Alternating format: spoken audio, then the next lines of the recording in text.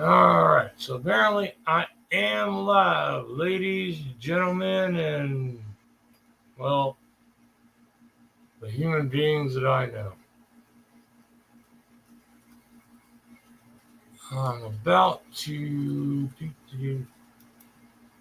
have a very fucking pissed off bad day. Copy, paste. Here's the link to jump into the chat if anybody wants to or is willing to jump into the chat, because I just went through a shit ton trying to log into my own account.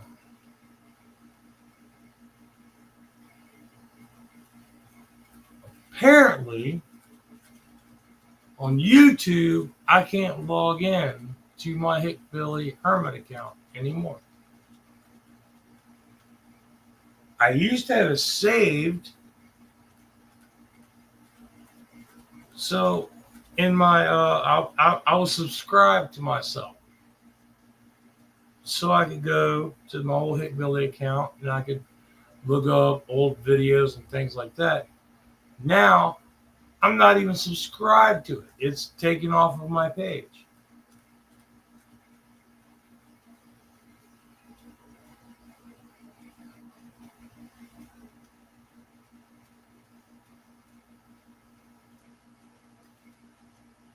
So I don't know what the hell is going on.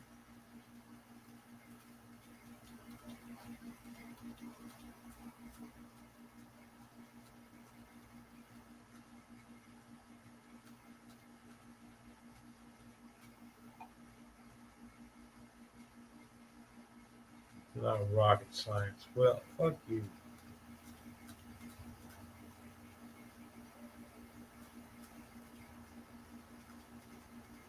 I had nothing but problems with fucking YouTube for about a month.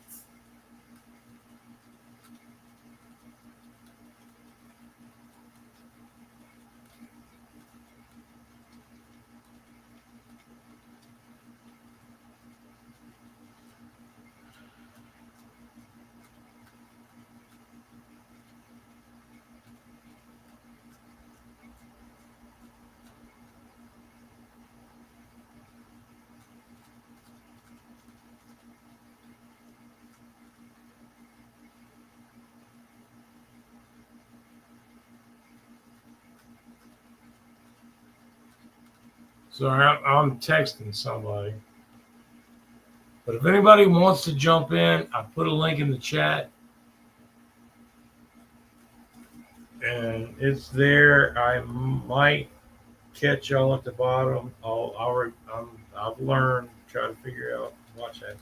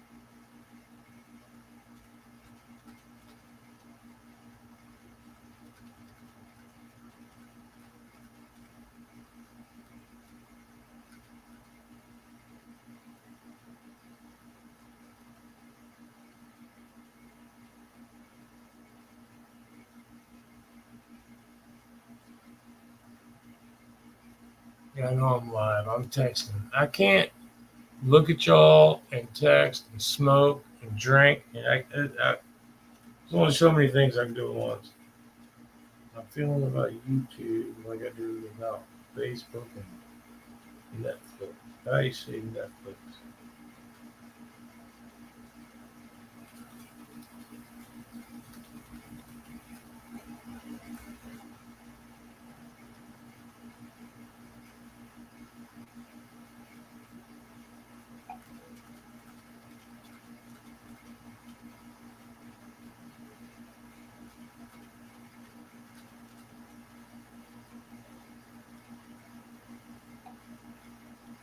don't know what the fuck this thing is doing.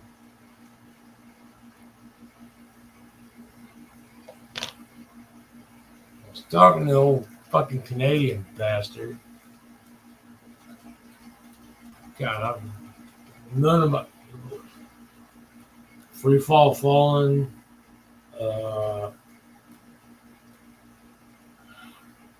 I hear that. Oh, shit. God, man. Oh, you can text, but you can't fucking.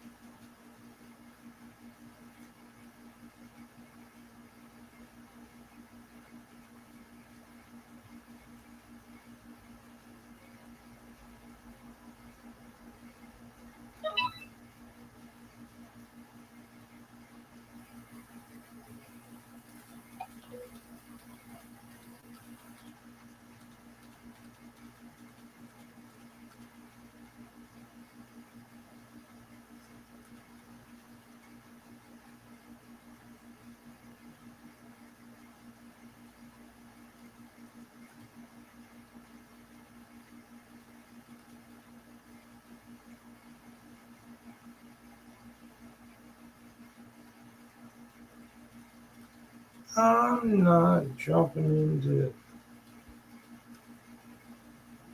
Marines coming, breaking news, National Guard, deployed, National Guard deployed, all right, that's where he's at. I'm not typing all that into my computer. And I sure as hell don't do all this shit on my phone.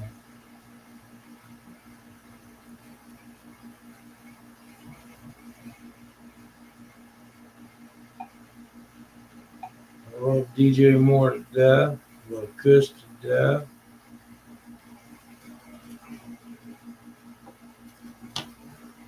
And I think I'm under Hillbilly Hermit again. So here I am.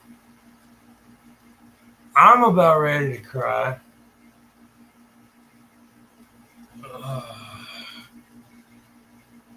Hold on. Stretch the spinal cord thing. Oh, yeah, stretch that.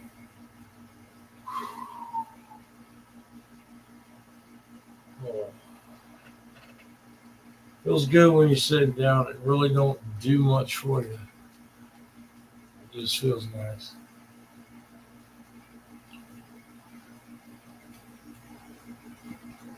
And for anybody that may be listening, if you want to jump in, I'll put a link to the chat.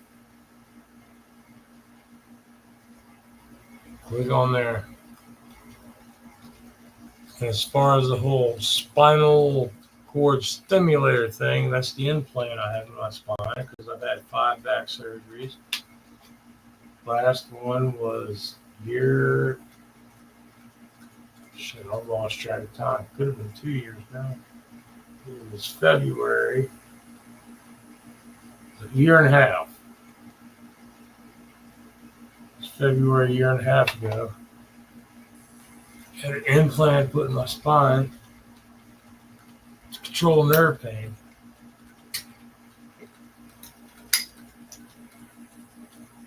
Shit helps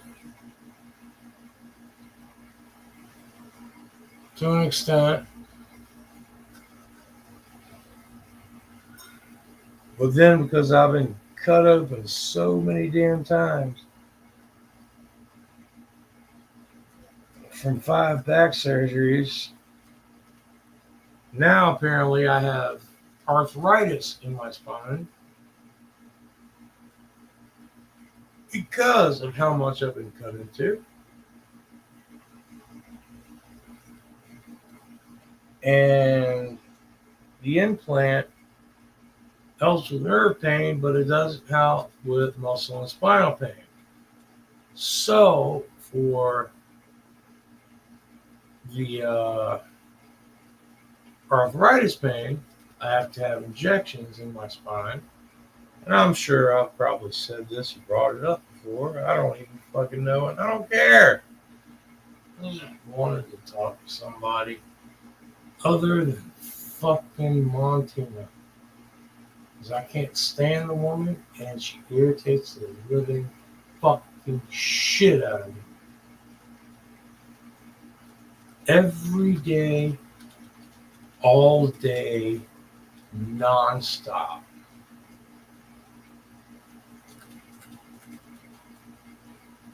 The least, the least, she calls me a day 6 times. Why are you calling somebody 6 times a day? To tell them, just, what are you doing? Same thing I was doing last time you called. You know, I'm just as fucking disabled as you, except I can get up and walk.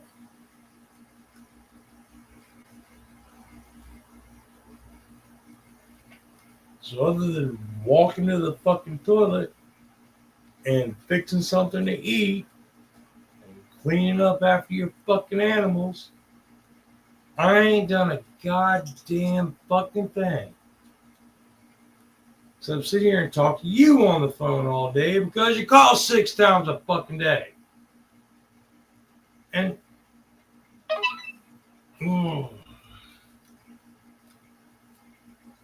I've never hated a person in my life. This woman, this is the one.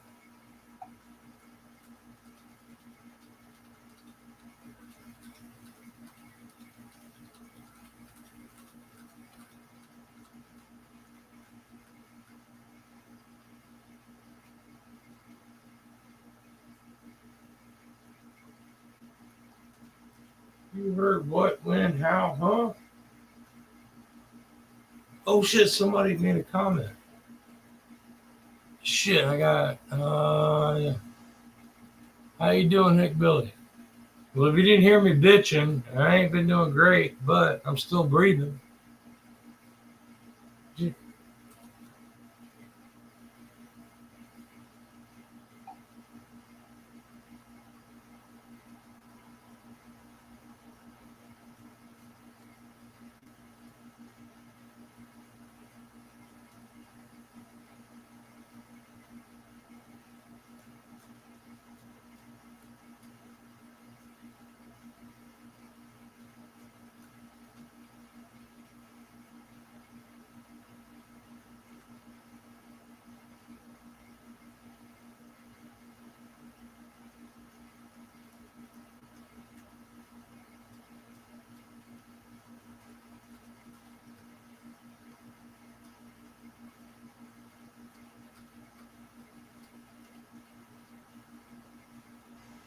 Shit. Swiping one. Look at the other. I'm sorry. I got some asshole. I'll call him an asshole. Uh,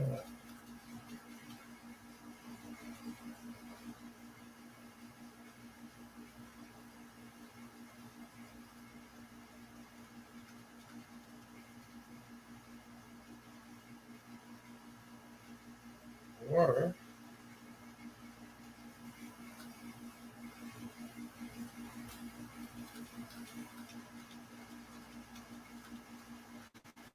didn't hear. I can't sit here and keep typing this.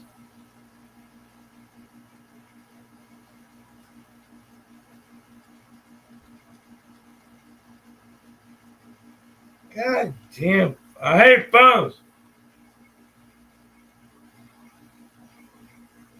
That. A.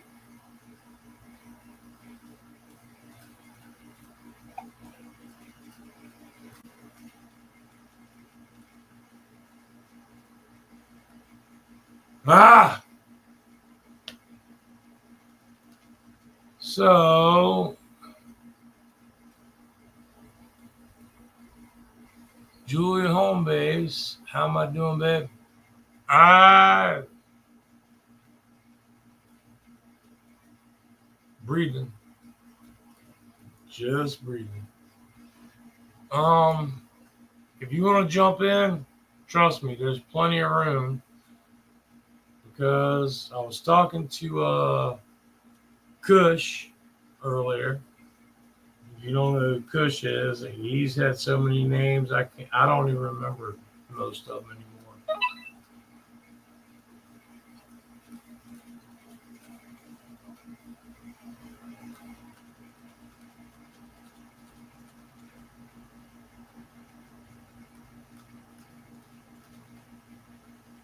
Don't lie. You said he was probably listening. What the fuck, dude?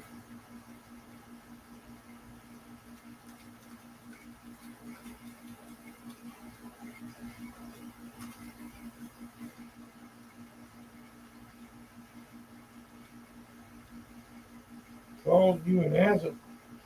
Well, shit.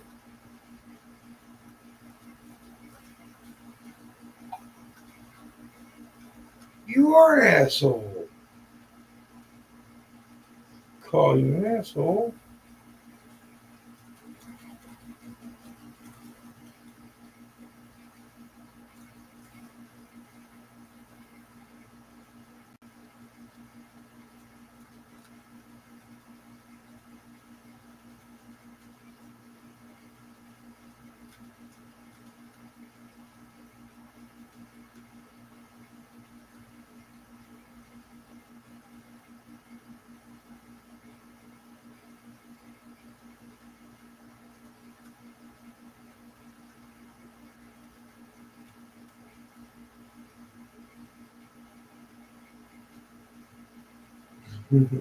Good.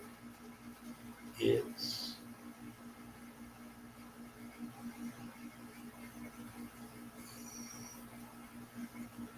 Why can't he texting you?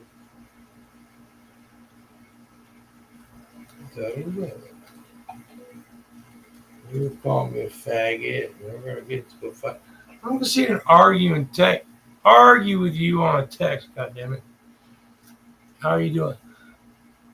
Well, I'm arguing with the closest thing I've got to a friend. Well, technically, I would say the second closest thing I have to a friend. Because I got the old man across the street. My old best friend, her and her old man got into a bike wreck.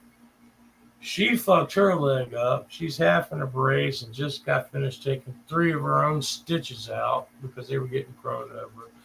But she's an EMT and thinks she knows better. And, well, she was raised the same way I was because me and her dad are better friends than I'm with her anymore. Rub some fucking dirt on it. But, man,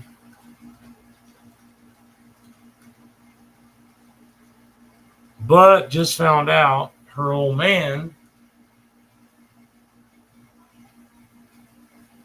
well, she busted her leg and fucked up her knee, and her old man fucked up his leg because they were on a motorcycle together and got hit by a truck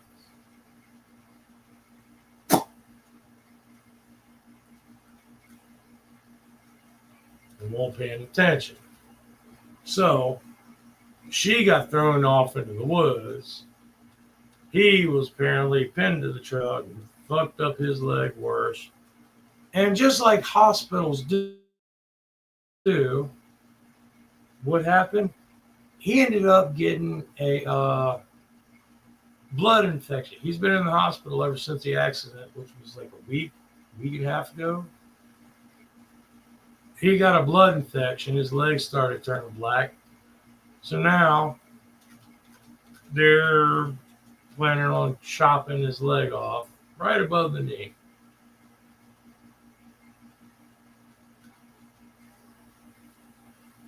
So she got a broken leg, knee surgery, and all of this. He's about to lose his leg.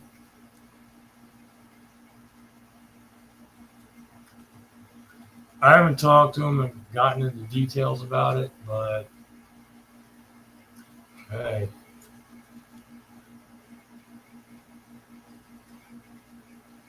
the only thing I did do, I got a phone call, which I get numerous. What time is it? Oh, yeah, I'm pretty sure she ain't gonna call now. Which actually wouldn't shock me if she did.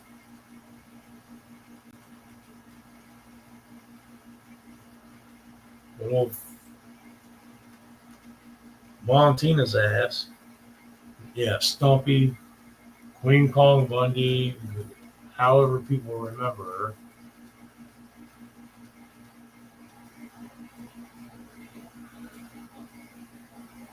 I tried to tell her, she asked about my day. Do the same thing. Mop up cat piss, sweep up cat shit, put down food and water, check the mail, and do everything else you give me a fucking list to do. And then pause every time you call to give me a list of more shit to do. And then you call a bitch at me because I didn't do it in your time frame.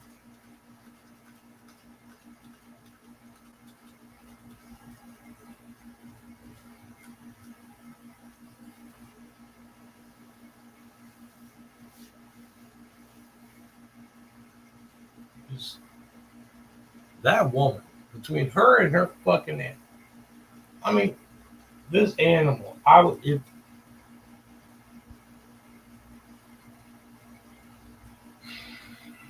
there's only one animal in this world I would kill just because I hated it. Just because. I There's not another animal. The other cat beats the living shit out of her every time she sees it. The other dog don't want her near her. This cat will not learn to use the litter box. Knows how to go outside, but she'll go spend all day outside, come in, shit, piss in the floor, and then go back outside. Every day. And she can't shoot. She's like, well, I'm either going to piss right in front of the refrigerator, piss right in front of my food and water bowl, so it all soaks up around there. Because it's just so much easier for me to clean up. Or I piss and shit. She pisses in front of the front door. She shits right in front of the front door. And she shits right in front of the back door. Where the cat door is. Where the dog, the other cat, everybody goes outside. They do their business. They come back in the house. Not her. No, she'll go outside, spend all day outside, come in, piss shit in the floor. Depending on her mood, where she pisses and shits. Try litter box, try everything. Put down pads. If you put down piss pads, that is Montina's big solution. Well, where she's going to the bathroom, just put down piss pads.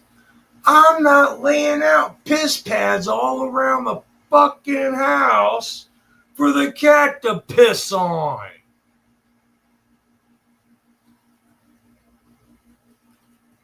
When nobody, not a single person in the world likes the fucking animal, including the other animals,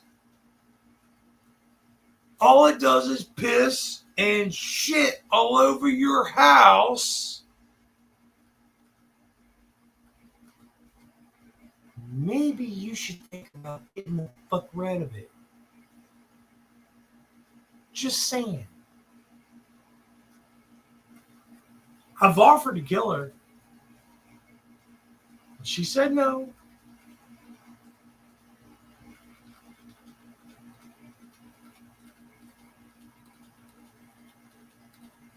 Only animal in my life I've ever hated. I've been bitten by a snake, and I like the snake better than I like that fucking excuse of a cat. Thank you. I got so much to bitch about, but you know what? I'm tired of bitching.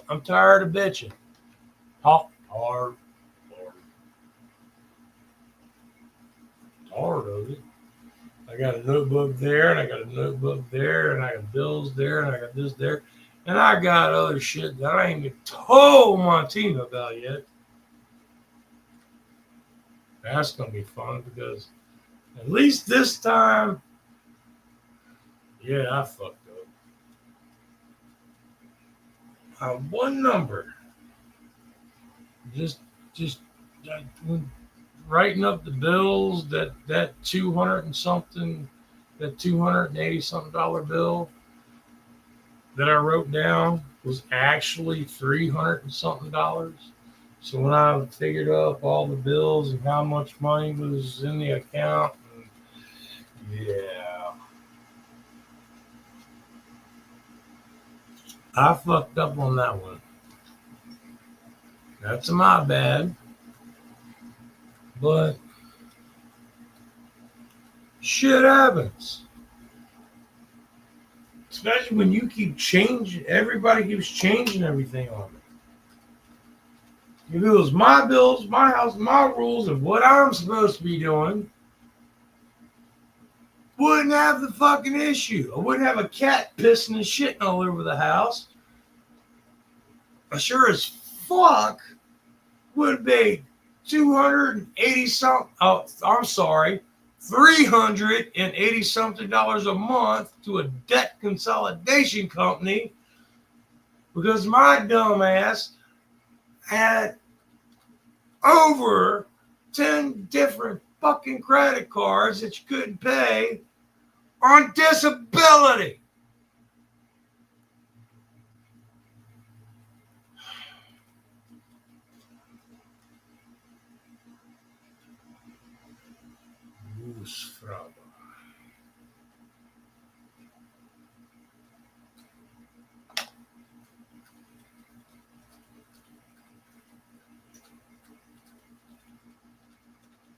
Dealing with that shit constantly wasn't bad enough. My printer, which I kind of understand that's about 20 years old, ain't been used a lot, is like fajiggity.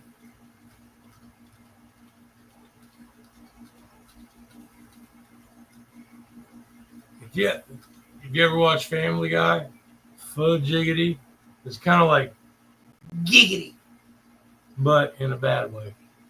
It's kind of fajiggity to the point where it just automatically cuts on, cuts off, automatically cuts on, automatically cuts off, automatically cuts on, automatically cuts off.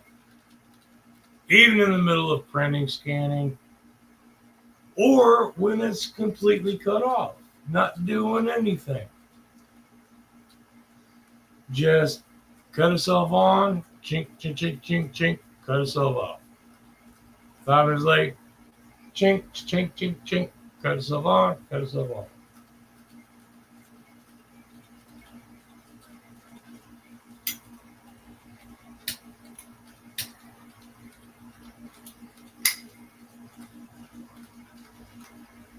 So yeah, I'm not exactly technologically savvy.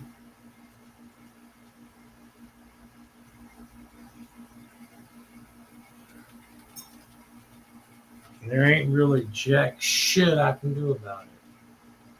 I used to have a radio with a record player and CD player and tape player so I could listen to my records and my CDs and my tapes.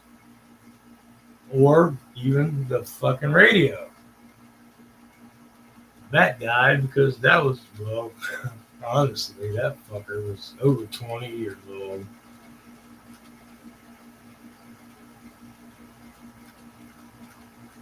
But hey, no income, no way to fix it. So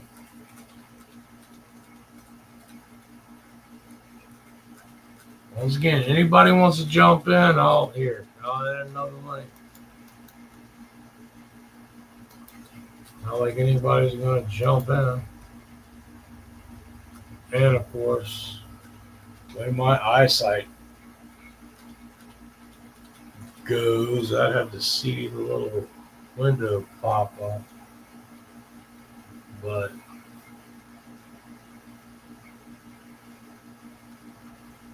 ain't nothing gone right. Nothing. The only thing that's possibly gone right, I've been fighting with disability for 4 years. Well, over 4 years. April 16th is 4 years. But by their records, well, you applied then, we denied you then you reapplied, then we denied you again, then you reapplied, we denied you again, and then you reapplied, we denied, we set you up for a court date, and the court date denied you without even going to court. You appealed, and you started a new case, and we're going to take that one with the federal, but we don't believe you that deserved to go to federal. So those 3 years out the window that you've been fighting. So you've been fighting for 1 year now. Finally, we're going to go to court.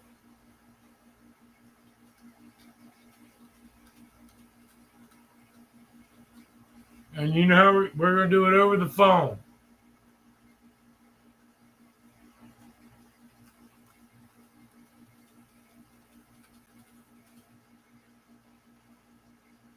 Not even a video call. Over the phone. We're going to have a phone call with the judge. Hey, Judge. Yep. Yep, that's what I've been doing. Yep, that's what I've been going through. Yep. Uh-huh. If it even gets to that. Because I had a court date set over a year ago, and the judge dismissed it, going, yeah, no.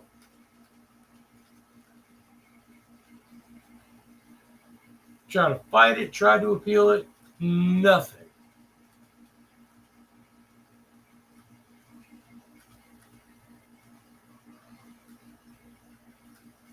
So now for 4 years I've been fighting.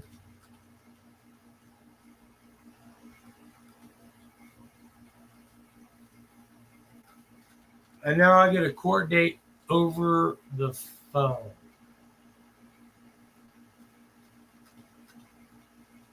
What the fuck kind of shit is that? And my lawyers have all my information. Problem is, nobody's talking to me.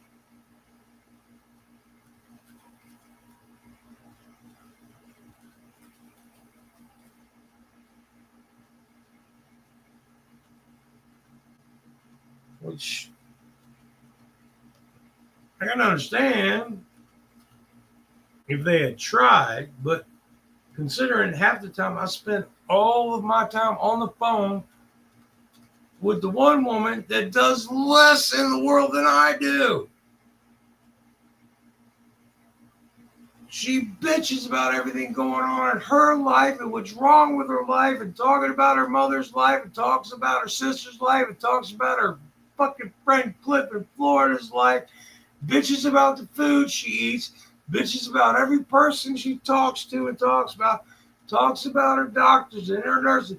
All she does is bitch non-stop. I literally spend, on average, about 5 hours a day because she calls. Well, I can't say 5 hours a day. On average, because some days she doesn't call at all. Well, not she calls every fucking day. The least she calls a day is 3 times. The most she's ever called was 47 in one day. But averaged out 6 times a day, each call around 25 minutes. Think about that. You talk to somebody 6 times a day for 25 minutes a day, every single day. The first thing is, so what's going on now? Nothing since the last fucking time you called. You didn't let it. Well, I hate talking to people. I hate dealing with people.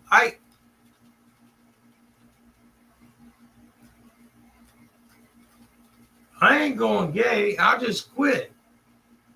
I don't even know my dick worked. I ain't used it in 5 fucking years. Ever since I moved in with this fucking crazy bitch.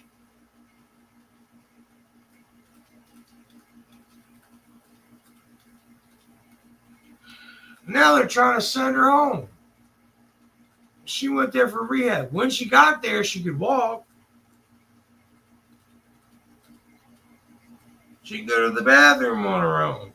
Now, she's shitting in a fucking diaper, in a bed, can't even sit up on her own without help. And that was going to rehab.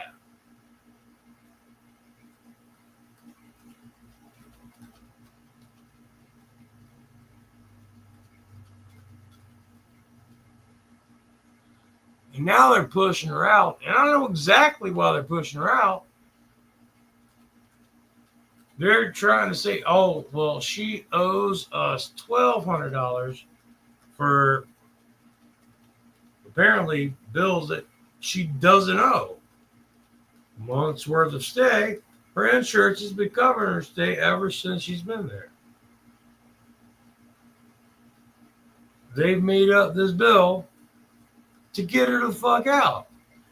Yet, for 1.5 years, she's been trying to get the fuck out. They wouldn't let her. They've kept her there the whole time. We don't feel safe letting you leave. You can't leave. They've literally kept her there. Told her she cannot leave. But now they want her to give them $1,200 or they're kicking her out by the end of the month.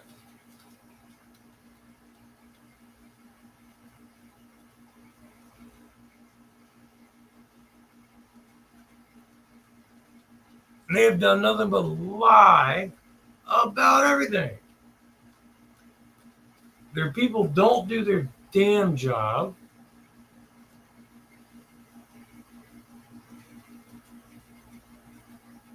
And so many people have told, call channel this, call channel that, call the health department, call it. They don't give a shit. We've done it. Unless they're actually beating the patients, as far as neglecting them and letting them sit in their own shit for 4 to 6 hours a day, not answering call buttons, not feeding them the way they're supposed to be fed, not dressing them, not any of that. They don't give a shit unless they're actually like beating them or they've fallen and broken their leg or something like that. They don't give a shit because the people in that place are treated like shit. They're talked to like fucking babies. And it's fucking ridiculous. And as much as I hate Montina, I feel bad for her being there. But the fact of the matter is, there's no way she's coming home. And if she does, great. I'm stuck doing the job that they have. What? They have day nurses, night nurses, day aides, night aides. They have kitchen. They've got all these people to facilitate to her. They can't even do it. Yet they're going to send her home to me. I can't do that shit for myself half the time. They're going to send her home. Because she was, oh, fucking motherfucker, cock sucking, dick licking.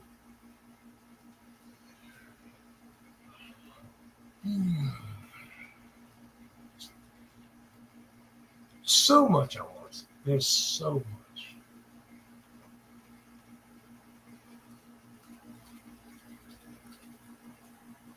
That's why I'm looking into my shit.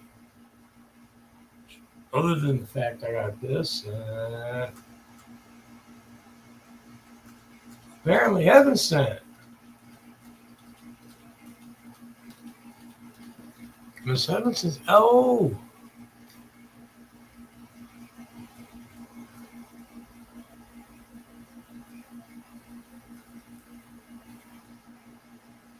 You can get people to come into the house and together. Tried that. Miss Heaven said, there's a link in the chat. I will add it again. Paste. There's a link. Been through that for 3 years. That's why she's where she's at.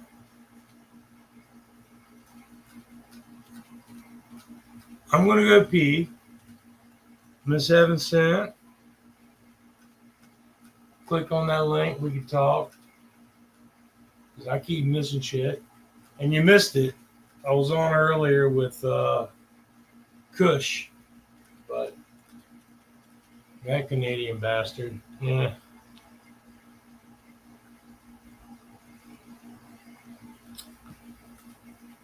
I'll be right back.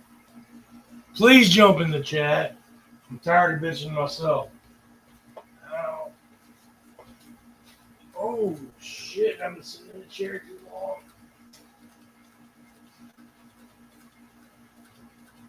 So much. Oh.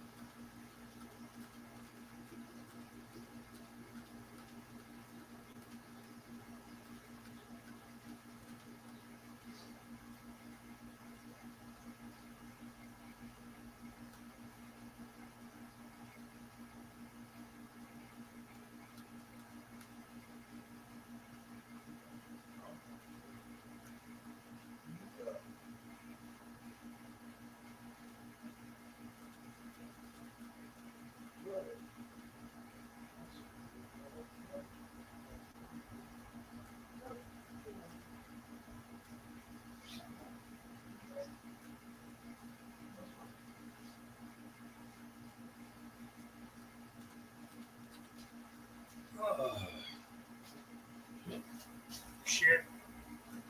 Shit. Shit. Shit. Ah. Whew.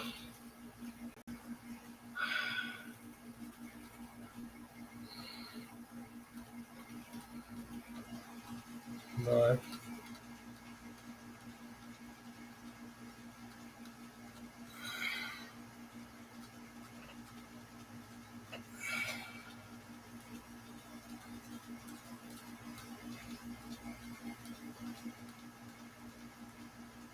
I just keep looking forward. Miss Emerson, where you at? Everybody keeps leaving. And I've already had an issue with logging in and looking at chat. Apparently, I am logged in as Hillbilly Hermit, but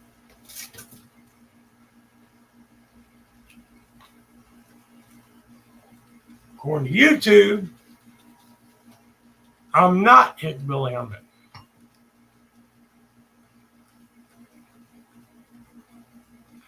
Now explain to me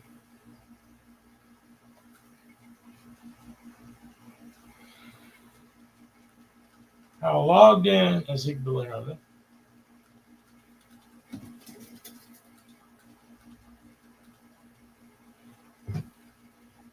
created this account as Hillbilly Hermit,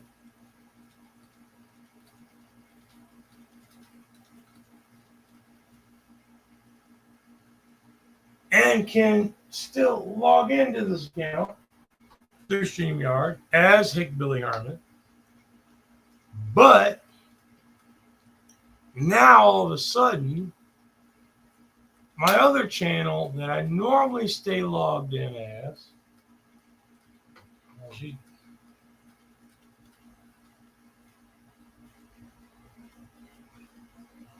take your dog. Your dog was sprayed. That might have just been me peeing. Hey, high protein diet. Just saying.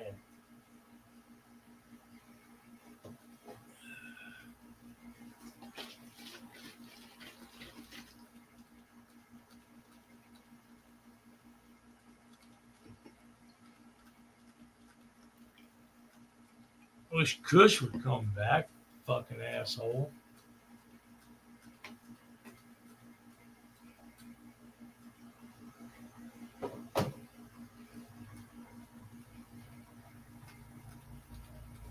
So, I mean, I'm so fucking tired of this bullshit. I mean, argue with the old fucker across the street. They've got shit going on that I mean,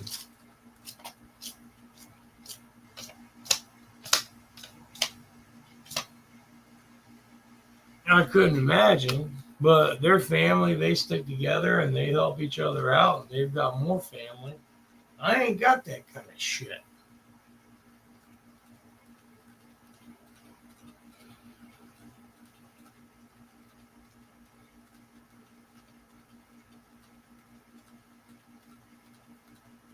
I'm waiting for Heaven Sent to go. No, one skunk. There's too many beans.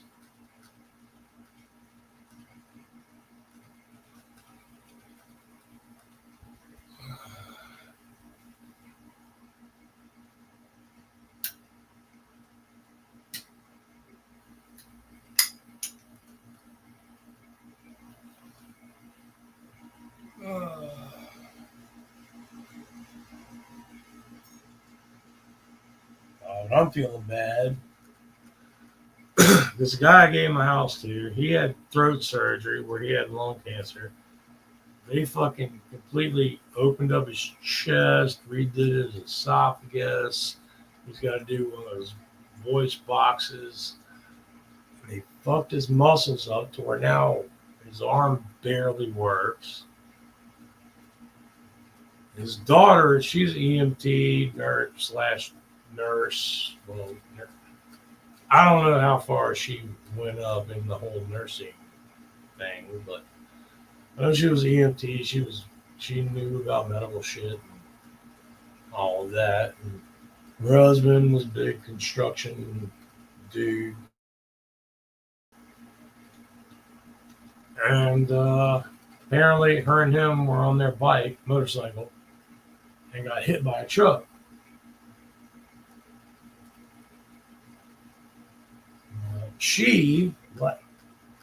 We don't really talk a lot anymore. She was my best friend growing up throughout life. And then Well, she met him. I met Nellie. That was like 20 years ago. We kind of fell apart because I started drinking.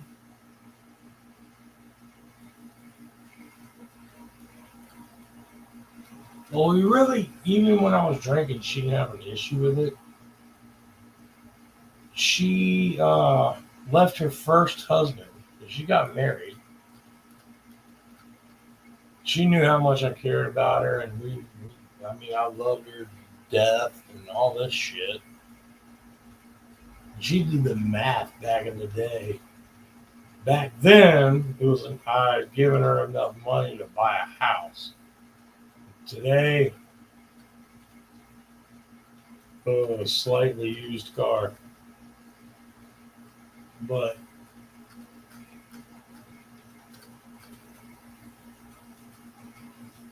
she got pregnant, had a kid, got married.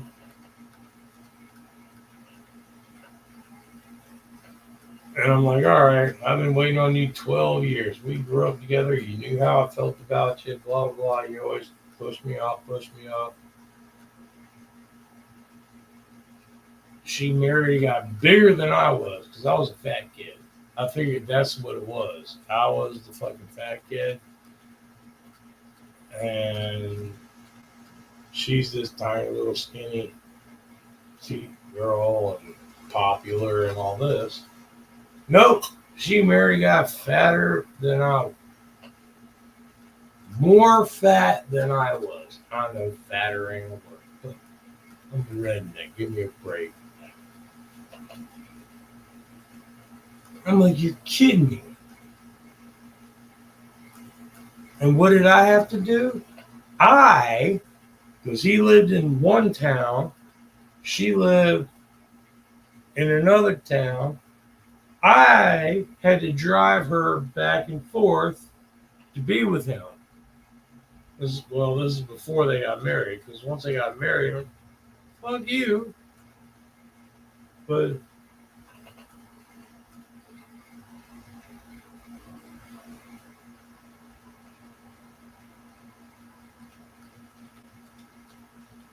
and what happens?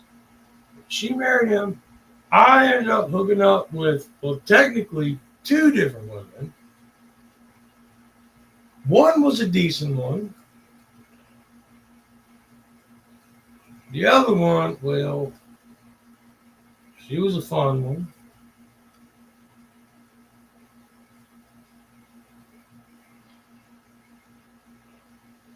Oh man, that's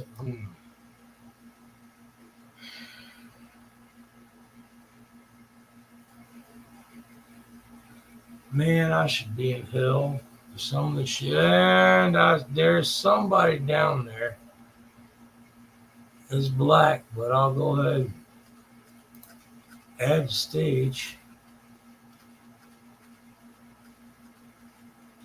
Hello, Hola. you hear me? No, I can't hear you at all. Huh.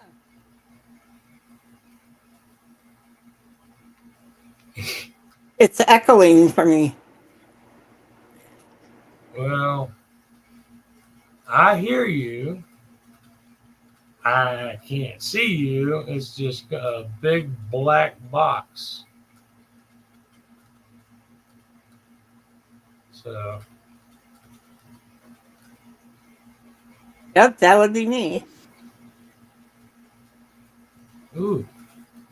Well, it wouldn't be my first one, but no. No, I'm just saying the screen. There's no picture. It's just I all know. black. 'Cause I've had my experiences with black boxes, and I probably shouldn't be going there. How are you doing today, man?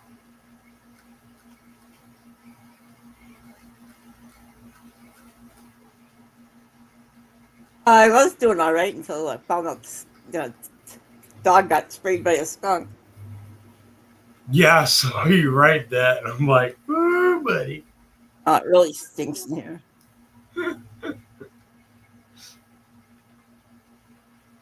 I've only driven by one. I've been lucky. I've been lucky. I've never been. I've seen them. I've moved away from them. Never. No, I've smelt them driving by. Oh yeah. That's enough.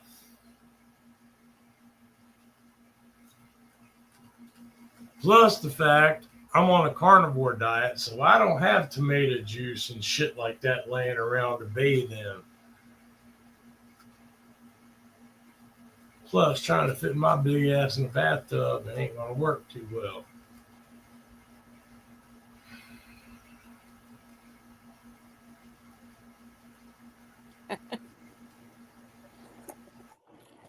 Well, we got shampoo for Which the makes, vet now what, to be perfectly for the dogs. It's like every year. I got plenty of dog shampoo, but Yeah, but the vet's got stuff just for the dog. to be perfectly honest, it probably wouldn't bother me much anyway. I don't talk to anybody. I don't socialize with anybody. The only person I get close enough to talk to, he won't even come in this house.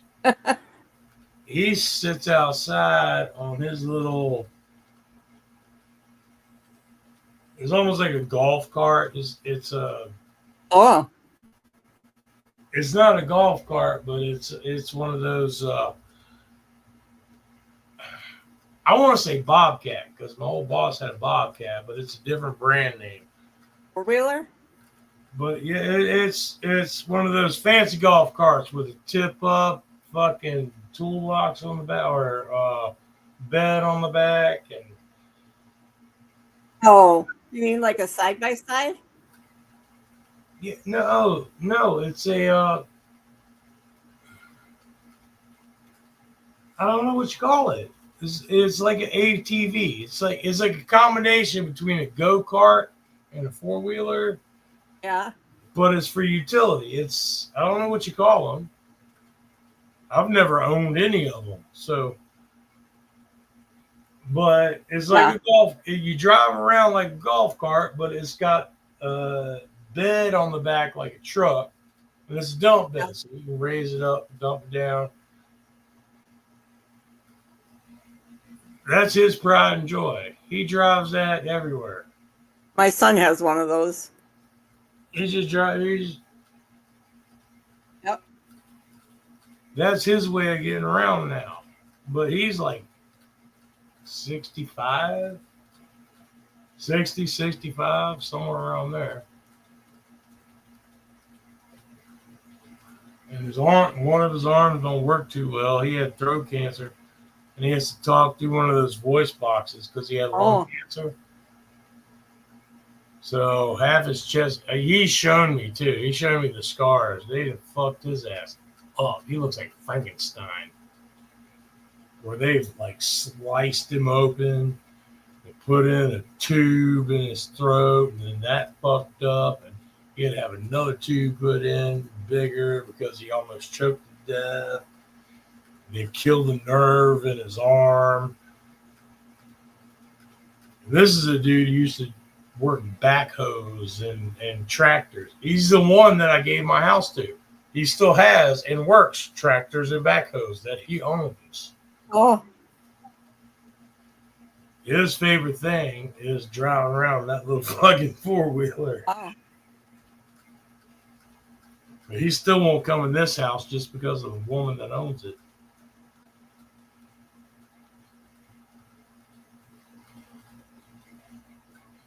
He can't stand Montana. Oh. Nobody can stand her. Huh. No, nobody. Her family can't stand her. Oh, that's sad. Of According to her, her family loves her to death. I'm like, oh yeah? Why aren't they trying to get you home? They don't want you home. Yeah, her sister came and did all of this, fixing your house up and doing all this, but it won't for her. It's because they think they're getting the house Oh, if something happens to it. That's why they hate my guts, because they think that, oh, they think I'm listed on anything of hers, which I'm not. I am not. Well, I take that back. If when she passes, all of her assets, which is nothing but this house, a vehicle that hasn't run in 3 fucking years,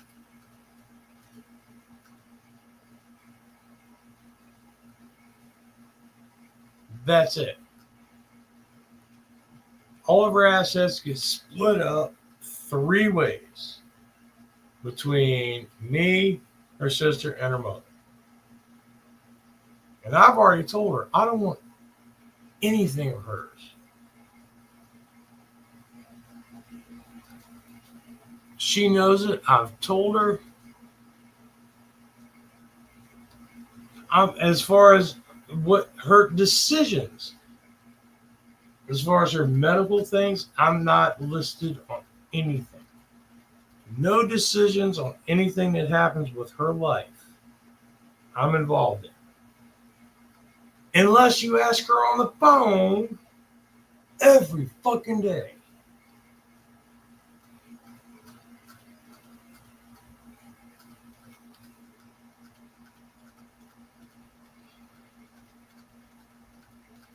I was at like, the grocery. I went to the grocery store today yeah. and was having an issue. Do you know how many times she called me? Just, which, granted, for me normally grocery store is 20 minutes max. How many? Having an issue because I'm using her insurance card, like she told me to purchase some of this shit. Well, apparently her insurance card didn't cover some of this shit.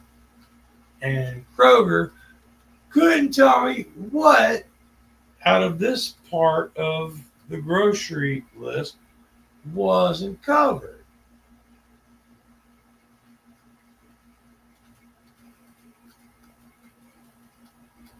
And this was only like half the cart. I had separated out the cart. One cart for this card, the other cart on my EBT. Paid for everything.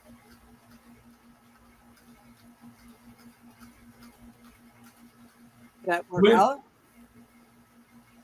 what made it work, what made it bad is what it denied. Because I sat here and I worked with it. I kept apologizing because I was at the self checkout, which is essentially called the yeah, you can steal what you can when you can checkout.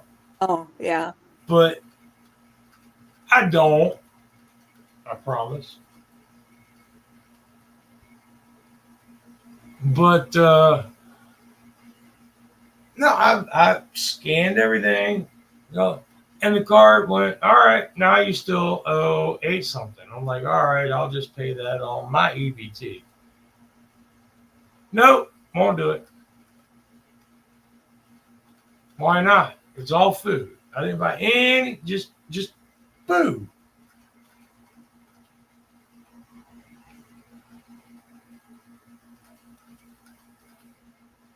Huh. I'm like, oh my God. And what I haven't told her is I did fuck her account up.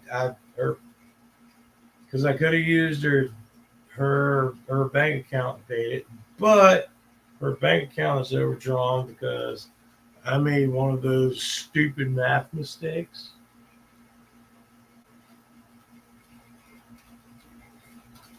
Just one, I was off by one number. So this, what I wrote down as a $280 something bill that she had for the month, it was actually a $380 something bill for the month. Oh, So I was $100 off. Yeah. Everything was fine until got email going, hey, your bank account's overdrawn. Now, and what makes it worse is she's got another automatic bill coming out for her car insurance, which wouldn't be a problem if she get rid of it. But that's what she wants to do. oh, She's got a car that literally has not moved in 3 years. Physically can't move. It had to be dragged from the front yard to the backyard by a tractor. None of the tires would move because it's been sitting so long. crazy. And she's still paying, well, now for 1 year, well, when the new policy started last year. So, yeah, so for almost 1 year, she's been paying 50 something a month for car insurance for a car that hasn't moved in 3 years. For the 2 years prior, she was paying $85 a month. Oh,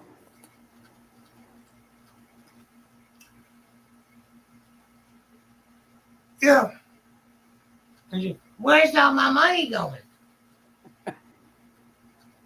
That thing rusting in the backyard that probably has animals and hell could have homeless people living in it, as far as I know.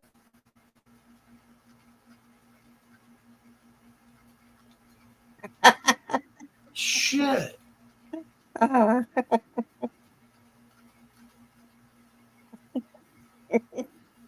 And more power to them. Hell, you should be going, I should be going out there looking. If there are people out there, they should be giving us $50 a month. oh yeah. But no, you're paying $50 a month. They're probably using people that ain't moved in 3 years. they're probably using your internet too. Hey, I don't give a shit. Let them use it. If they figure out the password, go right ahead. If not, I don't even know it. I've got it taped up on the side of my computer. I don't even know. I mean, the woman's got the sense God gave a sack of rocks. I'm just, and I gotta hear it every day. Every day. Every day. Every day. You know how we stopped this echoing? Because now we're both echoing. Okay. You're on StreamYard, right? Yes. Okay. So you have StreamYard open. Do you have YouTube open?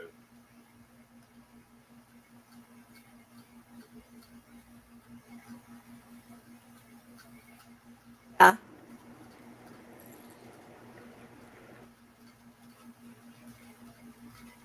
So then what? Well, I asked. That was a question. Do you Sorry. have Yeah, I do. mute YouTube?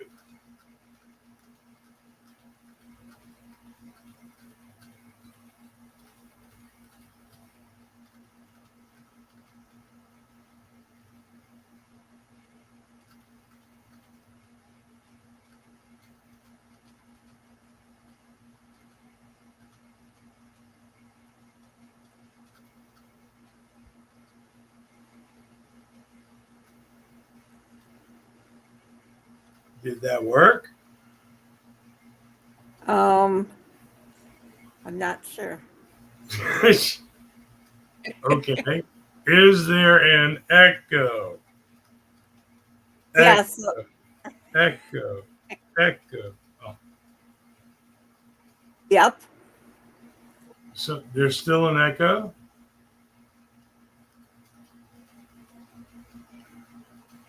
That means you have two different pages playing the same thing.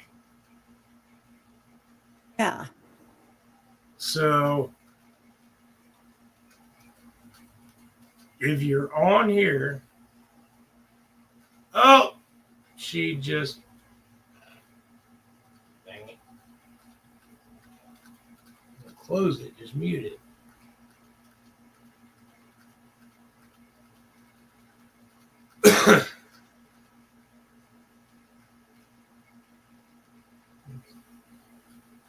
You just mute. You don't close it, mutes. Turn off the sound.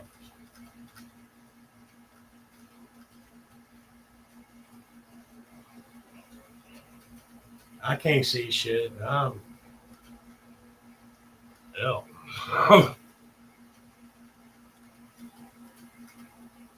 Hell, I still am that person. I was that person back then, and I'm just as bad.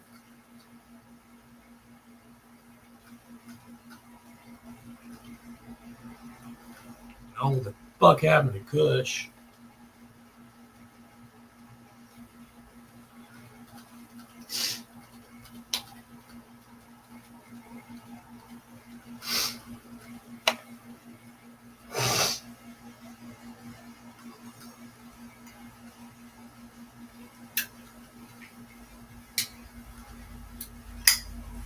What is this?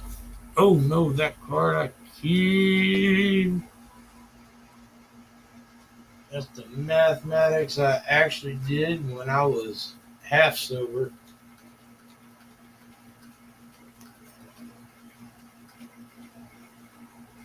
That I is keeping.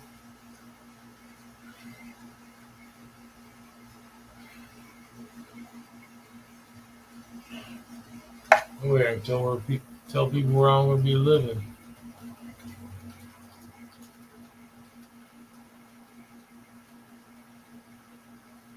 That's my optimistic.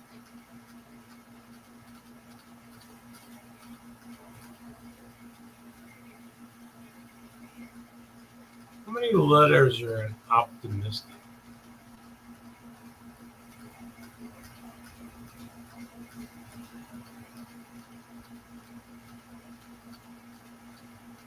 What happened to Evanscent? Miss Evanscent got. Hope she ain't got sent about a dog. Well, I mean, hell, she can still chat. I can't smell her. The sad part is I've been with women that. Nope, not going there.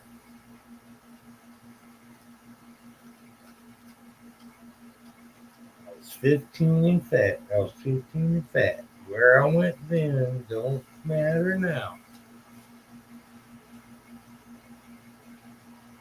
And those are bad conversations.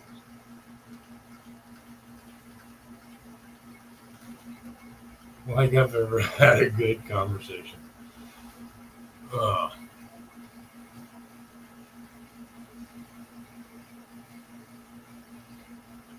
oh,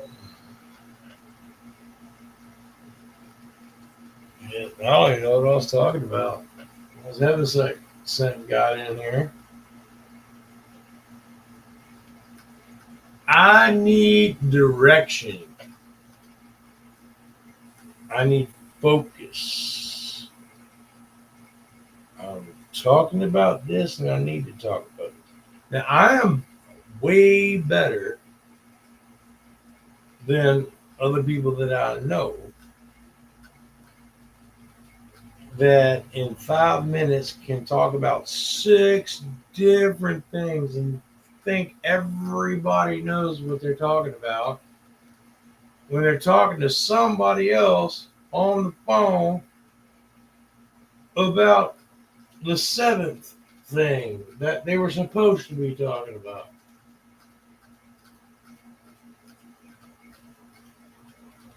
Everybody knows these people. This one person, do you know what happened today? Well, my doctor didn't do this like they were supposed to do. Then I talked to my mama, and then apparently my mama, she went out to this place, and then she went out with a friend, started to go to eat here, and then I like, well, bring me some food from here.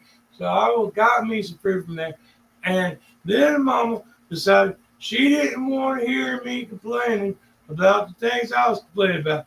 So then I called my sister, and I talked to my sister about this and that and that and this, and my sister said, you really need to talk to your other sister because she's close to death, apparently. This one I'm still in on. But, this is just paraphrasing of the bullshit I get to hear. Apparently, your other sister is on the brink of death because she got COVID 2 years ago. And now her whole health has gone to hell.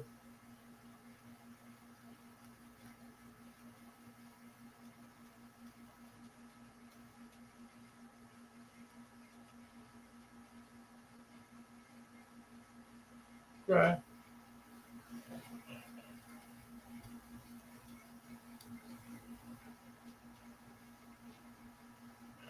And part of that I know is bullshit because when Valentina was in the hospital, me and this, all her health is gone oh so to hell. Everything's perfectly fine. And she took 2 of my little mini shots of whiskey. But apparently she doesn't drink. Ask her family, they'll tell you. Whole fucking families, goddamn twisted shit. They don't do nothing but talk shit about each other, treat each other like shit.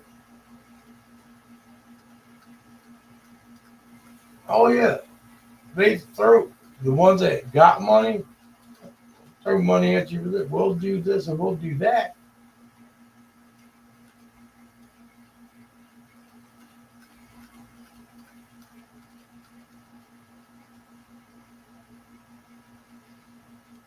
But when they do it, they don't remember that.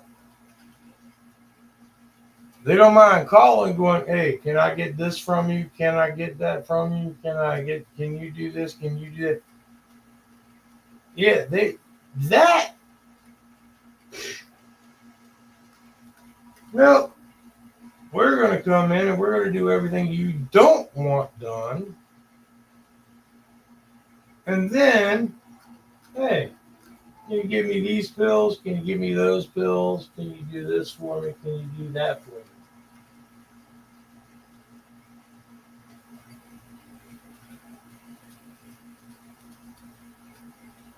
I hate about these fucking people, man. Two-faced and just, oh, Evans is back. Hold on. My bad, sweetheart. I didn't see you.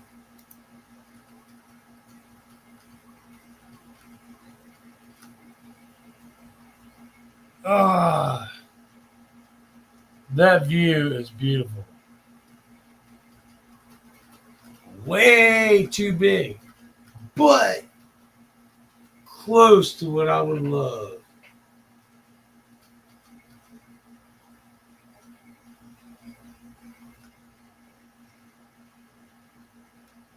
So I've been looking into the whole tiny house thing,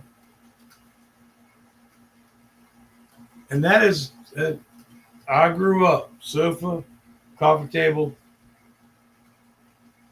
and I had a TV, but I haven't had a TV since 2012.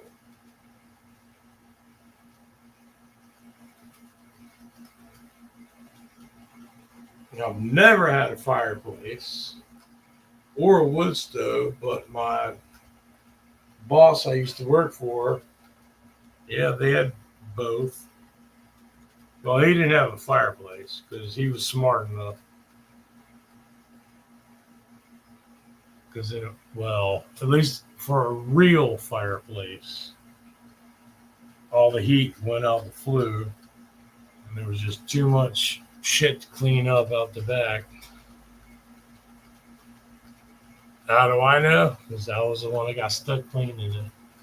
Boy, we have an outdoor wood stove. Yeah, I would. Wood stoves are the best because you got the fire, the heat, everything in the house. Uh, Only smoke goes up out of a pipe.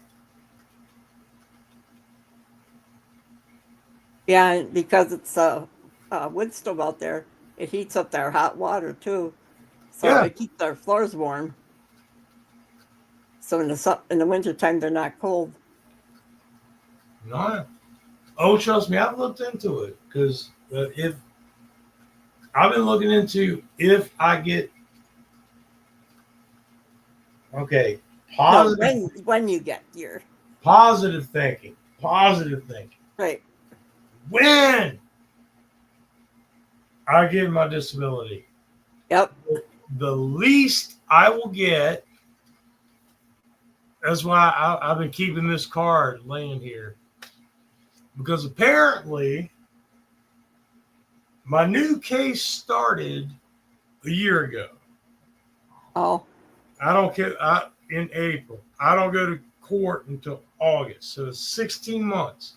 wow. 16 months of disability. If when I get it, I'll get just a little over 20,000. And I made a promise to Montina. She gets half of what I get. Wow. So I'll stick to that for that 16 months. Well, tell her you got $10 and give her 5. Nope. Here's where it gets interesting. Fingers crossed. But that's the minimum I'll get is like just over 20. So she'll get 10. I'll get 10. Okay. But according to my lawyer, when I spoke to her, they took the case back 2 years. Well, they should take it back to when you first applied. I know. Well, I've already talked to my lawyer about that. Why do you think I've got this shit written down? Oh no. Well, that's good though. So, I hope you get it pretty soon. well, this thing, fingers crossed. My court date's in August. And I thought it was funny. It's literally my court date is August 19th. Literally the day after my birthday. Oh, really? My birthday is August 18th. Oh. My court date is August 19th. Fingers crossed, good luck. Maybe, I mean, great birthday present if I got a Yeah, it good would be. judge. Then you can get your tiny house. But here's the choice of three. When the case was started, the new case that they're presiding over, if it's proved, is just over 20,000, and that's after lawyers, bills, and Yeah, all of that. right. So,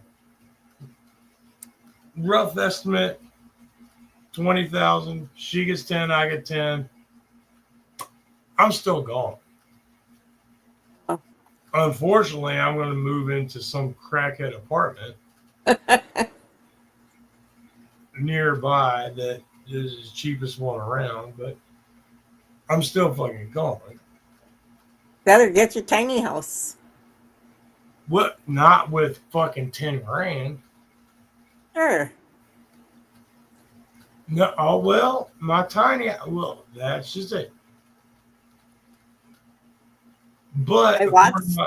according to I my watched. lawyer, according to my lawyer, the case that they're fighting for is for 2 years. That would be good. So if that's what they're going by, Montina don't need to know about that extra year. That's true. She's getting half of that one. So she's still getting 10 grand. Yeah. And then I'll end up with 25 and a half, a little over 25 and a half grand. I seen a tiny house on TV the other day that they built, and it cost $5,000. Well, the problem with tiny houses is it depends on where they're at, how they're listed, and where you can put them. You can build a tiny house anywhere, but you Yeah. can't just put them anywhere. Well, So does she have enough land there that you could put one on the land there? here, are you kidding me? With all the bullshit they do, couldn't build a deck on the house. All right. They're canceling our insurance because a 10-foot section. I mean, different states have different laws. Like if you have a deck on your house, Huh? you have to have railings, and the spokes have to be a certain size and all Yep. of this. But that's only if your deck is so far off the ground and things like that. So every state differs. Yep. I know we got a deck, and they had to come out and mark the lines so we didn't build on top of it or whatever. And oh man, this house smells like skunk. I'm gonna scream. Ew. Sorry, I cheated on my diet and ate corn yesterday. My bad. Well, don't do that anymore. I'm not. I fixed it today. I went to the grocery store. Oh boy, boy did I go to the grocery store.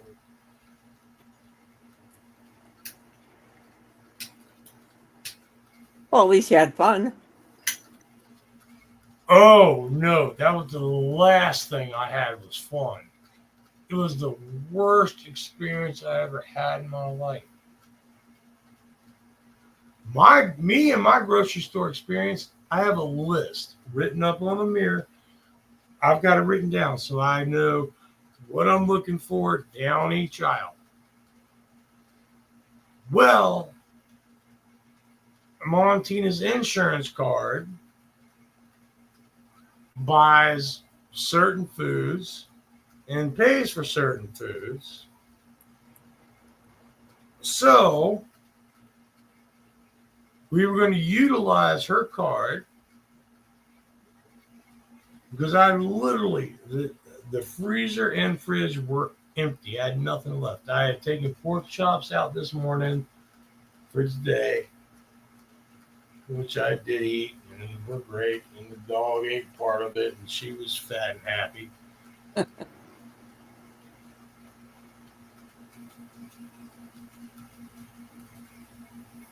But I called her insurance, and I asked, like, look, you can buy things. You can go on their website, and you can buy a can of peas. A can of peas on their website is $4. Oh my Lord. Yeah, That's crazy. yeah. I'm like, why the fuck am I going to buy a can of peas for $4 when I can get them at Kroger for 89 cents? Yeah. So I started looking things up. And I'm like, okay, well, I can get this here. I can get this here. And they say, well, you can buy healthy foods like meats and veggies. And they have vegetable packages and all of this. And I'm on a carnivore diet, so I wasn't really worried about that. So I started looking. There's no meats. They don't show you any kind of meat whatsoever. Oh, None. I know my friend, she calls in all her groceries and then they bring them to the house for her. Well, I can. I can call Kroger. I can make out my grocery list. But I'm Yeah. just talking about using it on that insurance card Oh, yeah. and what that insurance card pays for. What pisses me off is that stupid bitch. But so it takes me 15 minutes because I write my grocery list. I've already written down what I normally buy, my usual stuff, which aisle it's on. So I walk in with the cart, go down this aisle, grab this, go down this aisle, grab that. And the back aisle of the store is all the meats and eggs and cheese. Well, starts eggs. Technically, it starts butter, then eggs, then it goes down to milk, which I don't buy milk, but possibly heavy cream. That's only for fancy foods, and I don't really do all that. It takes too much standing with cooking and mixing that I physically can't stand for. And then it goes down. So I go down all the aisles first. Then I go down to, like I said, to the eggs and the cheese and the meats and all that. Get that. So 10, 15 minutes tops. Well, no, 20 minutes tops because people at Kroger in Virginia, they go through the aisles just like they drive on the fucking roads. They don't Oh, know how. Everybody, I literally had to stand 2 minutes. I'm standing there looking at a spice, and this woman pulls in front of me and stands in front of me and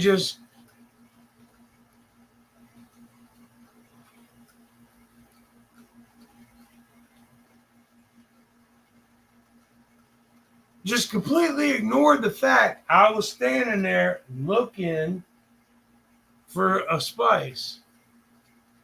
Another woman saw it, and I told her, I was like, all I was looking for was Old Bay seasoning.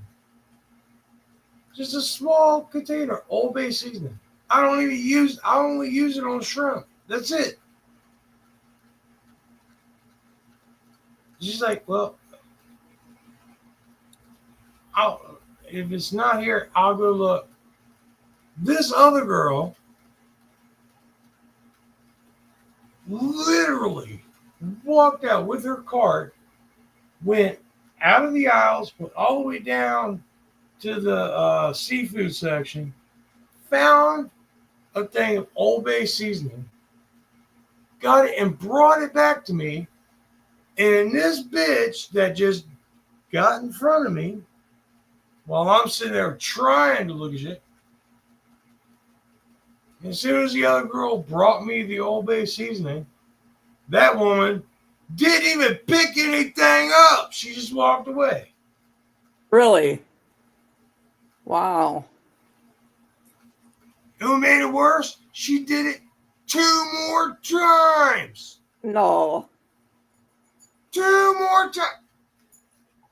And what am I going? Here I am. I'm half crippled already, fucking hurting. Went to try to get lunch meat. I saw my lunch meat. She pulled up with her cart right in front. I mean, you literally could not open the door to this shit because her cart right there. And she stood there.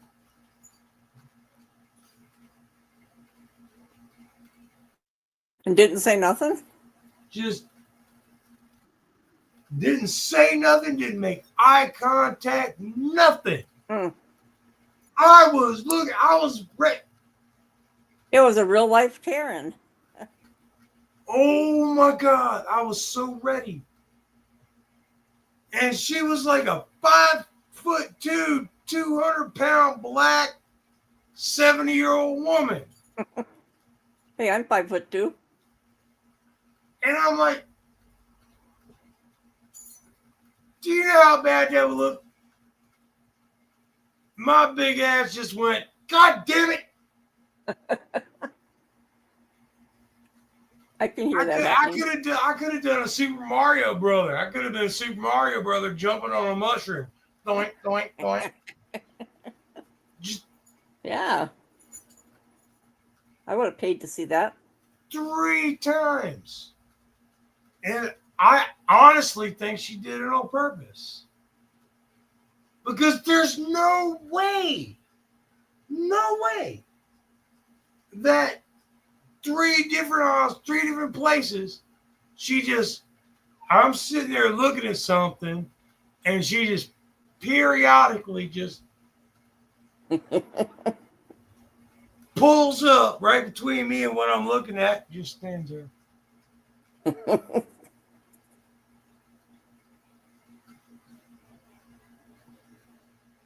Sounds like a happy person.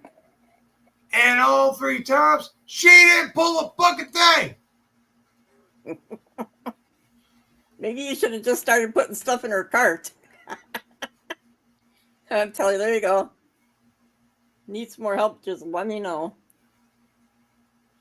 It was like one of those, it's like, I'm trying to get him to start something. That's all it was. She was just trying. And what did I do? She stands in the middle of the aisle. She's one of those assholes. Put your cart in the middle of the aisle, stands on one side, and leaves you this little narrow spot to walk through. Me, my big ass, when I'll pull off to the side somewhere and I'll step back, get out of everybody's way. I'll let people walk through. Yeah. No. That's one of the things I hate about Kroger here. I mean, I hate Virginia. I hate everything about Virginia. There's not one single thing in Virginia I love my aunt. She's somewhere here in Virginia. So that tells you about how much I love her. I mean, I do. I love her. I don't know where she's at. Well, maybe you should look for her. I don't mean go out and find her. That I mean go out and. I do. I have Facebook. That's the only reason I have Facebook. It's for Oh, her. I talk to her on Facebook, and I have my cousin Bridget on Facebook. well, God that's knows I good. can't find her because she's in England. They've told me where, but I really don't care. I mean, I love my aunt. She's the sweetest woman. I'm like the black sheep of the family. Oh, I She know what that's like. she was my biological uncle's wife, Oh, but my uncle's dead. He's been dead for years upon years. So I guess technically she's not really my aunt because she's not married to my uncle because my uncle's dead. But she's the closest. I got the hiccups. Don't that. well, she could still be your aunt. Oh, she is. She's my aunt Lisa. I mean, and as far as the way the family's been built, she's about the right size. She's like 5'4". She's a little tiny thing, and she'll do anything and everything for you. I just won't let her do it. Most of the time. Sometimes she's stubborn. I like stubborn people. But most of the time she's not because she knows I hate it. I don't like handouts. Want I've worked for everything I've had in my life. Yeah, I've never in my life asked for a handout. That's one of the things that kind of hurt my feelings when my mom died. Because me and my new wife, and this was, I was in my early 20s. There was some illegal substances involved, and me and my wife were living in a motel room.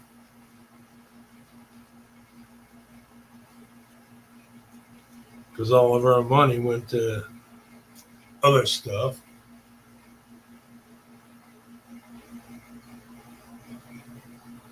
But I was still working a full-time job, and I made sure all the bills were paid and we had food. My mother was coming by bringing extra food. And I'm like, you've already got food. I'm working. I'm paying the bills. Everything's taken care of. And I got into a fight with my mother. that's not good. And I told her I didn't want a goddamn thing from her.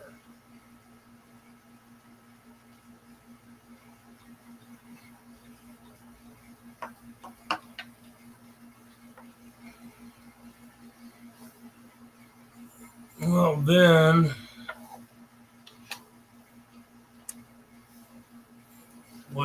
what had happened? I mean, I knew when my wife started apparently getting into things way more than I was.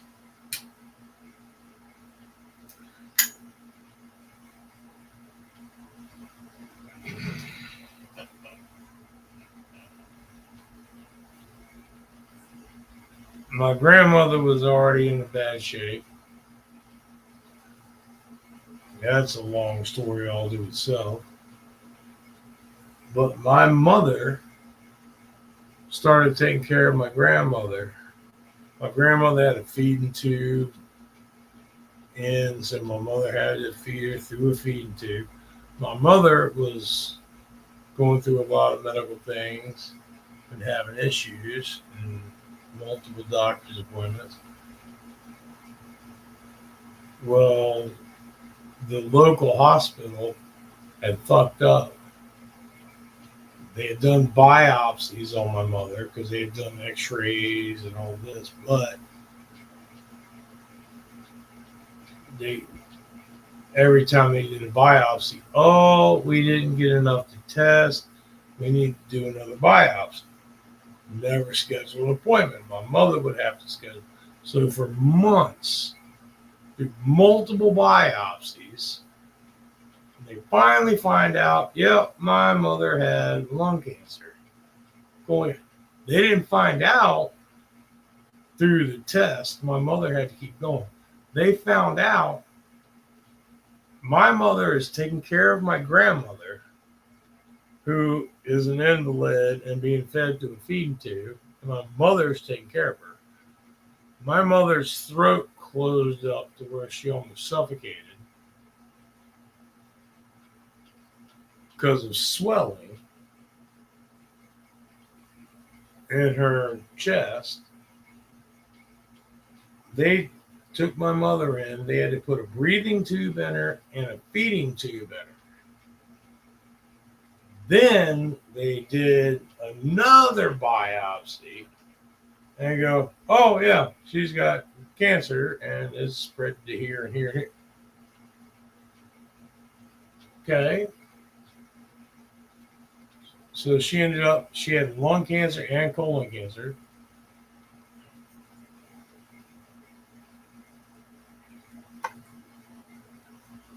And we were visiting her, but she had the breathing tube in, so she couldn't talk. So we just wrote notes back and forth to each other. And that's what hurt me the worst. I was 25, 26. I was with my first wife at the time. And she was writing, we would write notes back and forth to each other. And she kept saying, hey, my stomach hurts, and I'm hungry, and all this. And I told the nurses and doctors, and they're like, "Oh, well, that's normal for people that have a feeding tube." I'm like, my mom used to be a hospice nurse. My mother was taking care of my grandmother with a feeding tube in. She knows the difference. Well, no, she'll just have to get used to it.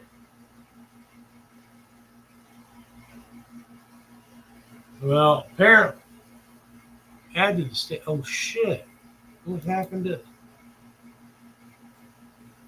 How am I adding you to the stage? When did you leave? I don't know.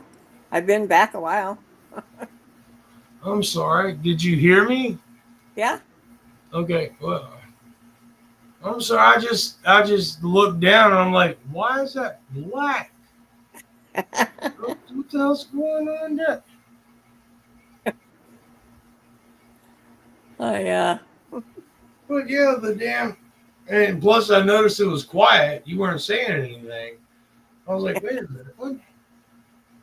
Yeah, I was talking to you, but that's okay. I'm sorry. No, yeah. The hospital goes, oh, well, that's normal. I'm like, well, no, that's not normal. So about not even a week later, they ended up putting my mother into a medical coma because apparently when they put the feeding tube in, they didn't put it into her stomach. So the entire time she was there, everything was being pumped into her guts. Oh my God. and it caused a massive infection. Oh, I bet. So when she was saying this whole time her stomach was hurting and she was hungry, Yeah. they're like, oh no, that's normal. That's what people normally say. They ignored me, they ignored her, they ignored everything. And they put her into a medical coma and said, well, she's got a 50-50 chance of living. We can go in and try to fix the infection. And she's got a 50% chance of living. Oh, But because she has this cancer and that cancer, it's not worth it. oh wow. Nice of them to decide. So, and to be perfectly honest, I mean, between the health issues and everything, and I was only in my like mid-20s. So I'm listening to the doctors like they know what the fuck they're talking about. And I had my uncle there at the time, and he was my mom's little brother. So that's my younger uncle. And he's like, well, even if they do this, there's only a 50% chance. Even if they try to go in and get the infection that they caused, she'll still die. Oh, So it's 50-50 trying to fix what they fucked up. On top of that, she's got lung cancer, colon cancer. just like a poster So, child poster for cancer. and the bad part is they're looking at me. I'm in my 20s. I'm in my early 20s. This is my mama. Yeah. I'm like, no, no. And I'm a mama's boy. I was born and raised. I've never had a real father. I was raised by my mama. My mama was my mama and my daddy. What couple of daddies I ever had, my mom would whoop their ass. So my mama was my mama and my daddy.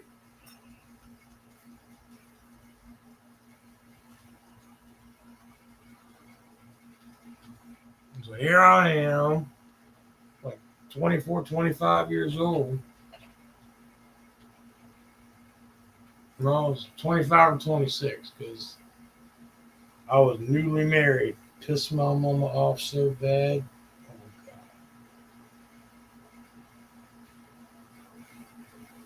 God. My mama hated my wife. My mama hated everything about everything I was doing. She was right. Can't tell her now, though. Sad part is, even though she knew I was right, she would still bring food over. Aw. That was the thing. That was the last thing me and her fought about. Me and my wife were living in a motel room. My mama brought over food and shit like that. My wife was all happy about it. I got pissed off and I took the food that my mom had brought and thrown it in the dumpster. And said, I work for everything I get. I don't want a damn handout from anybody.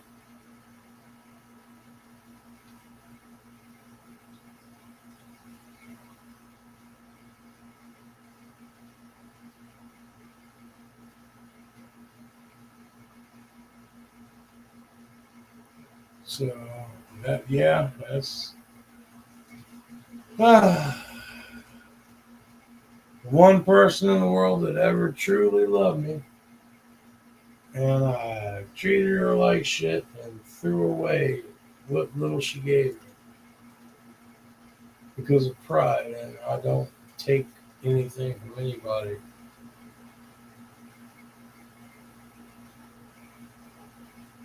The last couple of weeks of her life, she had a feeding tube in, a breathing tube in.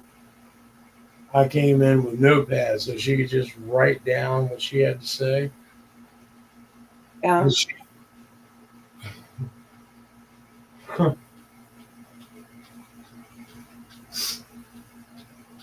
My dad was in a hospital shortly before he died, and oh, he went into a coma, and so I stayed by him. I mean, the only time I left was to go pee or something, or go home and take care of the animals and then come right back. But um, I kept talking to him, even though he was sleeping and stuff. And he liked to watch The Young and the Restless. So I sat there and I told oh, the Young and the Restless and the book. Don't even get me started on the Young and the Restless and the Bold and the Beautiful. him.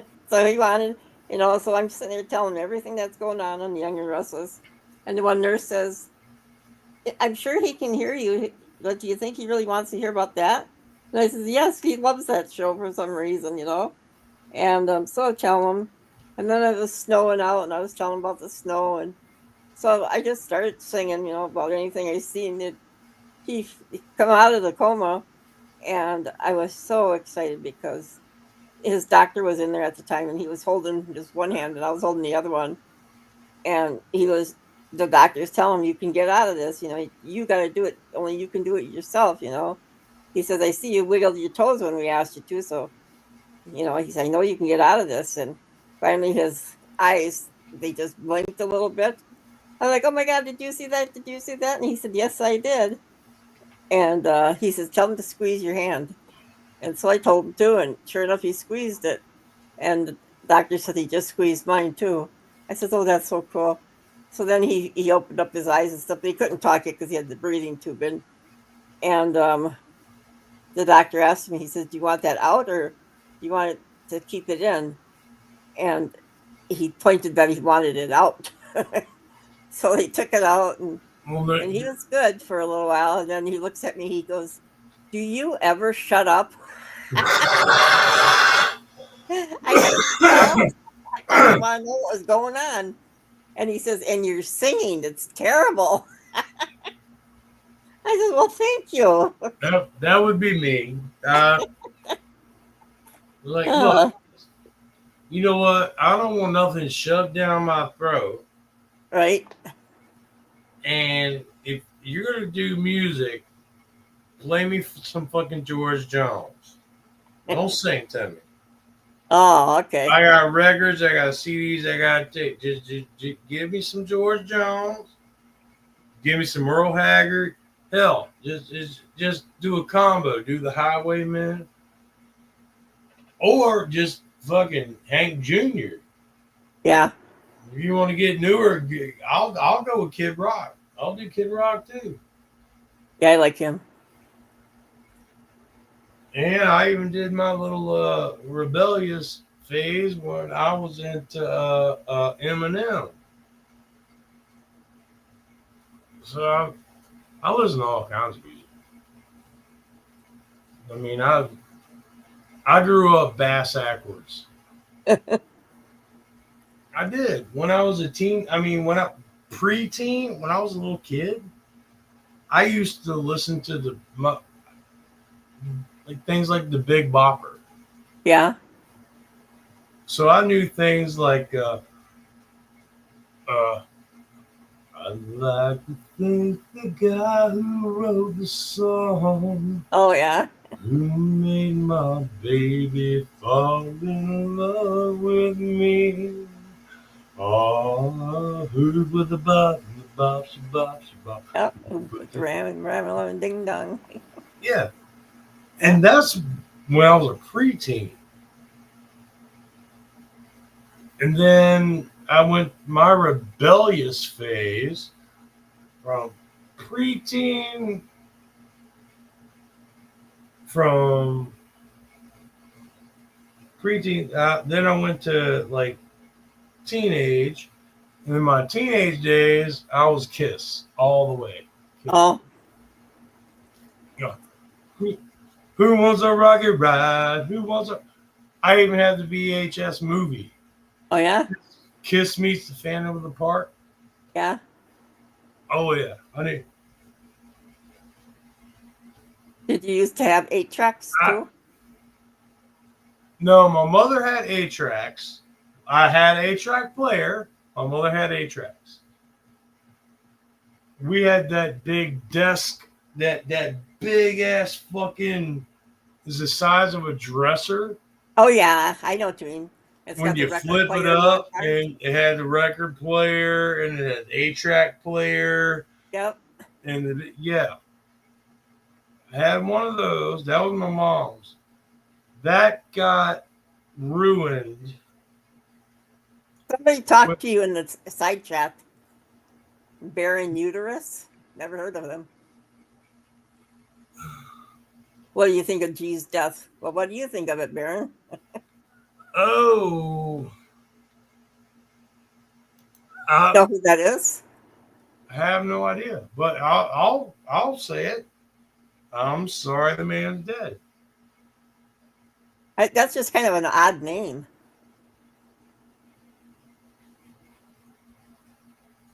Baron uterus. Well, Baron uterus. That would be called either um Must not have been able to have babies. well no there are people out there, sometimes they're assholes. Well, 99% of the time they're assholes, even if you know them and you're friends with them, they're still assholes. But they're trolls, Yeah. and some of them admit they're trolls. But as far as what I think, I'm sorry that the man's dead. I'm not going to lose any sleep over it.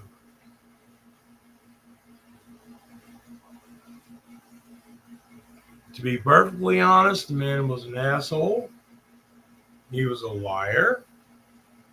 And he would change his story and the way he talked about things depending on what he thought people wanted to hear. And trust me, I've known that fucker for a long time. We were, I mean, all the way back to fucking 9/11. Because he said one story 1 minute and then switched it up and said something another. The man flip flopped on what he said, depending on what people wanted to hear. Instead of just being himself, which technically that was being himself, but it didn't include being honest. So, sorry to hear the man passed, but not going to miss him.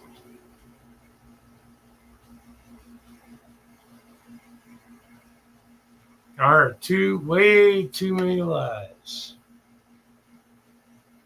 And too much bullshit when nobody agreed with him. The man was an asshole.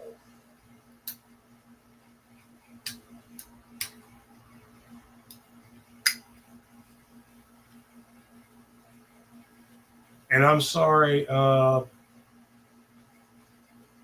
Heaven sent. I know you knew G, Yeah. but yeah, he lied through his teeth so many times to the point where the Green Dragon fucking got rid of him. The 5% got rid of him, and he started his own chat because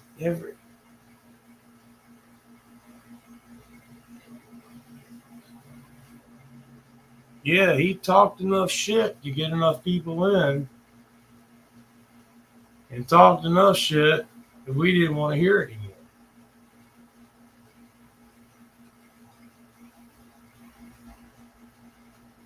I mean, hell, I was sending and mailing him shit.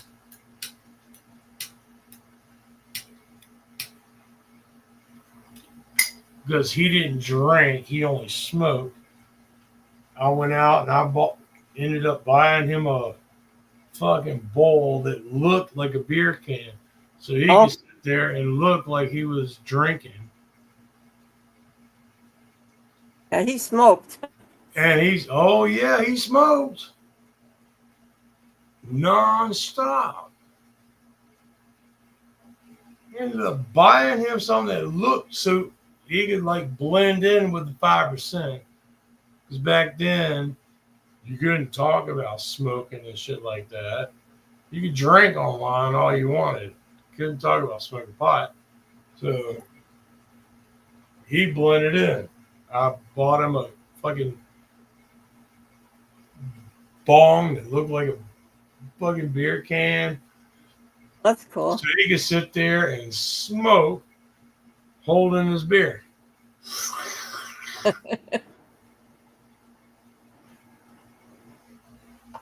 That was nice of you.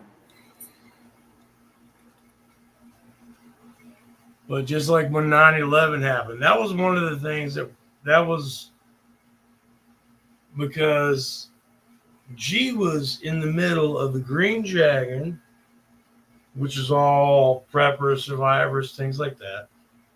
He was in the middle of us on the 5%. We were all, well, half of us were like friends with the Green Dragon, partial preppers, things like that, but we weren't hardcore Second Amendment gun right. So there was the Green Dragon with Mule and everybody. They were just, that was Second Amendment, 3%ers, all of that. Then it was us 5%ers. That was the drunken chats. Oh, We weren't worried about the politics. We weren't worried about the guns.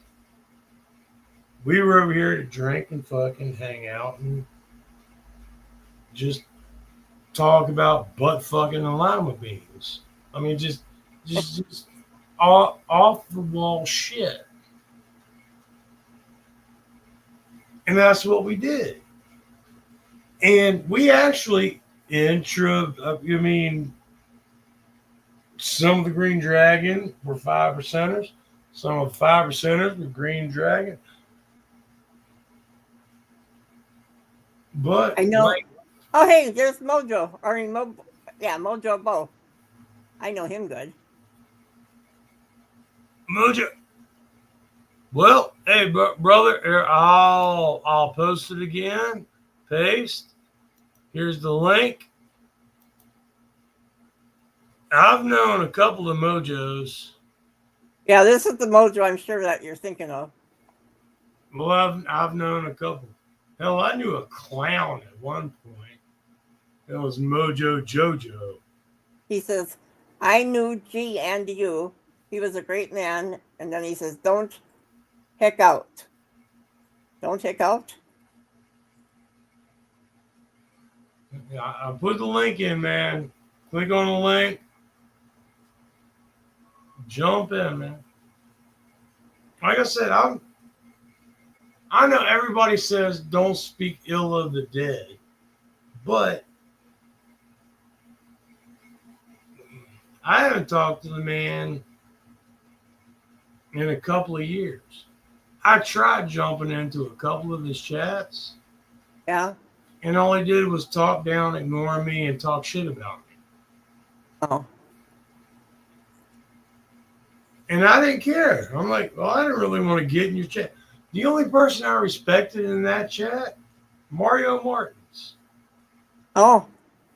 Mario, in the 5%, we love Mario. Yeah. Granted, we picked on him about other than him talking about paint and bread. Because in five every once in a while in 5% we would get into, well, what happens in a situation where like the power goes out and all this happens? You go to store and Mario will go, you just go to store buy bread. Mario, you can't get to the store. How you gonna afford? Oh, bread cheap, man. Bread cheap, like $1.99. You just go get bread. How you gonna go to the store and get bread, brother? We used to pick on Mark. That was one of the things. I think we did that for like 6 months, and he still never got it. It's like, man, the power's out. There's nowhere to go. You know what? Bread. We picked on Mario but we loved. I mean, we loved Mario. That was pretty much the only thing. I mean, Mario. I felt bad for Mario last time I knew about him because he was living in his basement while his wife was with another man and upstairs. And yeah, Mario went through a lot of shit. And I tried to stay out of it. I'm like, hey, man, that's what he decided to do. That's what he decided to do. I'm not commenting on it. And I never did.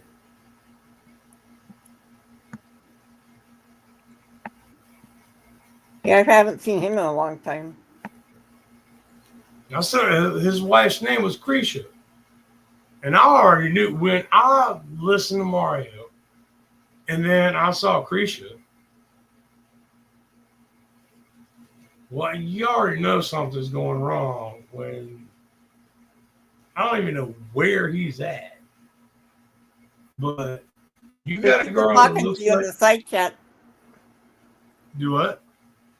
There's other people in the side chat talking to you beside that bear and uterus. Mojo's out there and Julia's out there. I see Mojo. Oh, shit. Mojo. Respect G, please, bro. Brother, once again, I said, I'm sorry that the man's dead. Full respect for that.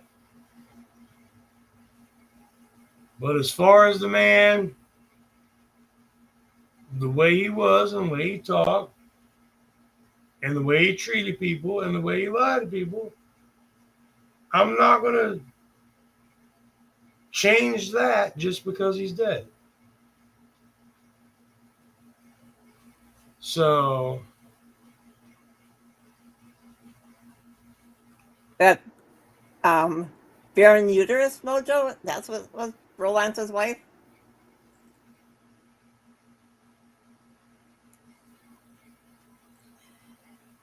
I don't know. I could call Bro Lance because he's the only other person I have his phone number.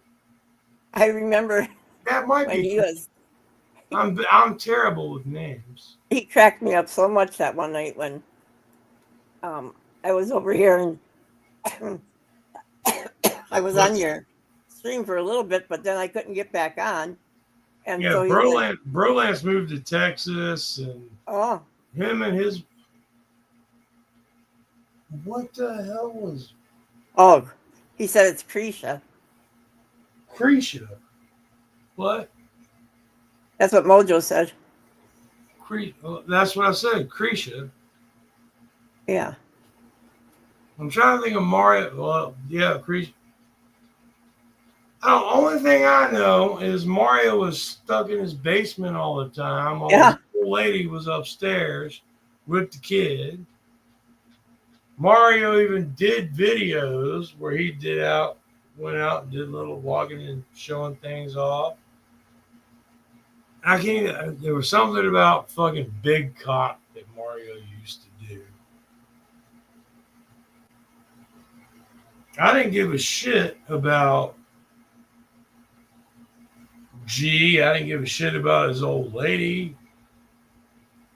I like Mario. Mario was a cool guy. Yeah. He was a little slow, but he was a good guy, and he had a He good needed heart. some lights. It was always so dark in his place. Oh my Man, God. man had a good heart. I love Mario Mars to death.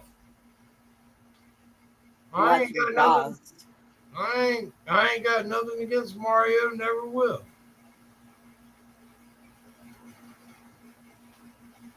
And once again, as far as the whole G thing, that's why I never brought it up. I didn't find somebody else had to tell me because I ain't looked into them in years because I already knew the kind of person he was, what he did, and what he meant to other people. I don't care. I literally do not care because I knew how he was 10 years ago back in our chats.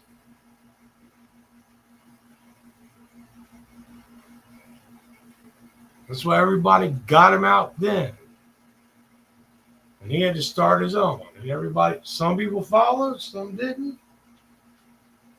They wanted to listen to what he had to say. It didn't matter whether it was what he said here or what he said there or what he said here and what he said there and who he talked shit about or who he got shit from.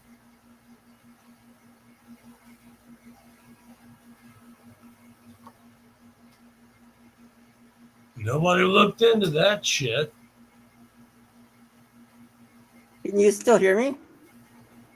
Yeah, I hear you. Okay. My cat walked across the keyboard, so I wasn't sure. Oh.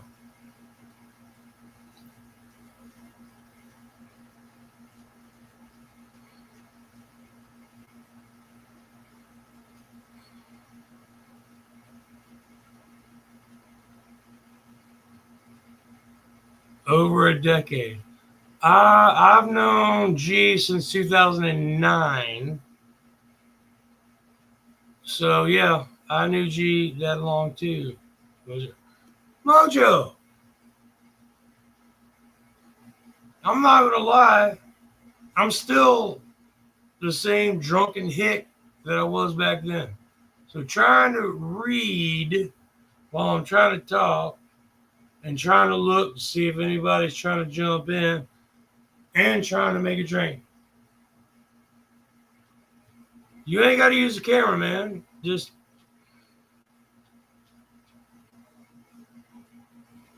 Doc, comrade. Love you too, Moon and back, Julia. I know all of you.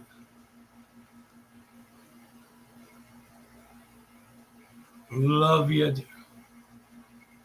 Really? Okay.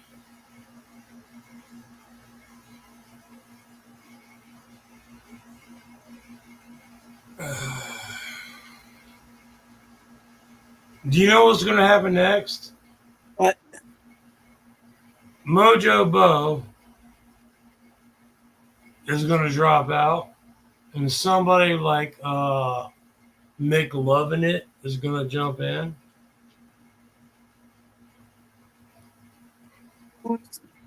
Who's the other person? Yeah. Oh, ha ha ha ha ha ha. Look, been trolling you for over a decade, bro. You son of a bitch.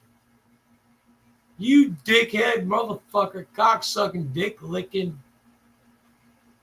Put your glasses back on and jump in. I love Mojo. He's so awesome. No, that's not. He's always been good to me. No, that's not. It's the one you're thinking of. No, that's fucking Kush. No, that's Mojo here. Oh no, I've known 3 different Mojos. Well, I know this is what This you're thinking one's of. trolling. I'm pure evil. That is him though. That's his picture. Mojo, why And don't you grab the link and come on in? I've put the link up. Oh, Mojo said that Push was here earlier.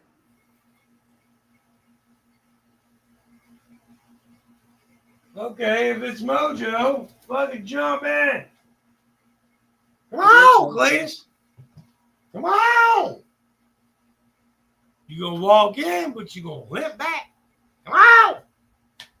Oh my goodness. Sorry. That's It's right, old Julia.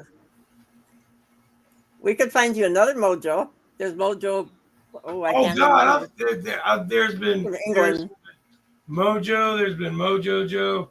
There was one. One ended up being a clown. One ended up being a guy doing metal detecting. There was another one did chicken coops.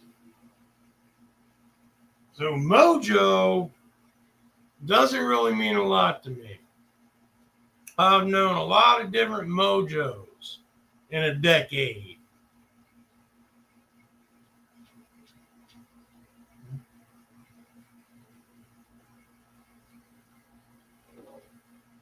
So tell me you're a Mojo that I know. Well, I know I've known a lot of Mojos, and unless Mojo will show his face, so I don't know. No. Whew. Well, I've only known 2 Mojos, but I don't know if I can say that again. Holy shit. I'm proud that I said that much. What? Shit. Moving one T from another T to this T to that T to that. Oh shit.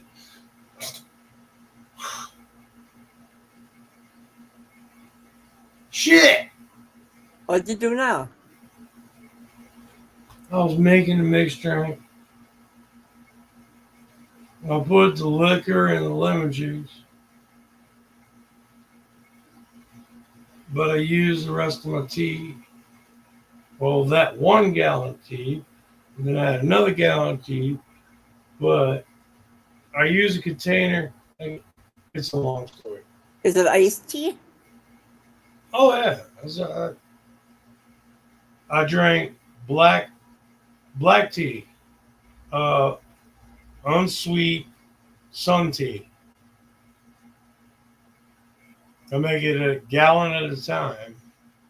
So You put it outside? yeah, Yeah. I just take a gallon jug. I put 8 tea bags. I run the tap on hot. Once it gets hot, I just let the hot water run through it, through the tea bags.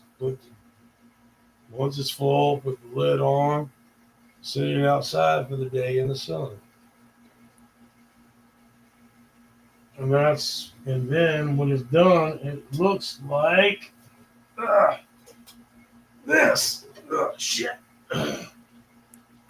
You get the tea jug, still got the tea bag sitting inside. Oh, yeah. Looks like that. And I just stick it in the fridge, leave your tea bags in there. But because I drink a lot, what I normally do when that's done, I got it. I used to use milk jugs, but I found out Arizona green tea, Oh, these okay. jugs are a lot bigger Yeah. and the opening is a lot better and the jugs are heavier. This Well, is my old one. This one I'm throwing away because you can't clean the bottom of the fucking freaking thing out. Did you try putting salt in there? Salt, vinegar, hot water, stirring it. Because So maybe I the salt will decided scrub it. it was just easier after using this one. So I would make a gallon. After I made a gallon of tea, I would pour it into this jug. And then I would make another gallon of tea and let it sit. Well, this one is getting thrown away, and I just bought a new gallon of green tea. So I'm cheating on my carnivore diet. No, what was that? Another gallon of these. No, I'm hearing So noises outside here. I bought, oh, it's a Wondering if it's baby skunk. back or is it the bareback? It's a baby skunk. It's only going to stink a little bit. No, this one's definitely got the babies. They don't even spray till they're like what 6 months old, I think, something like that. I don't know. I ain't been dumb enough to get close. I like playing with the things that like scare people. Like me, I play with spiders and snakes around here. I don't like spiders. I I don't. I used to play with them and catch them, and actually, I was an asshole when I was a kid, and I would put like different kinds of spiders in little cups and things, and watch them fight and see who would win. But this is goodbye to my old extra tea. You saw the tea that I just made in the container. I bought a new gallon of this, which will probably be gone by tomorrow. This one is trash. When I finish the new gallon, I'll have a brand new sturdy bottle, and I will pour the new gallon of tea into that bottle, and then I'll make a new gallon of tea. So I always have 2 gallons of tea. Well, then when you drink it, you can't still have 2 gallons. I know. So yeah, I know. But once I'm done with the first gallon, I'll pour that gallon into that gallon, and then I'll make another gallon. So I've always got a steady gallon of tea. And not to mention, I also drink coffee.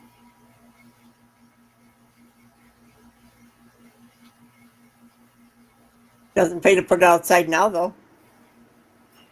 Well, I'm It's not, dark out. I don't need to put them outside. I got 2 gallons of tea right now. Well, That's why I said I always keep 2 gallons. That's why I had the extra jug.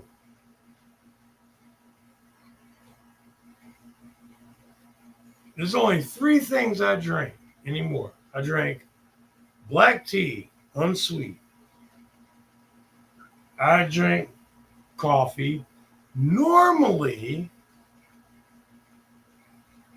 I'm not even going to get into my whole fucking grocery store experience. It's 15-minute walk through the grocery store to get everything. And trying to figure out how to use insurance cards, EBT cards. EBT card was a problem, but insurance cards, and you can buy these kinds of foods and this kind of food, and you can buy this. Okay.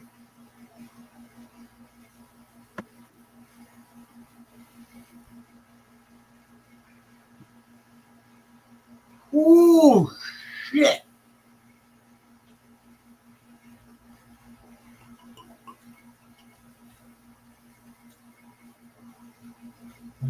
didn't you mention? Ooh, buddy. What was I supposed to mention?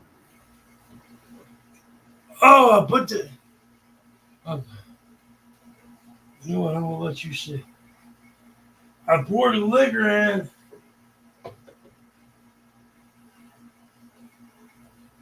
I forgot. I ran out of the tea part. Oh, so you don't have 2 gallons of tea. Oh, I do. I just didn't add the tea yet. I was too busy talking and having a conversation, so I just had to. You didn't pay attention to what you were doing. Well, I haven't had anything worth paying attention to in a long time. Well, you got a puppy and you got kitties. So what? You have a dog and you got some kitties. Or you used to have kitties anyway. I ain't got a. Well, I got mine. I don't want to look at fucking hairy, flabby titties. Well, I ain't got nothing to look forward to. Except for what I was talking about earlier. If my disability goes through. it should. Yeah. Like I said, fingers crossed. If it does, I'm not really looking forward to it. Well, I kind of am. I am kind of trying to find out about financing and things like that, and timing and things. But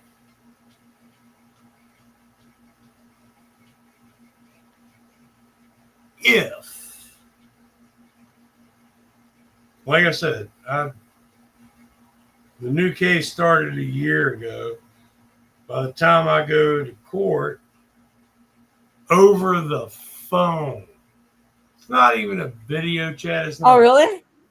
Yeah, it's all over the phone. Probably Court. over Zoom, huh? Not even Zoom. Oh, It's not even Zoom. It's on the phone. It's not a video call, nothing. Phone call. huh.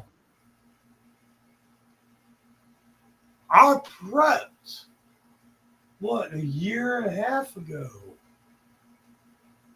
for a Zoom call because I was supposed to have a court date. They had prepped me up, set me up with a Zoom channel, everything. So be there for the Zoom call for the court date. And the judge dismissed the case. Never went to court. Never, I mean, nothing. That's why my lawyer's like, we're taking this case federal. When they completely deny you and don't even, they set you up with a court date and the judge completely dismisses the case. We're taking this case to federal court. So what they did, that case, what I've been fighting for 3 damn years, and the judge went, nah.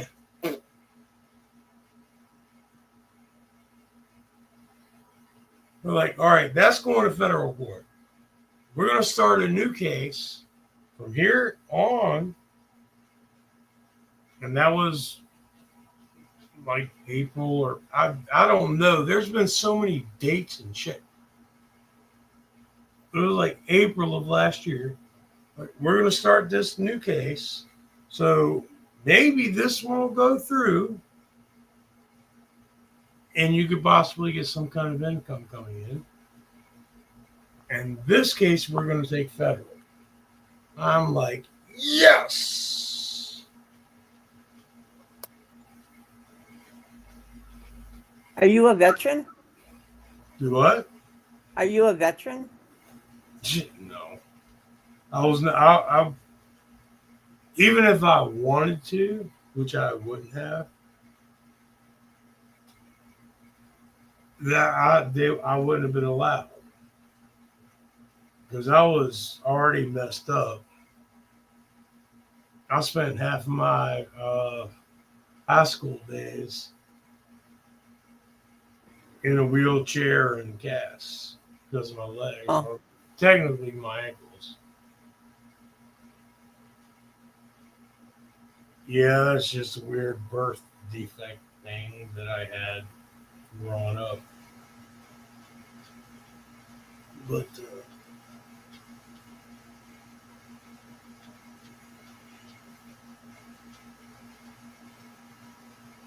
yeah, I spent half of middle school in a wheelchair or in casts. And I spent a third of elementary school in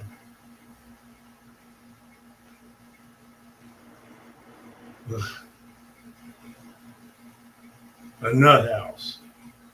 oh, I've been living in one for a while. No, I mean physically.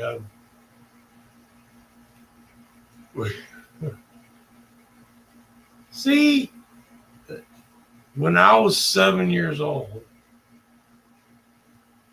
I was considered a danger to myself and others, and was put into a mental institution. Hmm. Yeah. And see, that's one of the things where me and racism and Quiet things down. do what? That dog's barking. Miss Stinky. Sprayer!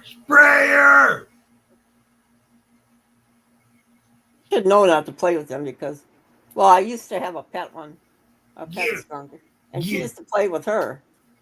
But then she went outside and she must have thought that that was her or whatever and went to pick her up and she got squirted, didn't you? She got it in the eyes too because her eyes are all red. Oh, Yeah. she got. Oh, oh yeah. That's one of the things about my. I mean, it's like my whole life is just like done nothing but pack everything against me. So yeah, I was a nut job when I was 7. I was literally listed as a danger to myself and others and put into an institute. Who put you there? Your mom or your dad? The psychiatrist, because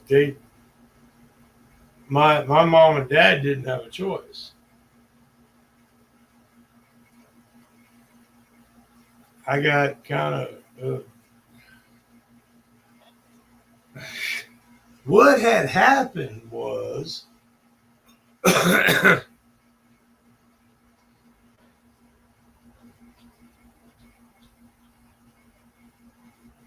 we were living in this trailer park. I'm like 7 years old, 6, 7. Winter, we're having a snowball fight. We're all out having a snowball fight, playing as kids, everything like that.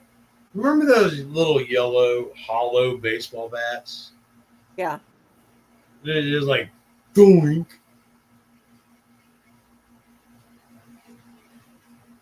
Well, we're all out there having snowball fights. Well, this girl ran into the house because she'd run out of snowballs. Well, then she came back outside with a fresh load of snowballs How did she make them in the house? because she had stashed a bunch of snowballs in the freezer. Oh, So they weren't snowballs anymore. Ice balls. And she proceeded, because I was winning the snowball fight, to attack my head with giant ice balls.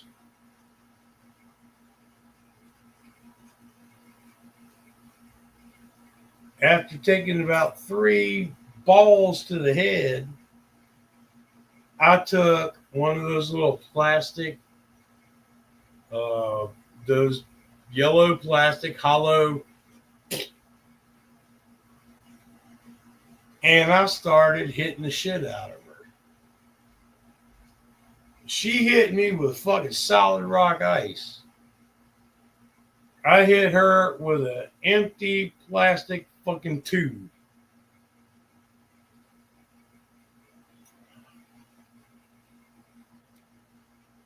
I ended up pissed off. She ended up in the hospital for 2 weeks. Oh, that's a long time for a little one. Well, apparently I slung that fucking plastic bat harder than I should have. Well, I don't think so. To this day,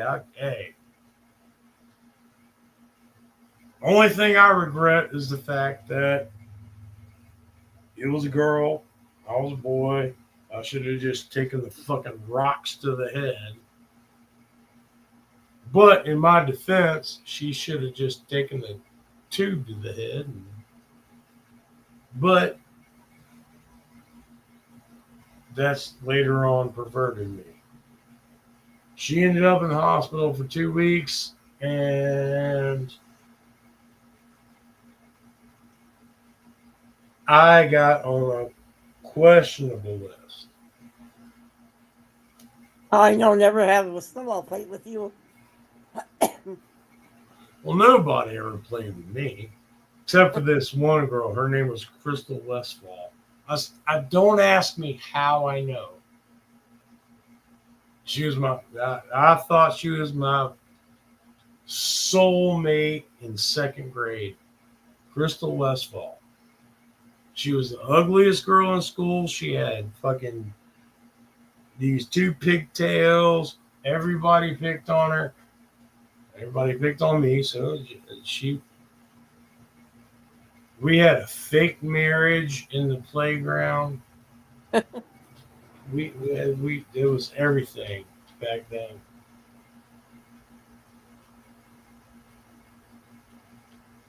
But I even tried looking for her years later. Oh, yeah? I remember the pigtails, little brunette, long pigtails, Crystal Westfall. We were in G.H. Reed Elementary. I did 2nd grade.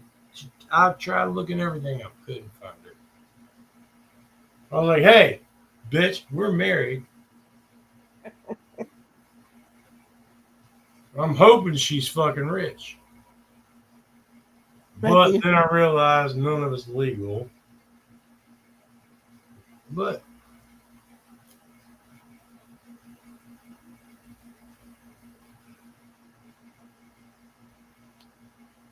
now I ended up in the nut house. It won't just that. I mean, I accidentally, well, not accidentally, but I kind of accidentally beat a girl with a hollow wiffle ball bat. But she deserved it. I was hurt. But then I got considered suicidal because I had a racist teacher. Oh, Used to beat the living shit out of me. your teacher? Yeah, because I was a white boy. In the school I was in, I was the one of the few grains of salt in a pepper shaker. And my teacher used to pick me up. Do you remember in elementary school when you had those mats, the red and blue mats that fold Yep. out? Just the smell. But you had to take a nap on them. Oh, you had to Like take what, a 5 nap. minutes? I would get dragged off of my mat and beat over the hands and ass just because. According to her, I was talking. I was dead asleep.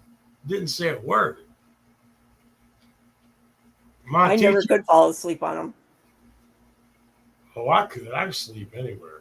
Believe me, I found that out later on in life. Well, up until about my mid 30s, because now I can't even sleep in my bed. Every like hour, I gotta get up and piss. But I fell asleep on railroad tracks when I was like in my 30s.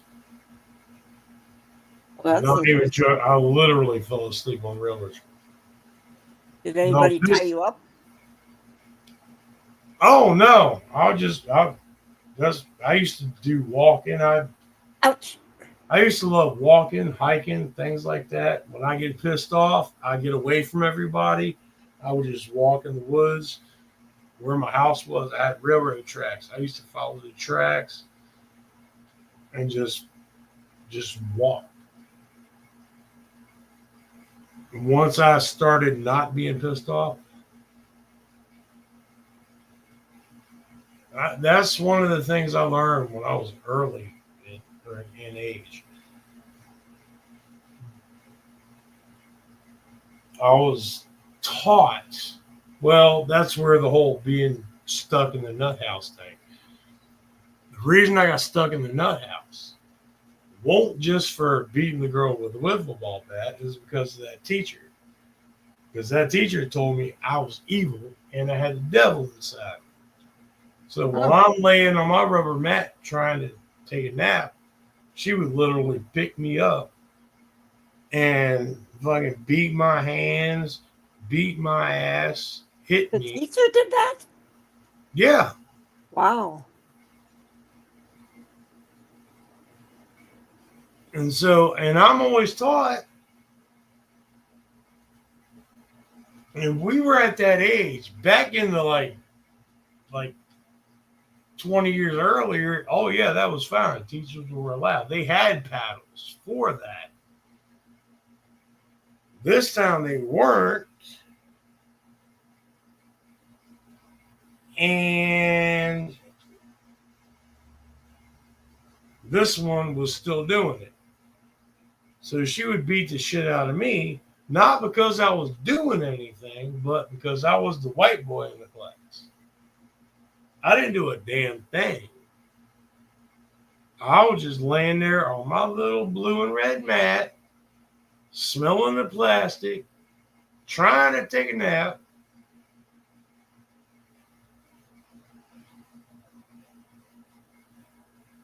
And she would pick me up. She literally picked me up by my arm back in the days when I was that little. She literally picked me up by one arm and while I'm swinging, beat me with a fucking ruler. You tell your parents? That's why I went to the nut house.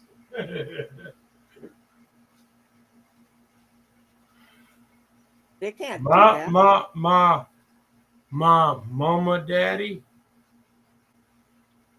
Well, my mama, who was also my daddy, because I was raised by a single mama.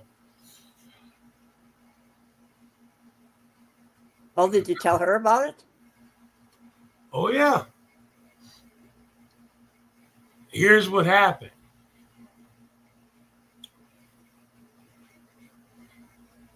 That's one of the reasons I went to the nut house. Because my mama, I didn't have to tell her. She saw the bruises. Oh, And she asked me what happened. And I told her. My mama went to school with oh boy. me And she had her hands around that teacher's throat. My mama went to school to kill that woman. And apparently, from what mama said, was this huge black dude that was a principal grabbed my mother and pulled her off of my teacher. And then they found out what all had happened,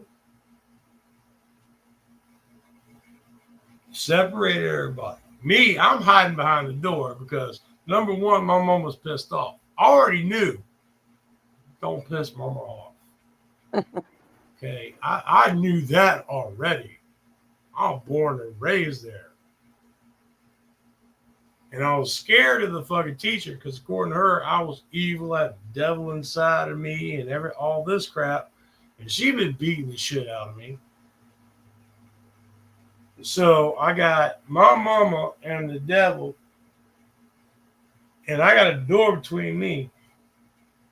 And then this huge fucking black guy, which I say huge now because I'm probably about his size now.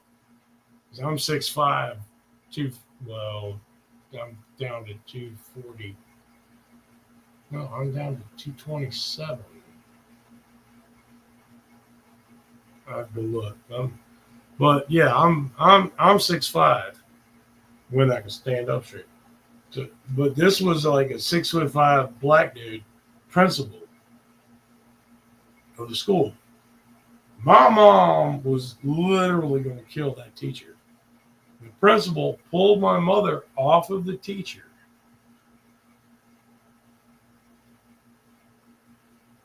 I hope the teacher got fired. Nope. No? Teacher kept teaching for another 10 years or so. The principal got fired. Because even my mother didn't understand it and fought against it. The principal got fired because he pulled my mother off of her. I see. So this over 6 foot tall dude, no, I don't. And it wasn't because of the color. It wasn't any. Well, it might have been. I don't know. All I know is this black teacher told me just because I was white, I was evil, I had a devil inside of me. She specifically picked me out, would beat the living shit out of me as a kid in the second grade. That's terrible. And my mother found out. My mother went to kill the bitch. The principal, what? Even my mother said, no, I don't blame him. Because I would have killed the bitch. My mother didn't have an issue with it. It was the school and everything else that fired the principal and let that teacher keep teaching. And I got put in the nut house.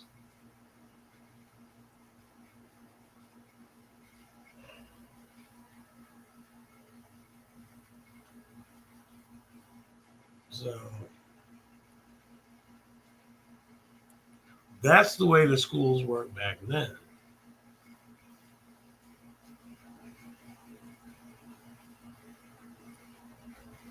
Don't do that. Get off of there.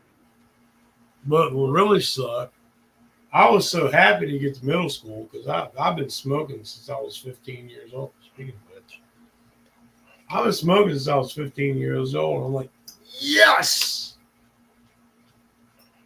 Finally go to high school. They had a smoking area for the students and the teachers. The year. They have a spot for the students?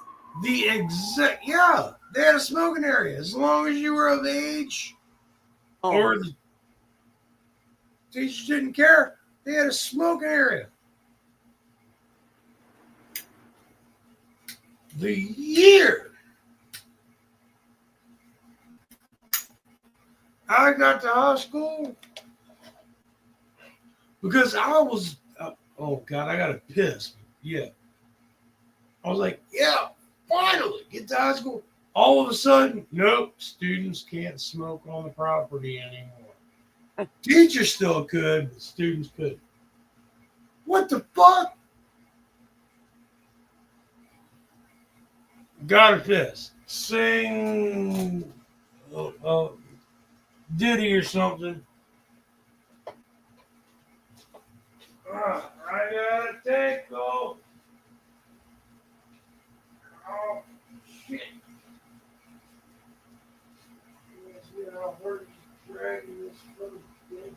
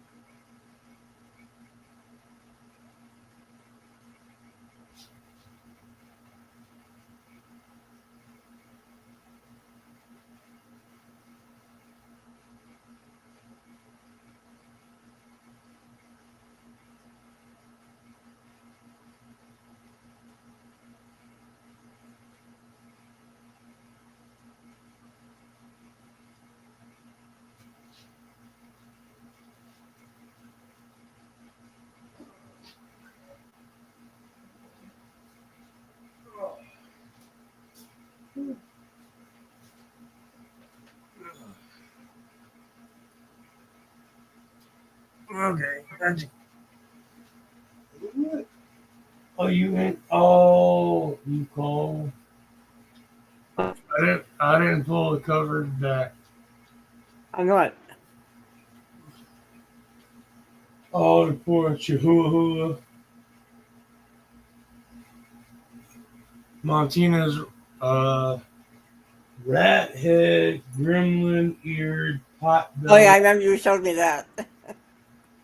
And she's. I get, Cute. she's mad. She's sitting on the foot of the bed. You can only Oh, see the head of the bed. She's mad because she can't get under the covers. oh, Because I made the bed. I cut the AC on for the first time today. Because after the bullshit I went through at the grocery store and being in pain and it being like 85 degrees outside and it being 80 degrees in the house, I cut the AC done on in that. my room.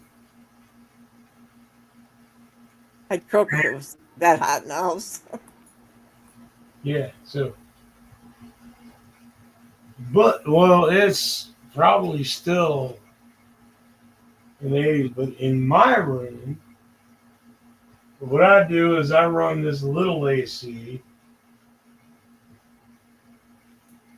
at night. So when it cools off at night,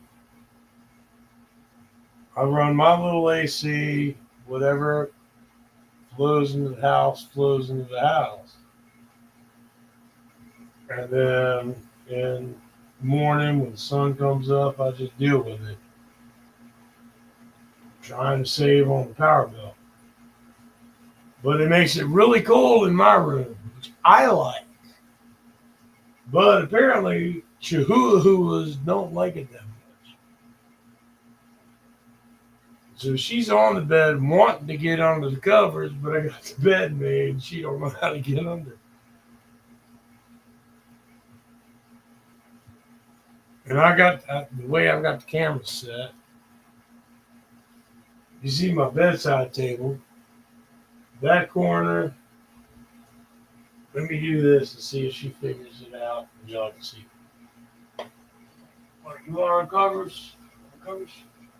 All right. Okay. Hold on. I gotta pull the covers back. The covers? Okay, on the covers. Right there. On the covers. I'm not going. You get on the covers. You're not taking my body heat right now. You'll get it plenty. Get on the covers. No. No, Billy. Look at you, you fat. No. Why do you think you can fight with me? Boop you. Boop. I'll pull you grip in here. I'll do it. Can you see her?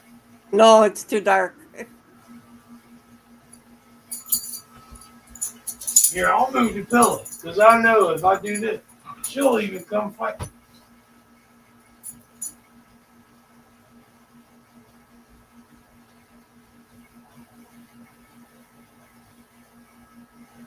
Butthead.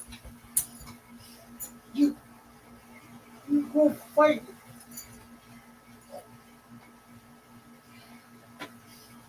Get under the cover. You can't get under the covers and lay on the covers. You can't. I'm not going to fight with you. You just don't want to be on camera. You know.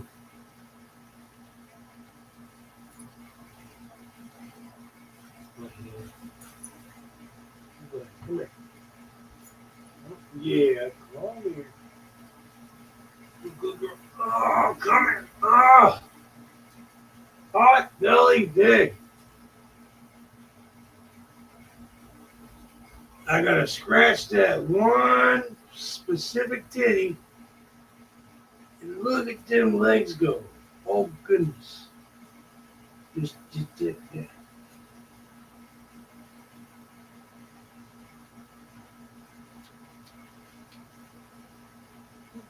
Stick your tongue out of me. You see her now? I see her tags. Where'd you go? Look, covers are down. Is this the cool? Yep, that's the cool side. Now it's gonna go this way. Close up here. Cover here. Undercover right here. There's your tunnel. Figure it out. I'm not getting into bed right now.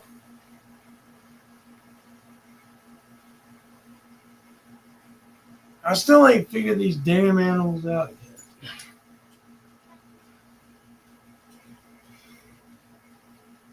Whew.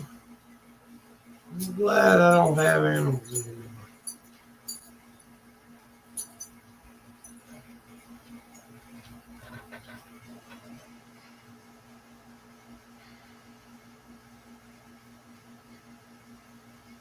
That's one of the things. I don't know. I think that might be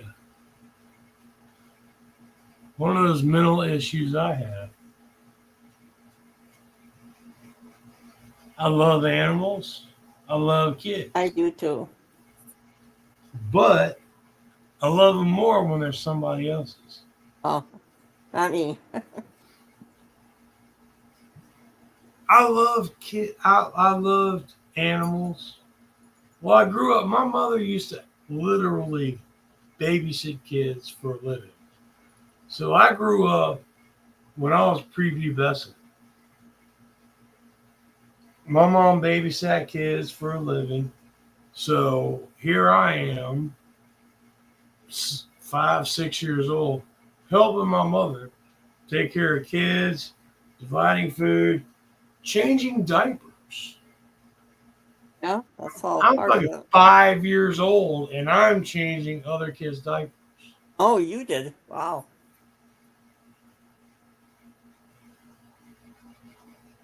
And I did it. I mean, I was 5. I was 7, and then I was 8. I was 8 years old. I was somewhere between 7 and 8.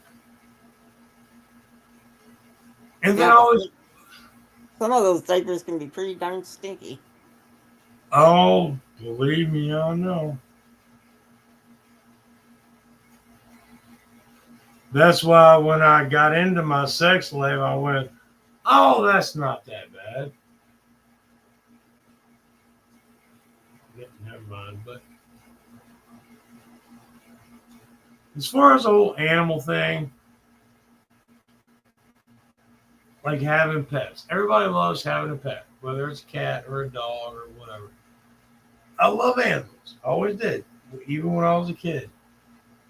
Before the nut house, when I was 7, when I was 3 or 4, apparently I had some kind of issue with my tonsils.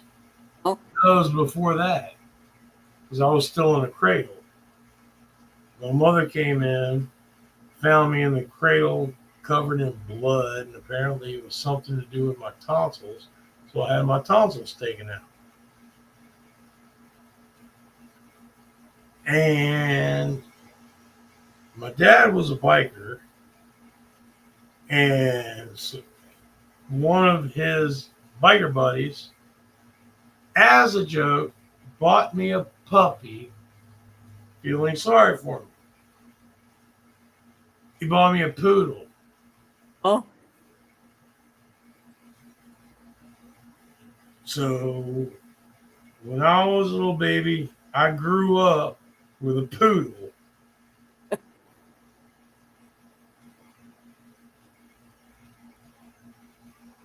And I named her Fluffy.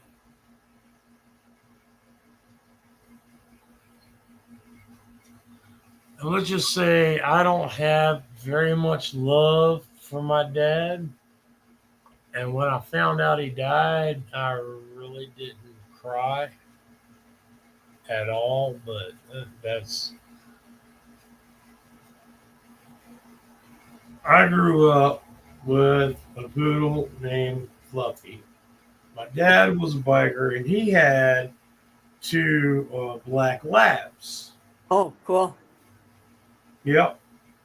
There it was, one was a boy, one was a girl. Their names were Squirt and Squat. Oh, I'll let you figure out which was which. yeah, okay. Yeah. Well, Fluffy, here I am, like 4.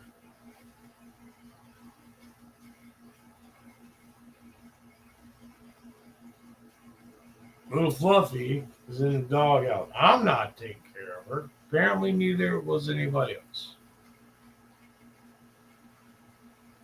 Apparently, Fluffy got ticks and fleas so bad that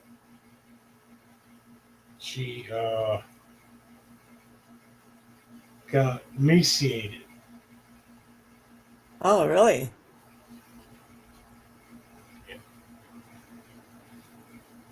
Well, Because, what my mother told me was apparently a really bad tick got into the skin under her head and it got into her brain and she died. really? That's what my mother told me. I was, like I said, around 4. Oh, So I believe what mom said. Squirt and Squat were doing fine. Fluffy,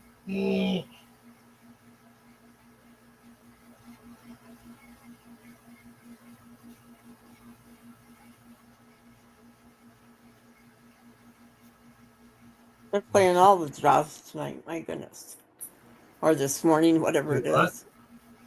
Oh, I watched Jaws and then Jaws 2 and Jaws 3 is on right now. Every year they have Shark Week and they play all these shark movies. But I haven't had a television since 2012, but 2011 or 2012, something like that. I did Netflix for a while, but after I couldn't afford anything, I couldn't afford Netflix anymore. So all I have, as far as watching anything, I watch Tubi TV.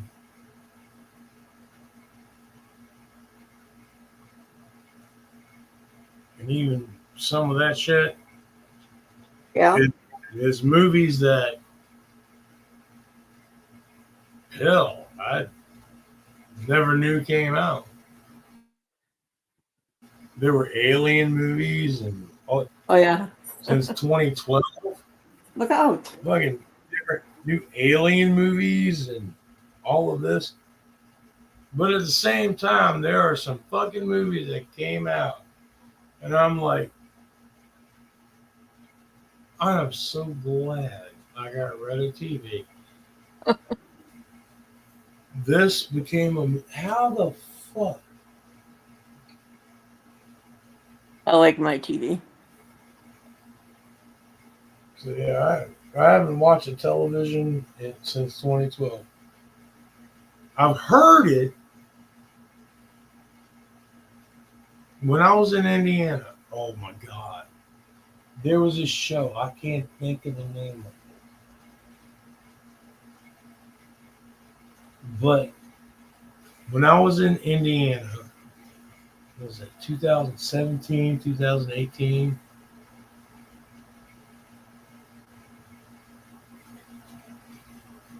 I was living with this girl, Jenna.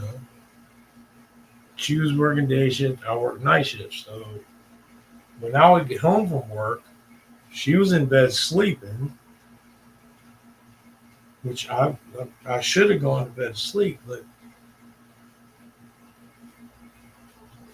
it's one of those when you just got off work, you can't just go, okay, I'm home, go to sleep. Yeah. I mean, just like working a 9 to 5, you do a regular 9 to 5. You go home at 5 o'clock and go, all right, I'm gonna go to bed now. Yeah. It doesn't work like that. Right. So me, I get off work around 2 o'clock in the morning, and I'm like, okay, she's asleep already because she did a 9 to 5 sleeping, and she's getting up in a couple of hours. I just got home. The thing that she did that I never did my entire life, she had the television going while she slept. Oh. Now, I couldn't see it. I could hear it off to the side. Me, I'm on the computer. I'm having a drink or a few before I lay down. But just while I'm scrolling through the computer, looking at like my emails and my YouTube, and this is before Tubi TV even existed. I'm looking at my YouTube and email stuff. I can hear her TV in the background. And all of a sudden, I hear this little kid's voice go, so, and I don't remember the exact words, but it kind of came out of this little boy going, so, do you end up with shit on the head of your dick? Oh my God. That's what I'm like, what the fuck? Now here she is. She's asleep. She's got a 6-year-old girl. That's one of the reasons I quit the chats, because she bitched about me saying fuck on the chats because she had a 6-year-old girl down there. She's got TV going and some kid going, "Do you get shit on the end of your dick?" Oh, And I'm like, come to find out, it was a show of um, goddamn, there's ruthless, like heartless, ruthless. Um, I,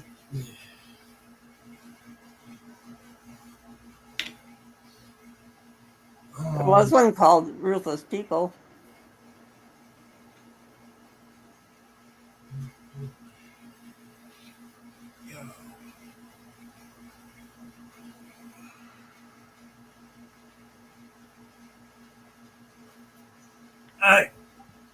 I can't even remember the name of it. I see memes and little short videos of like parts of the Yeah. fucking show. I couldn't tell you the name of it. But I'm like, you're getting mad at me because I say fuck. I mean, hell, I got fuck tattooed on my hand. And got a ring fucking to go with it. Fuck you. Fuck you.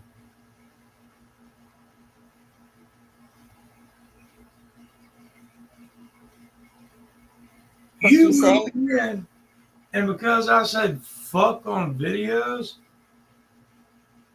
with earphones, no, she couldn't hear what everybody else was saying. You hear the kid saying that?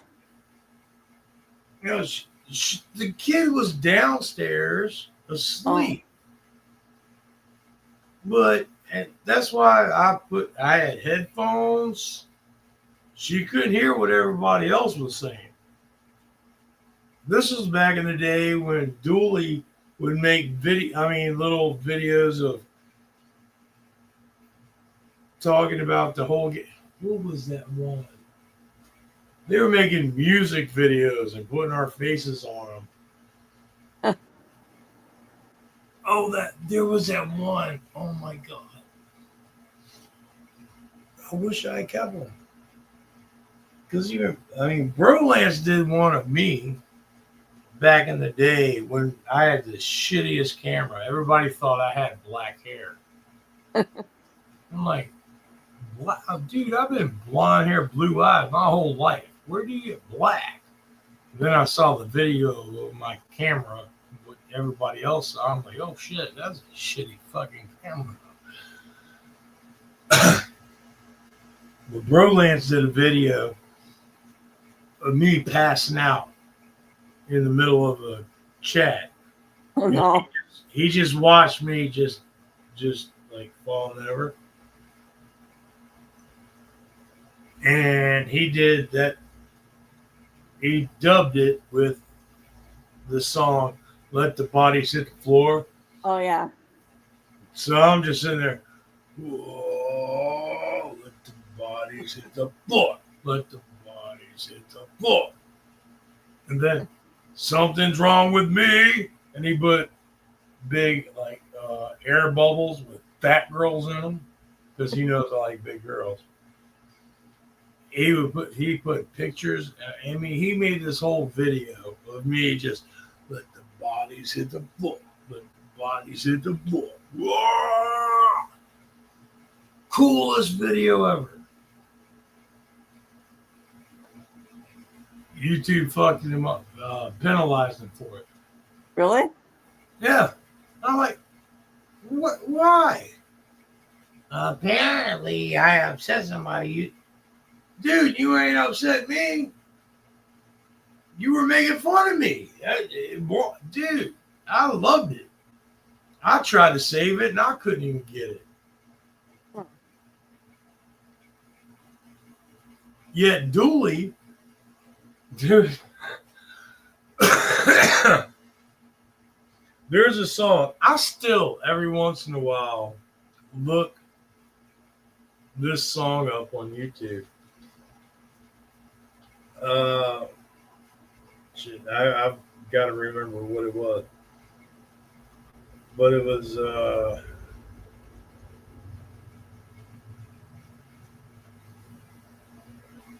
shit. I can't remember what I used to look up. It's been a couple of years. But it was a trans dude singing the song. So I went, it's called the Vagina Song. My God.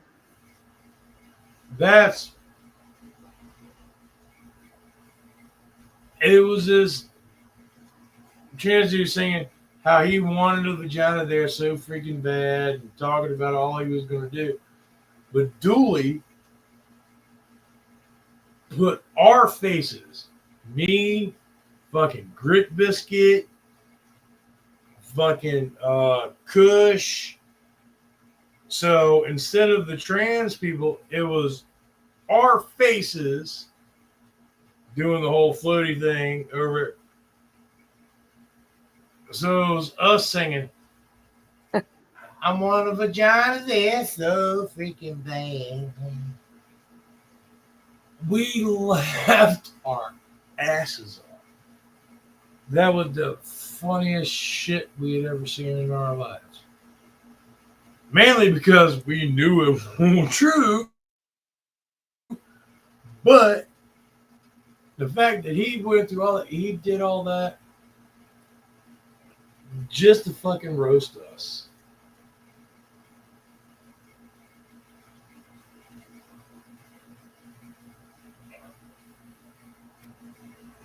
I think I'm gonna have to go because it's 4 o'clock in the morning, and I got to go to sleep so I can get up. Makes a lot of sense.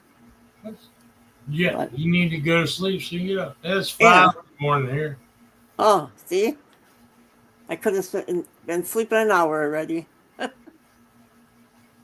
Oh no, that means you can stay up until you reach 5 o'clock like me.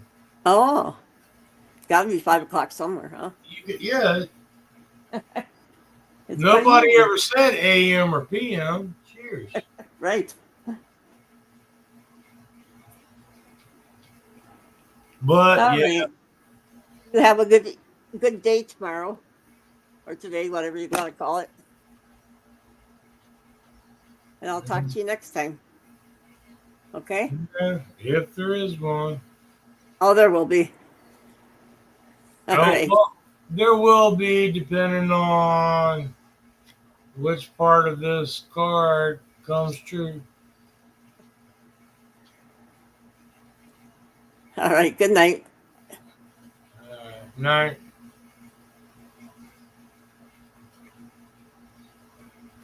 And whoever else is out there and didn't have the balls to jump in, I want to guess is going to be.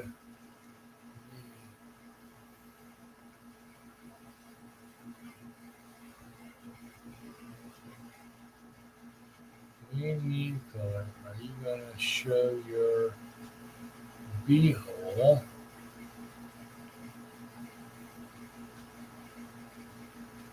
Cut the grass, bro.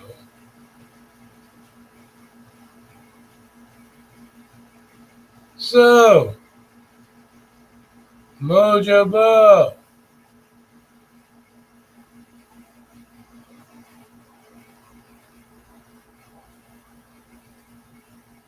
Oh, fuck G Mangoes. Oh, see, you can't tell me not to talk shit on somebody. Look, I know back in the old days, they used to say, don't speak ill of the dead. Why not? That's what our entire country is based upon. You know the one thing that G Mangoes never did? anything for the fucking country. He sold used cars and lied through his teeth to everybody he talked to. The man was a two-faced son of a bitch.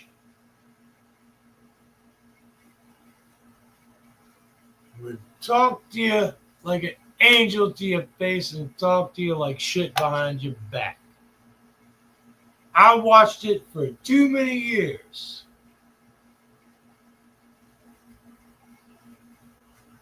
The Green Dragon got tired of him. The 5% got tired of him. I was nice to him when he was in the 5%. Because everybody in the 5% wanted him out. We had this whole 5% meeting. And I gave him a heads up. I'm like, dude, nobody wants you in here anymore.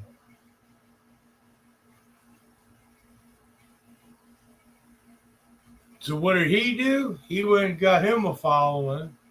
And when the 5% came out, they go, well, Hick talked above his place. We were talking about it. Everybody's like, yeah, well, we were talking about it. And that was when he had half of the 5%. Because the 5% and the Green Dragon, we all went together. It was like, the wave was like plays and carrots. But unfortunately, we got stupid and let newer people in. And newer people fucked everything up. Not all of them, mind you.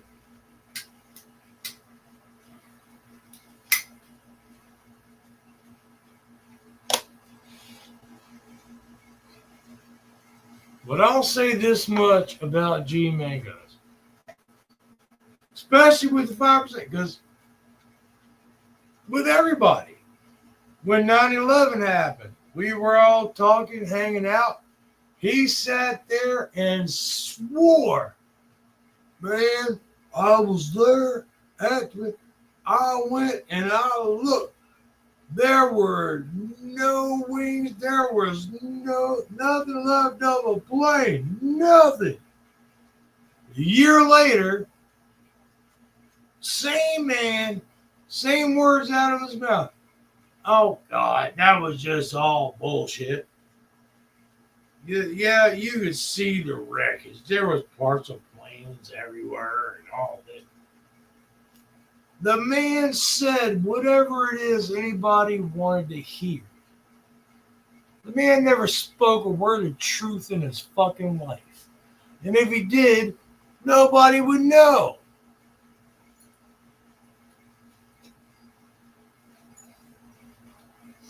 So, yeah. No.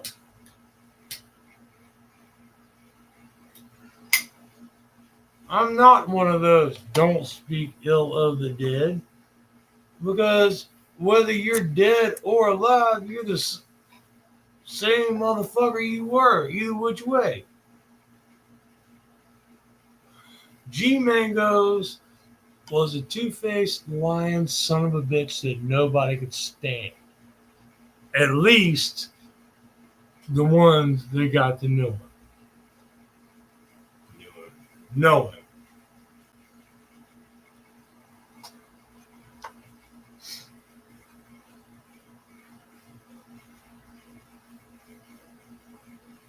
It'll show you sympathy to your face and talk shit behind your back.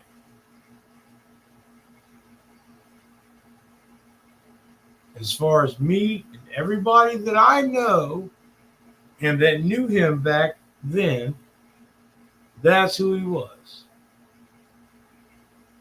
All the way down to the couple of times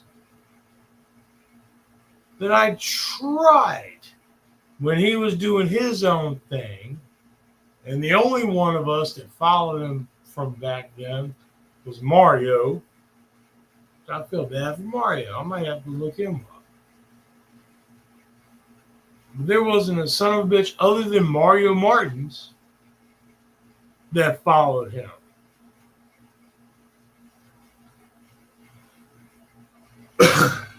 Everybody else got smart and went, you know what? We're just going to go our separate ways and do our own thing. Mario stuck with G and talked about bread and how to mix paint. And no offense to Mario. I mean, I love Mario to death.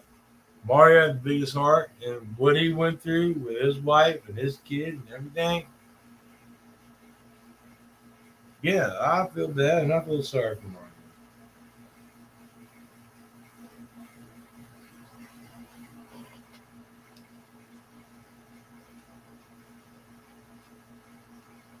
Made it worse was Mario is living in the basement while his old lady's upstairs.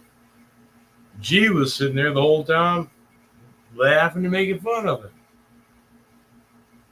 Mario follows the guy that used to pick on his ass. We picked on him friendly. G just fucking disrespected and fucking. So fuck G Mangos. Once again, I'm sorry the man died. But no, it doesn't hurt my feelings. That's why I unfriended this son of a bitch years ago. Just like everybody else. From the Green Dragon, everybody. He had to start his own cult. So any of y'all that are still that asshole, that's your problem.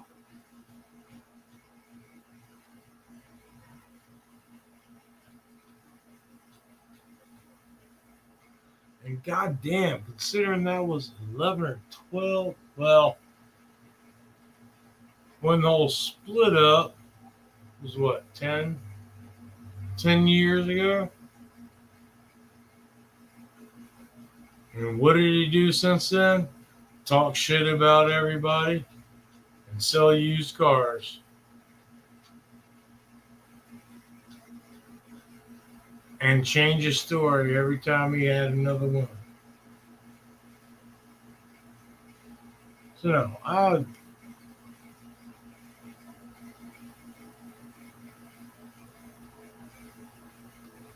anybody that ever tells me like Mojo Bo, just don't talk no mess on G. Nope, okay. Don't tell me one of the main reasons. He's one of the main reasons I got off the internet. Because of that lying SOB. So don't come on my channel and tell me, and nothing against you. Hey, maybe you loved him to death, maybe you didn't. That son of a bitch was a lying piece of shit. He said what you wanted to hear. And then if somebody else said something different, he would say what they wanted to hear. Man wouldn't know the truth if they kicked him in his nuts. And he died that way.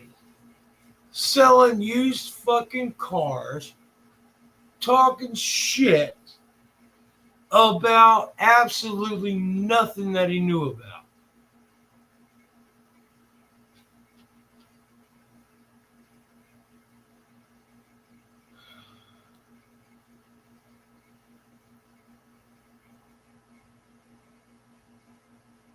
So, other than that,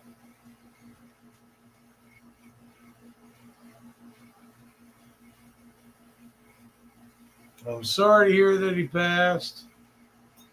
Glad he's not sitting on the porch anymore. Because he used to have a place and then he was staying with somebody else and sitting on the porch and had to be quiet.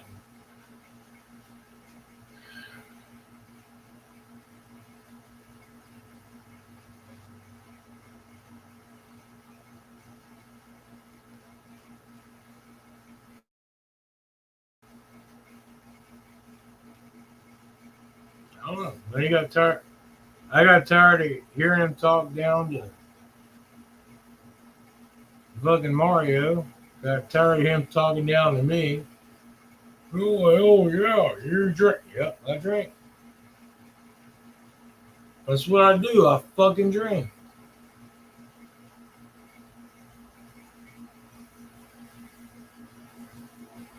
That was the whole point to the fucking channel.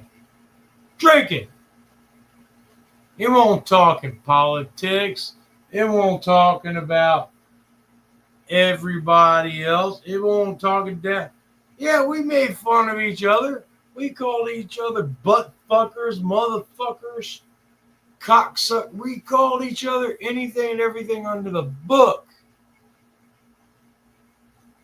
I was fighting fun.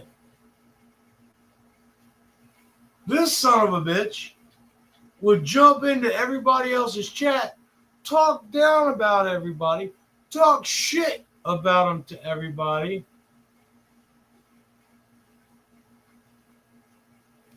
To try to take over. He did it with the Green Dragon. He did it with the 5%. And he's done it with any other group he's ever talked with. Look at every group that son of a bitch was ever in. Look what happened to those groups. Look where he is now. He broke up the fucking groups.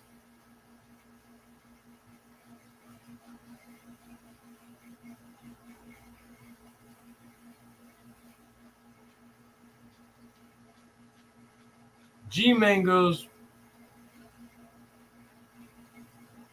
yeah, he had a big heart as long as you agreed with what he said. It didn't matter what anybody else said.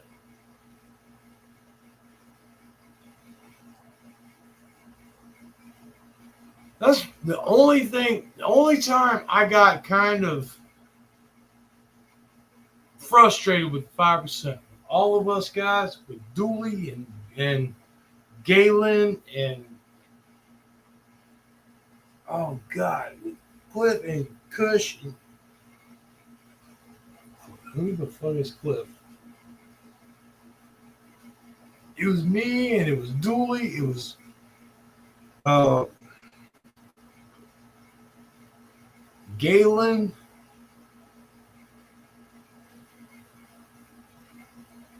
We all got together, had a meeting of the 5%, going, okay, so what should we do?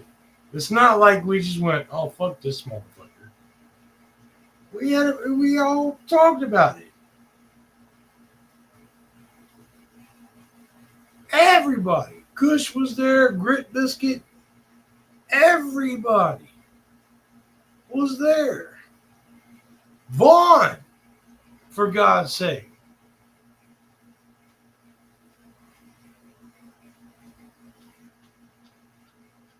We got everybody together. Oh no, Vaughn. No, Vaughn didn't get in the middle of it.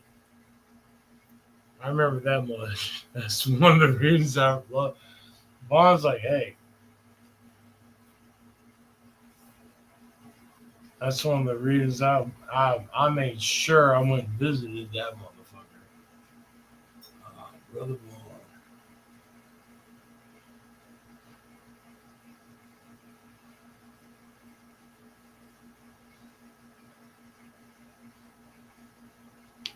That son of a bitch.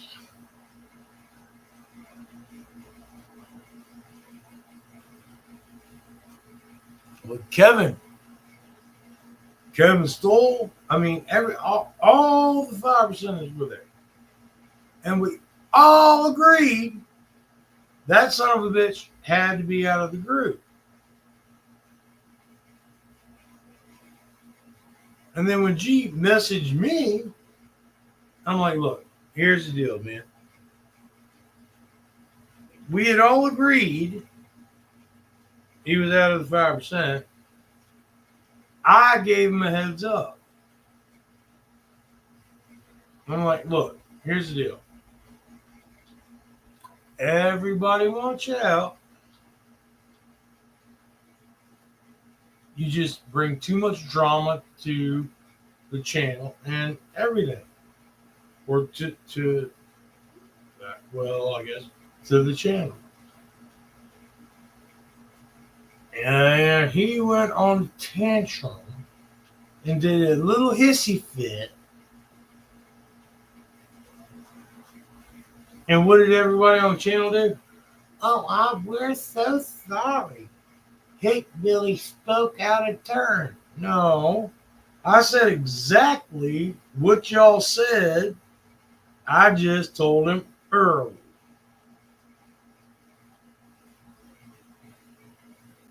So I spoke out of line. I'm sorry. And I apologize for that years and years ago. But even back then, nobody wanted him around.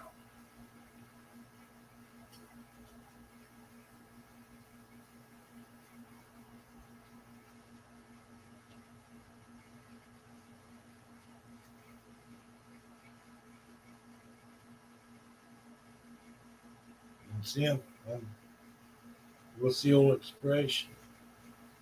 Beating a dead horse. Well, here's the deal. G was a nice guy. He was two-faced, and he would turn his back on you in a heartbeat.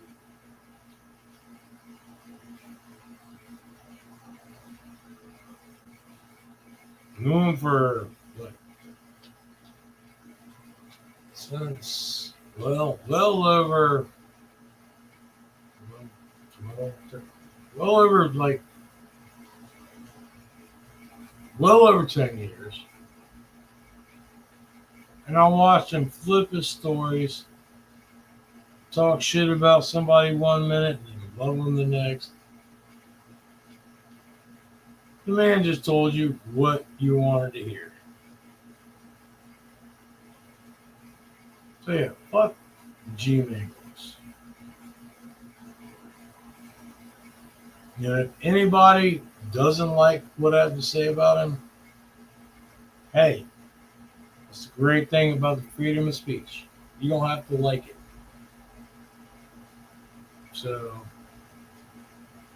you ignore it, walk away.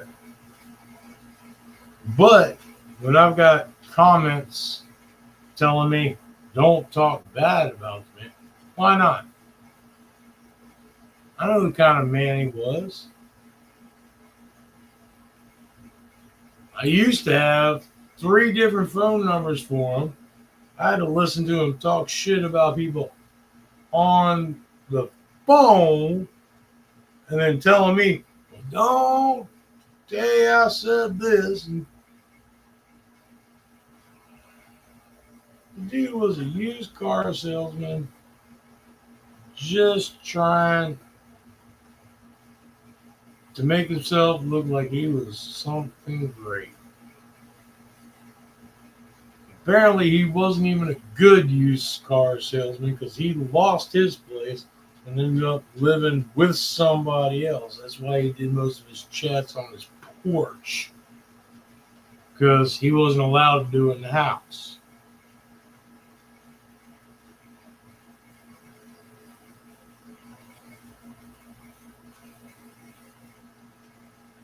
The man's a two-faced lying son of a bitch. Was then why I quit dealing with him. Everybody kept trying to tell me, well, not everybody, Mario Martins. Back in the day, I kept track of everybody. Mario Martin's like, yeah, G got this going on, G got that going on. I tried like twice. Well, might have been a couple of more times. Just because I missed the nostalgia of the good old days. But after that, listening to him, no.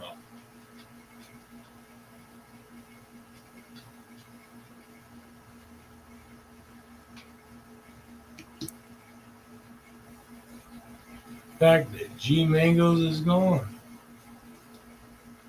The world is not missing anything. And I'm not saying that I'm any better because the day that I go, the world is not going to miss a damn thing. The difference between me and G is I'm not going to get out here, wrangle up a bunch of people, tell them one thing, then change my mind, tell them something else, and then change their mind and try to tell them something else, and then just bullshit people. Their whole fucking no. When I was doing the tubes of the U, me and Dooley, we said what was on our mind.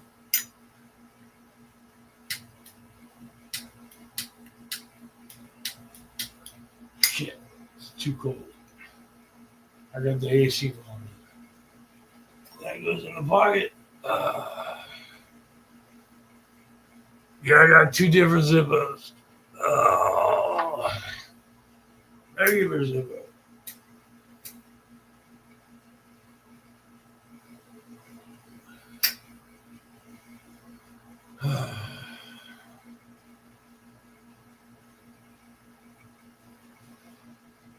That's something new.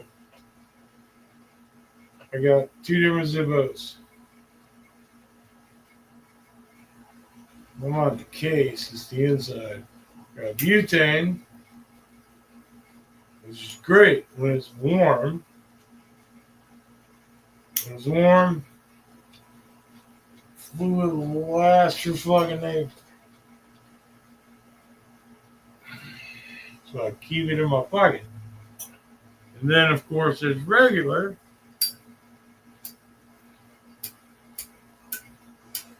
which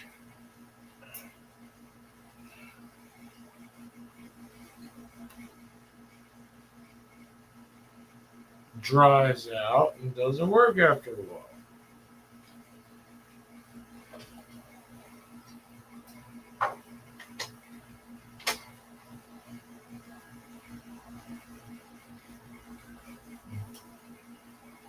That was not lighting because I just Frankensteined it. That's where you take out the cotton and repack the cotton and put in the new wick and all of that. No matter how it takes a while for the cotton to settle.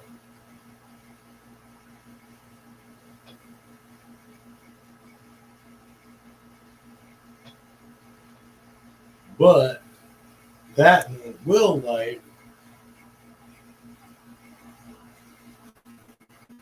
when it's cold.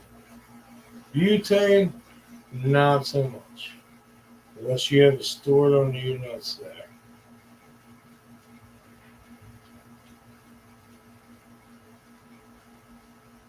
Or it's body temperature, room temperature. Then just one click.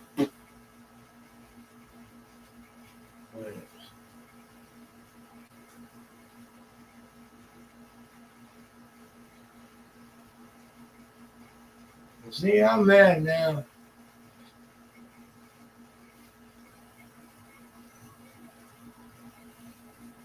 I got one guy that didn't jump in, telling me not to talk shit about G.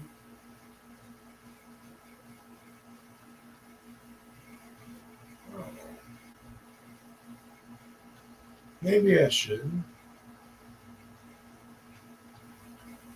See, I'm a nice guy, but I'm also not a nice guy. The difference between me and G is I'm going to tell you the truth, one way or the other.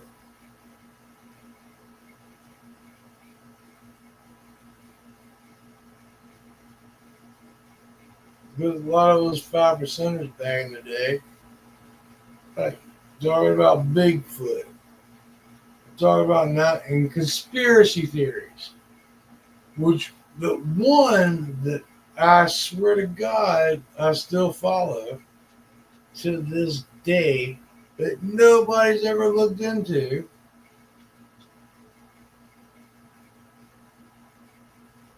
I forgot the dude's channel. But the whole 9/11 thing, they were like, yeah, fine, the planes just hit there. That's what everybody does.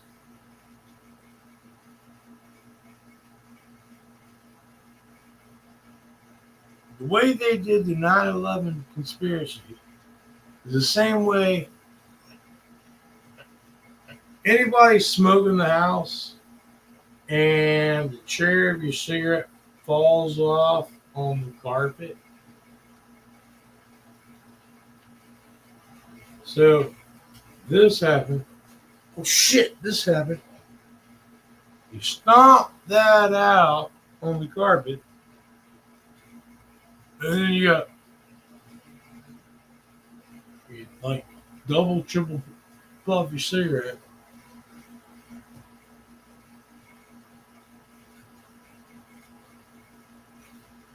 There are still to this day, but everybody just went, yeah, fuck it. Yeah, shit happened, but nobody cares anymore.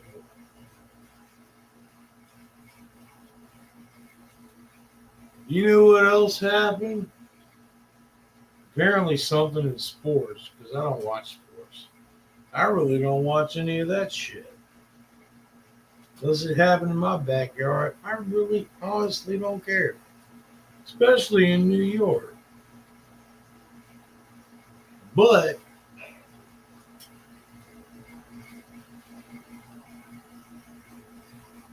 there was a YouTube channel. I don't even know his name anymore. He made a great some and showed the pictures. Great microwave weapons.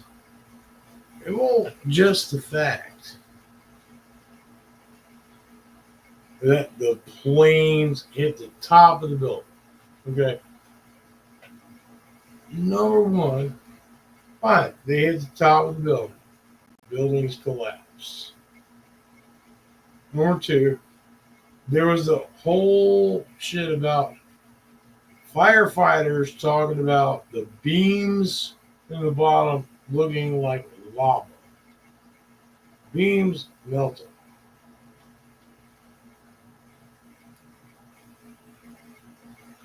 We're not even going to go into Bill 7. We're not even going to talk about that. Yeah, how the news reports were reporting it before it even fucking happened. We're not going to go into that. We're just going to go into how about photos of cars completely singed and burned on one side. The other side completely looked like this. Cabinets, metal, all of that. Fucking shriveled papers flying everywhere. Why is the metal fucking burn up, but the paper and everything didn't?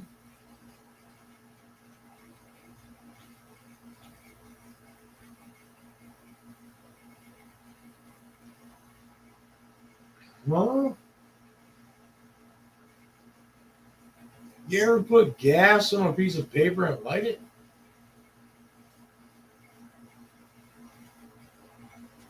Right. Yeah, you're right. Once the gas burns off, maybe the paper blows off.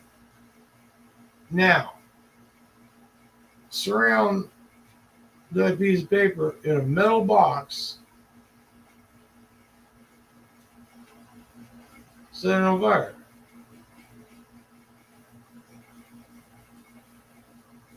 What does it take to melt that fucking metal box and melt everything? And that paper still goes off in the wind.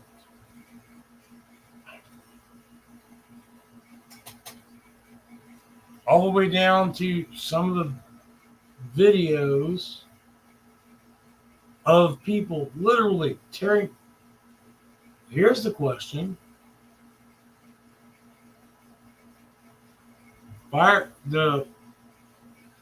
They're wet from the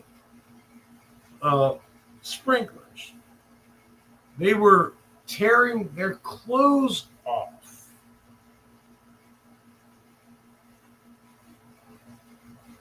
And jumping out. Their clothes weren't on fire. They were just tearing their clothes off and jumping off the building.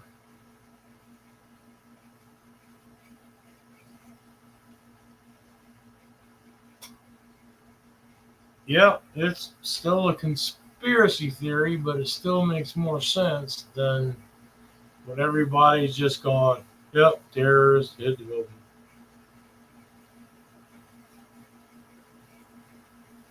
No, the aftermath and everything that happened that day, nope.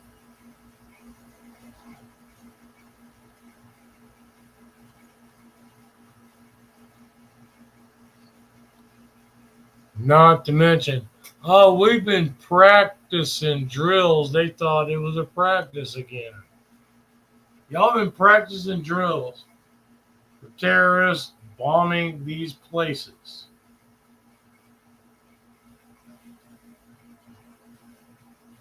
Why? Of all the places in the United States, all of them, why?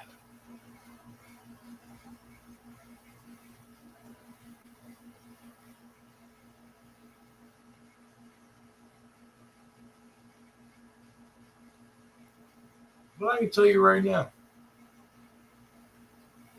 look at the photos.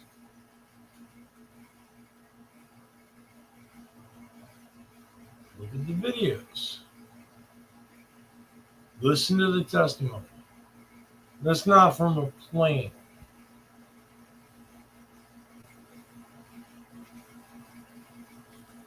You know what it is? Everybody said, what, 20-something years ago? Well, they don't have that kind of technology. Hell yeah, they did. They admitted it and even showed it. Made videos of it. Back in like 2009, they got microwave weapons.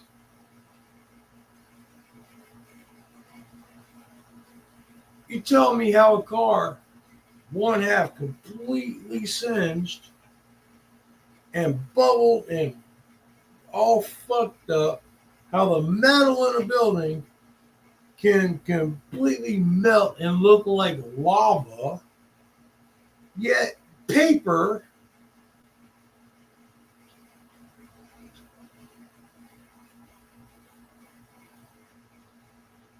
tell me why people were ripping their clothes off before they jumped out the building.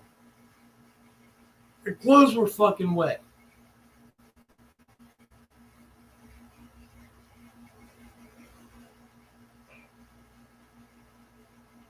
It was a goddamn... Yeah, the planes hit. The planes didn't do the damage.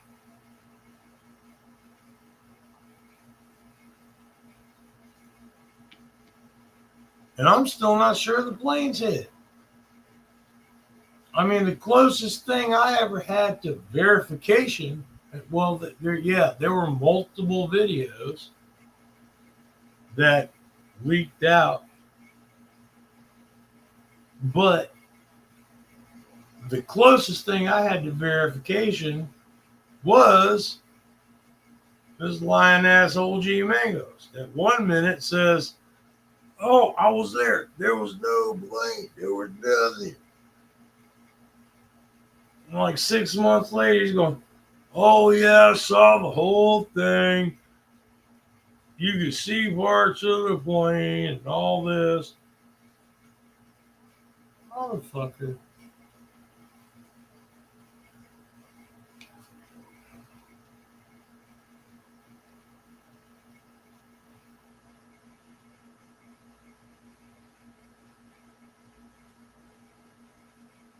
And you know what? Maybe I'm an asshole. Because either which way, I don't care. If it was planes, if it was, everybody's brought it upon themselves. You want to live in a place like that? Live in a place like that.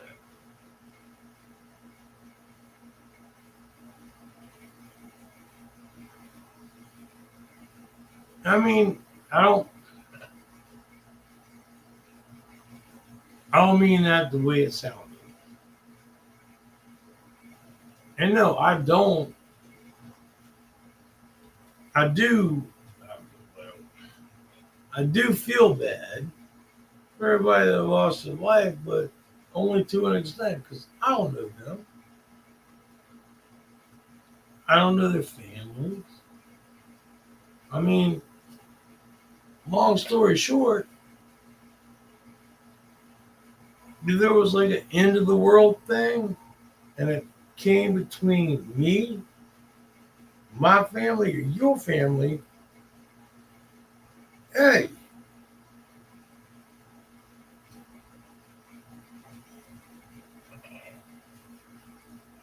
one of our families fucked. And in the condition I am now, I'm probably going to be the one that's fucked, but I'm going to do my best to fight back. That's one of the reasons my brother DJ and our old brother Galen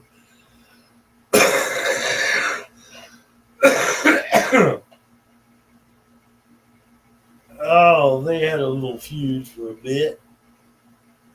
Because DJ said the truth. He's like, hey, you me running, I'm tripping your ass. What the fucking zombies or whatever the fuck is chasing us, they get you, I get away. I agree with the man 100%. Because that's human nature, man. That's the way we are. That's how we fucking survive. We're not gonna go, oh, you can't do that. He's transgender. See? You, let's just say.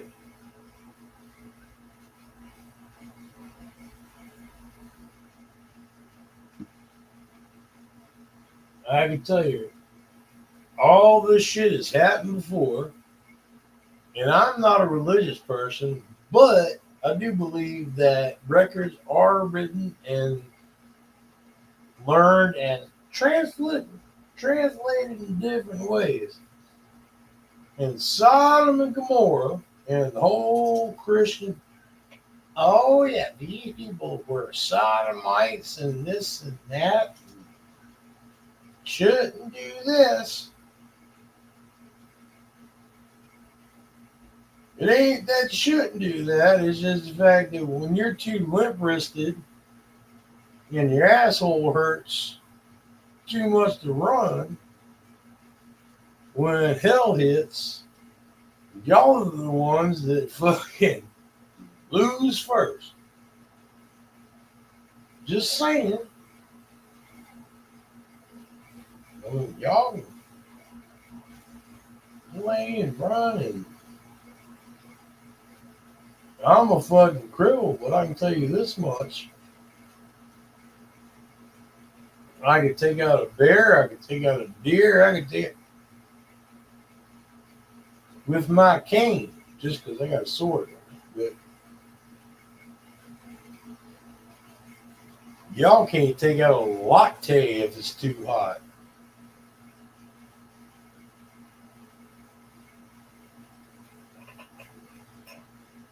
So yeah, end of the world shit coming. I can see it. Where is Sodom and Gomorrah? Well, I'm pretty sure if religious texts repeat itself, we're Sodom. And I'm pretty sure England's going to be Gomorrah. Or vice versa. I mean, I've seen some shit from England years ago when I was a teen. That, True, buddy.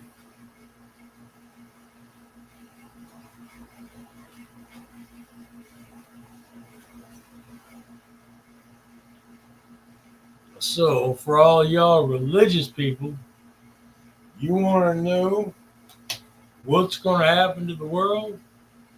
Hey, it's probably go back to Jerusalem. You know those assholes that we all hate?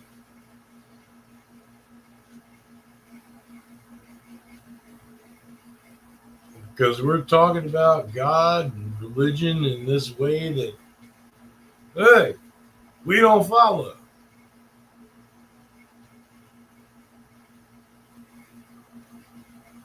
If there is ever a religious turn to a pillar of salt, Sodom and Gomorrah, you know the two places? United States, England.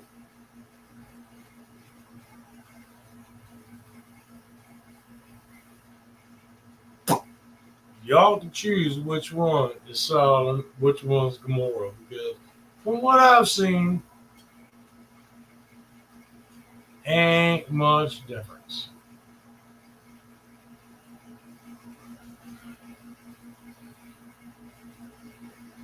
I'm serious. I'm so fucking tired.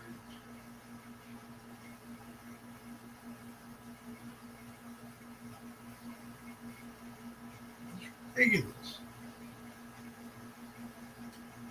I don't care. I don't have any bias. I don't really give a shit.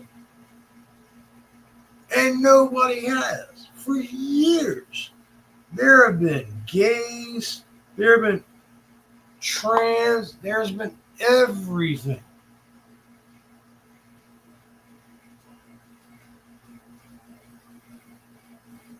Since the 18 fucking hundreds. Now all of a sudden, y'all have been around all this time. And now all of a sudden, we need our own rights. Your rights don't matter because you have oppressed us. You're still here. Who oppressed who?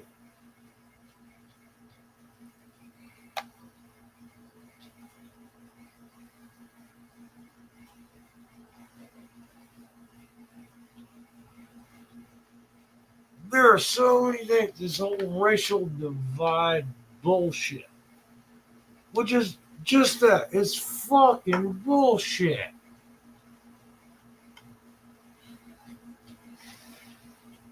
I've dealt with more racism in my life than any black person walking today. I got beat and put in a nut house by a black teacher.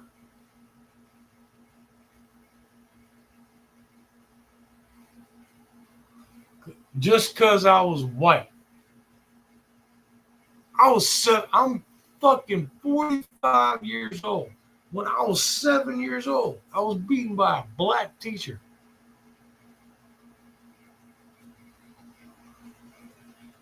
So yeah, I grew up a little racist. I got beaten by a black kid over a little kaleidoscope toy that I had. He took it from me, said, "It's mine now. You want it, you get off at my bus stop." I got off his bus stop, said I wanted it. Him and his friend fucking beat the shit out of me and threw it back at me.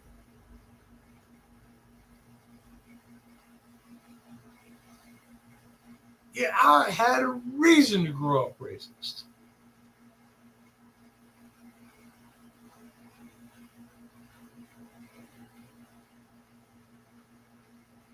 Because of my white privilege. Being beat down, beat up,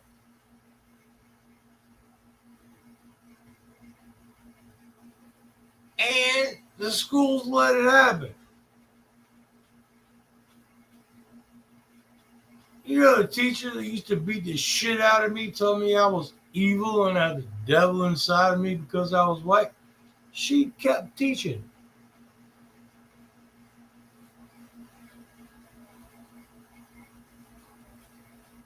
You know the black principal that pulled my mother off of that teacher? He got fired because he put his hands on that woman. My mom had nothing to do with my mom. My mother even said, "No, if that man would have let me go, I would have killed her."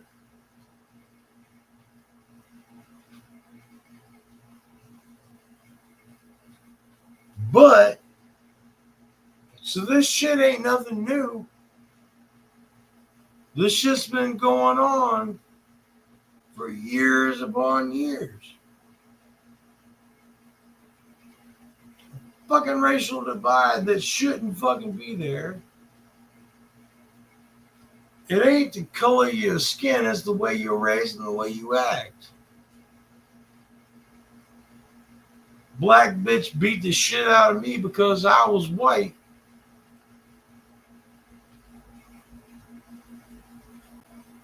My mom went after the bitch.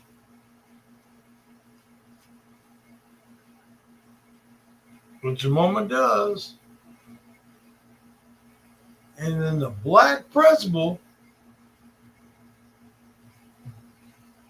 pulled my mother off.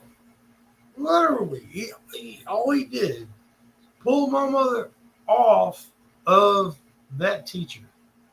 Me, I was hiding behind a door because I was scared of my mama and I was scared of the teacher. Principal, I ain't a problem with. Never met him before, honestly. I didn't even know what the fucking principal was. I ain't never done nothing wrong.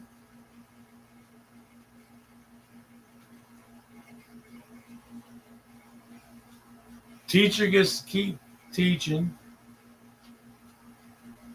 My mama took me out of that school. Well, I ended up in a nut house right after that. And the principal got fired because he pulled my mother off of the teacher.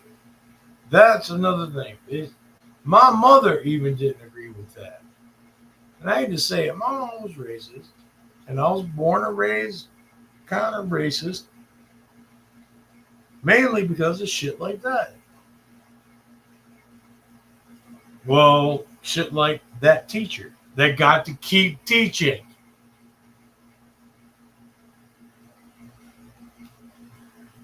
So yeah, I was raised racist.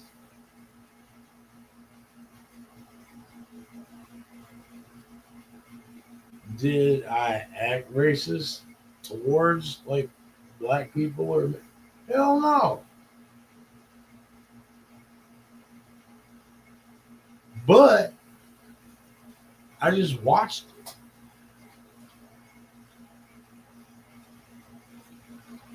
I lived in it, and I learned how to act around it. 'Cause God knows a white boy talks up in black boy neighborhood, you fucked.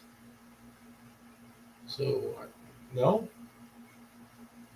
Uh, in my early teens, I was hanging sheet rocks with Mexicans. There was a part of my life when I was into substances that were possibly not legally allowed to be around the situation, and knew the individuals that were possibly handing out these stuff. Got along with them. I got along with everybody.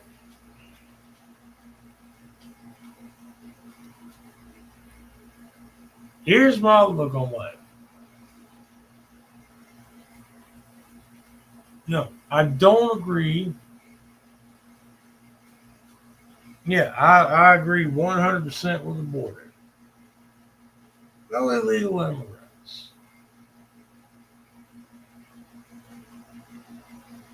Fuck that. I mean, it's kind of simple. No illegal immigrants. If you come legally, speak English.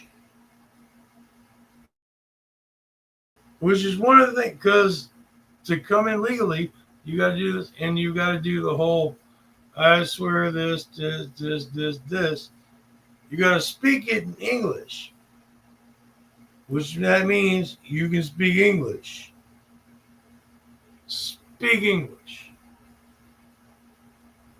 I don't give a shit if you're white, brown, yellow, pink, black, purple.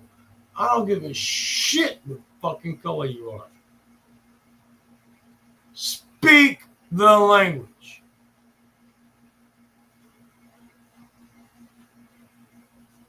Two, I am sick and fucking tired. Every place. This for this language, this for this language.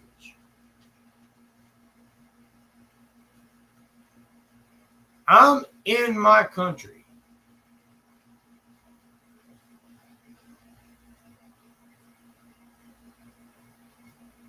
I'm calling my health insurance.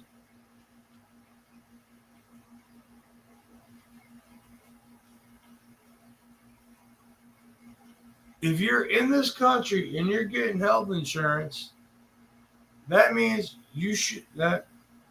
should mean you're here legally,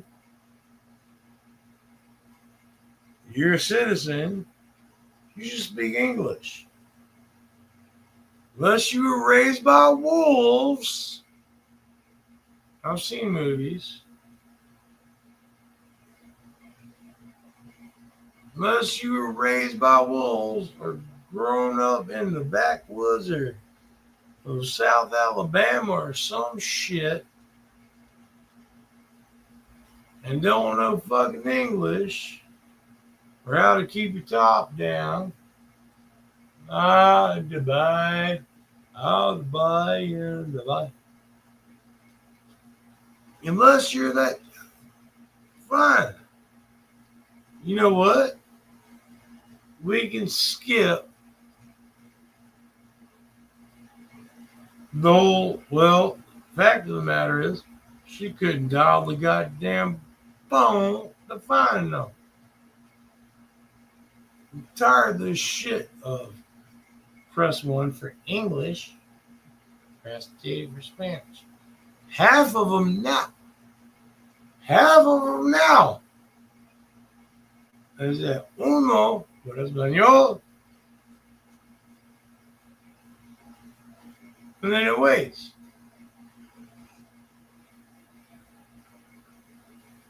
Why is it we've got to cater the hospitals, the doctor, every single fucking thing, from pill bottles to everything?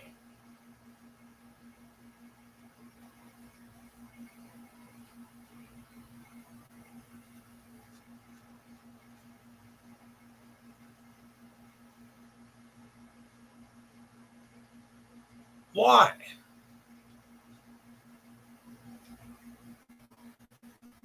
Maybe if we didn't give them a fucking house and give them driver's licenses. Do you know what I've got to go through to get a driver's license? Seriously, what I literally have to go through to get a driver's license. I was born and raised here. I've got my birth certificate, social security number, social security card, speak English. Been living here for years. Now, well, you need this proof, this proof, this proof, and this proof.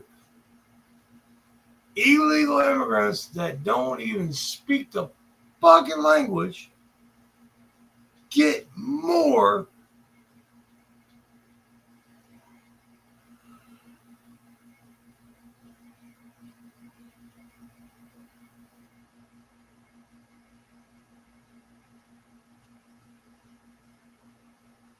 and when they don't, bring in the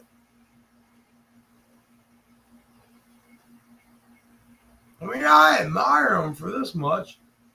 You give it fucking 6 people in what us Americans call one size bedroom apartment. They can fit fucking 6 people in there.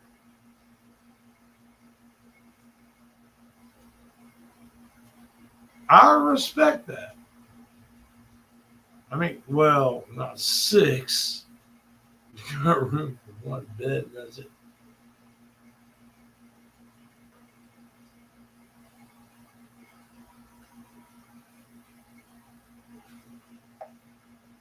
But yeah, I don't give a shit.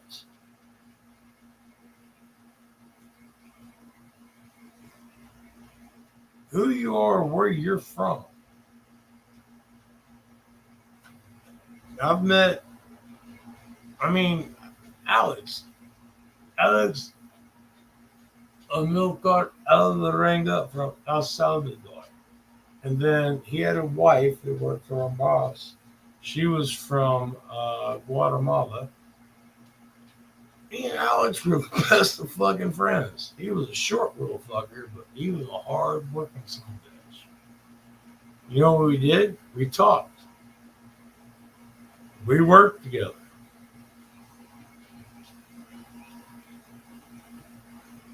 Back when I was in my early 20s, I was hanging sheetrock. That was in my short term off the book days. Hanging sheetrock. My name was Charlie. His name was Charlie.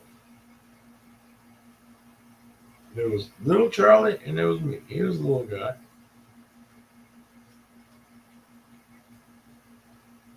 So for me and him to work together and hang sheetrock, it should be literally not a joke. Not. He literally strapped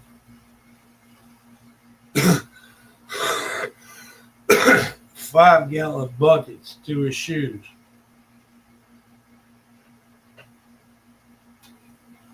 And that was only to hold the boards up. So he had slip-on bucket shoes. So me and him hold the ceiling sheetrock up, tack it long enough for it to hold, and then he would climb off of his buckets. I would finish tacking everything or nailing everything around the roof while he started Oh, tag and everything else. Uh,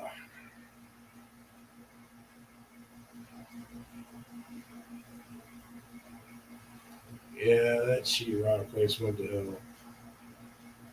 Yeah, well, they were all crackheads.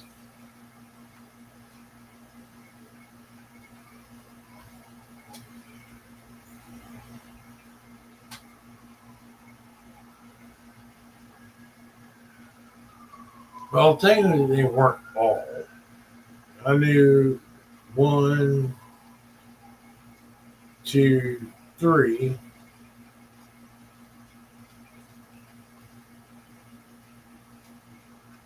Technically, at the time, me, four, was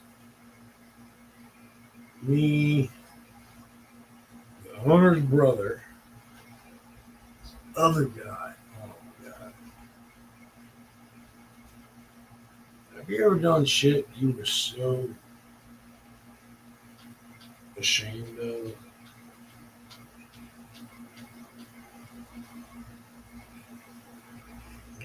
I had a little, in my early 20s, I had this little drug spat. Oh, like two of those ways. I did some things that I'm really not proud of.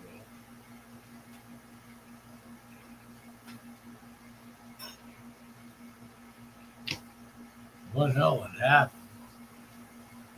What's the point in lying about it? Shit.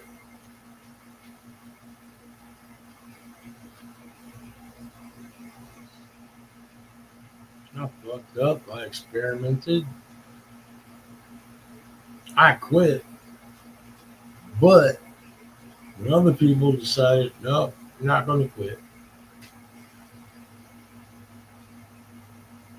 So that's one of the reasons. A lot of people go, well, you can't talk nothing about people that, especially the ones defending people that do shit. You can't talk anything about these people because you don't know what they're going to. Yeah, I do. Wait, with it? Hell, half of them that y'all are trying to defend, I was with.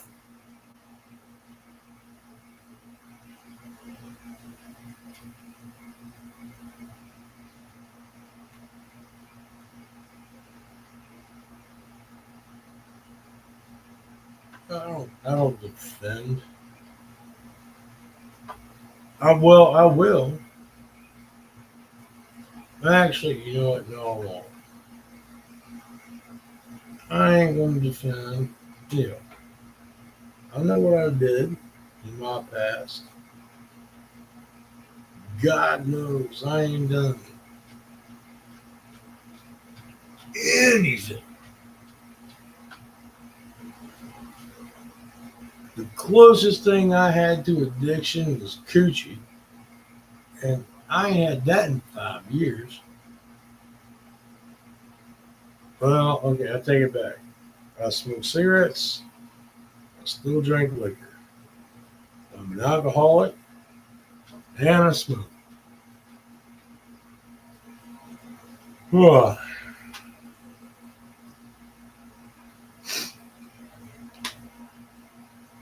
I'll tell you this much. Ask me a question, I'll tell you the honest truth.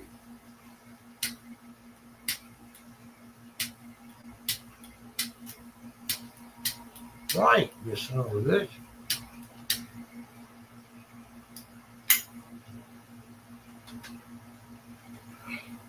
Too old to lie, and I'm too young to die.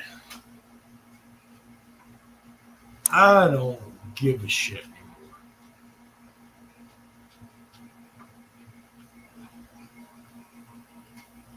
So,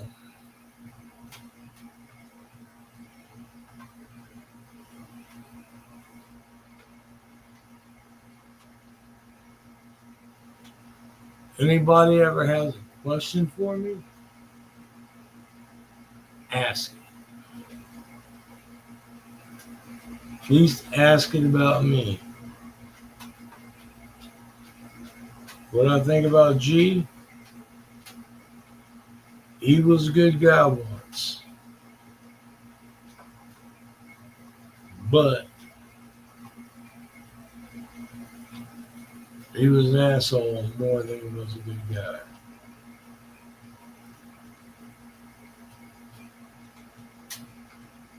So,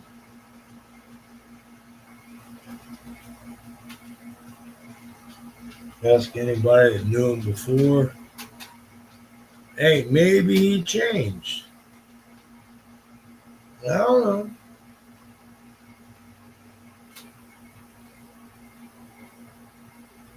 But I'll tell you this. Back in the day, when he first came around,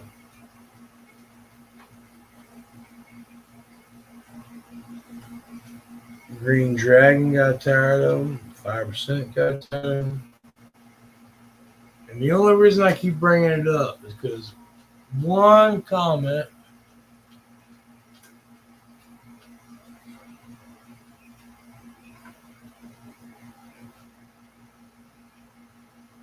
just don't talk no more mess about my bro G, okay? No. Sorry.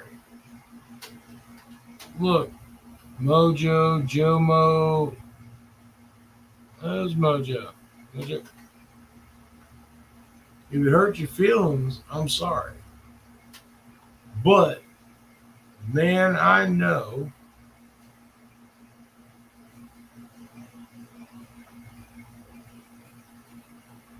man I bought, sent shit to, the man that I knew from the Green Dragon, the man I knew. The man was a fucking asshole and nobody could stand him.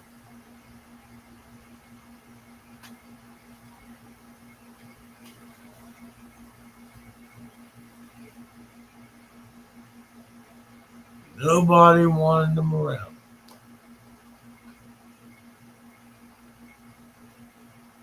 You want to remember him the way you want to? Fine.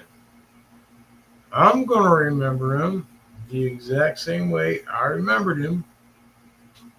All the way down to when I even tried to talk to the son of a bitch. And what did he do? He tried to talk down and make fun of me. Hell, there was a couple of times just joking. You're gonna die long before I do. Well, guess what happened, son of a bitch?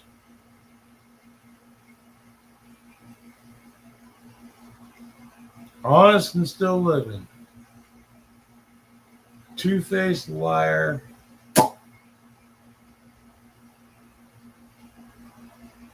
So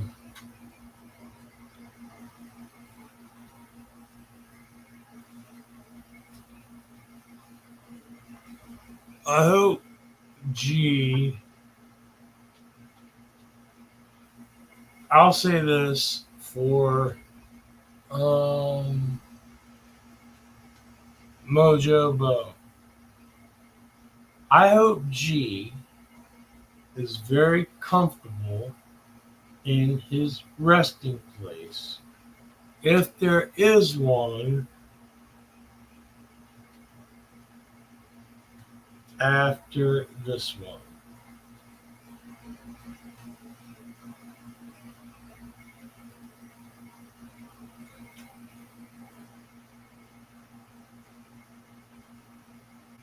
I'm going to nip away.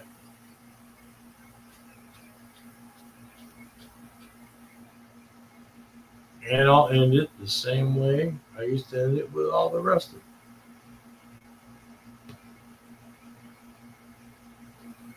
The 5% back in the day, Kush, that Canadian cocksucker.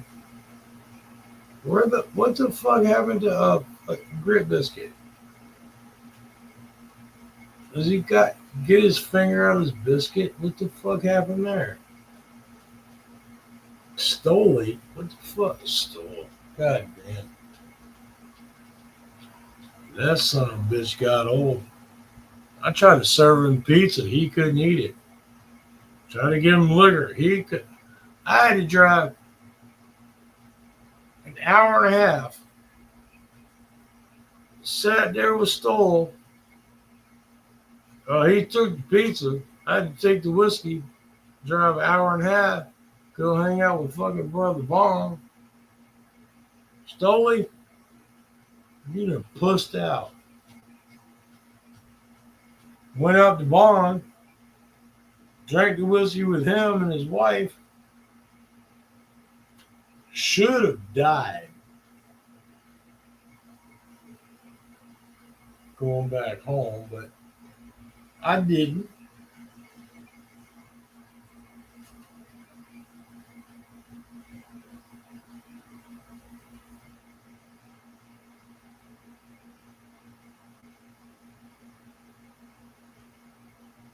Made it out there. I hung out with him.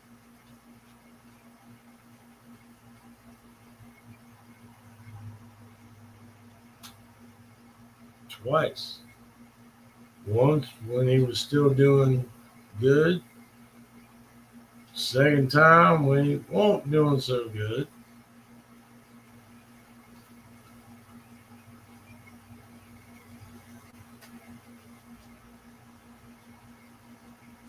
Then he passed. Hurt my feelings like a son of a bitch. At least Vaughn was a decent person. He told you what he thought. He believed what he believed what he thought. He stuck by what he thought. He ain't gonna sit there and tell you 1 minute you're a great person, and then the next minute go, you a fucking asshole. Fuck that.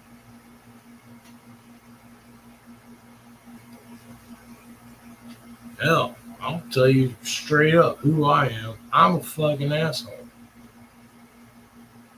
Do I have feelings? Yeah. Do I let them show very often? Unfortunately, yeah.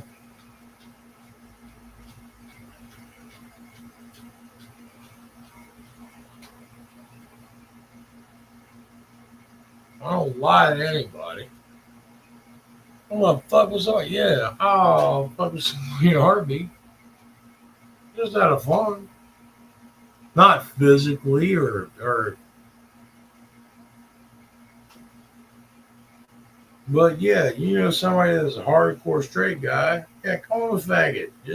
Yeah, you fucking fag. Yeah, I'll pick on somebody in a heartbeat.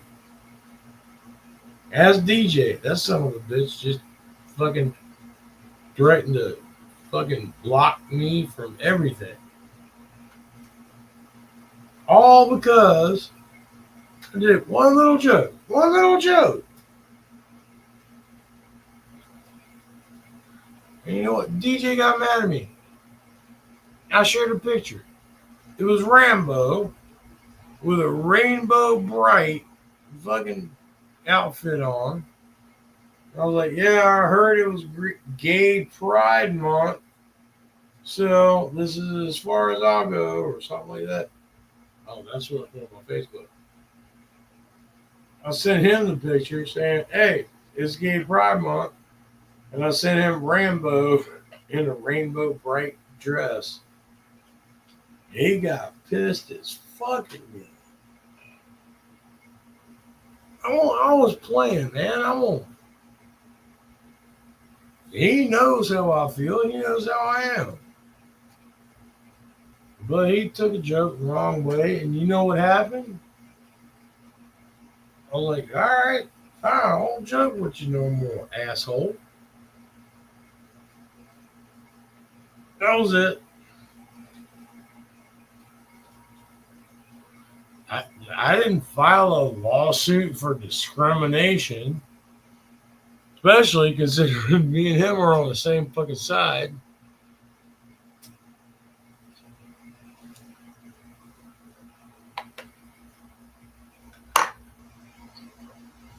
I ain't cry big. Well, I am crying big tears about it because I feel bad that I hurted DJ's feelings. I never meant it. And I'm sorry, brother DJ.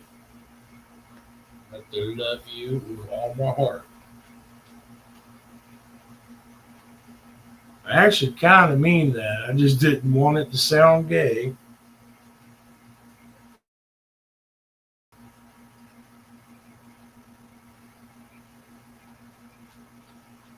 There's a lot of the 5%ers. I still look up. I'm bombed, man. I went and visited the man when he was in hell and when he was not so healthy. I went to visit who I could face to face. Because I know this internet bullshit, yeah, it's a screen. You might see a face, but it's still, you're looking at a fucking television screen. I drove an hour and a half just to meet this guy for 5 minutes at least.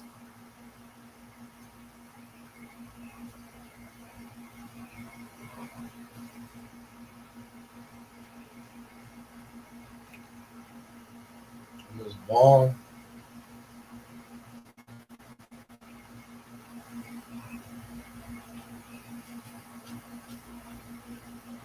I miss Dooley.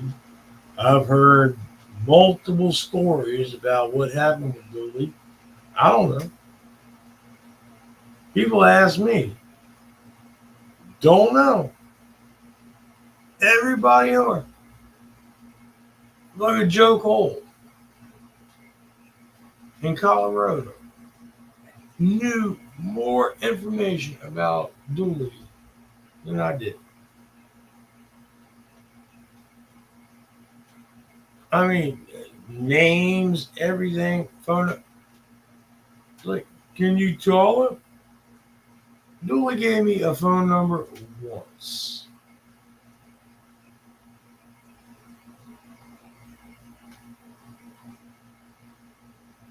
And I tried it numerous times over the years. It never fucking worked. I don't know. Apparently, if I pissed him off, apparently he pissed everybody in the world off. I don't give a shit. I won't there. I just wanted to talk to my buddy Dooley again, but the number didn't work.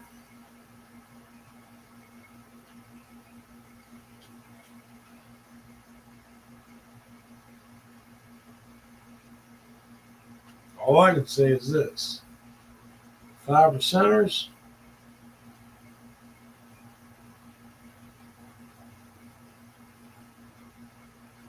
the few that I still talk to. Well, I still kind of talk to Brolance.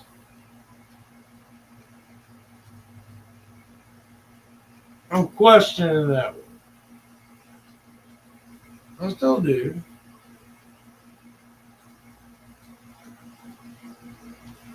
Still not trying to figure out how he was in like a real redneck state, kind of. Well, I can't even remember what state he was in. Then he moved to Texas, and then he went more. Hey, today, not sure. There's a lot of things, bro. Lance, sorry, brother, but it's the truth. How can you go to Texas, act, seem more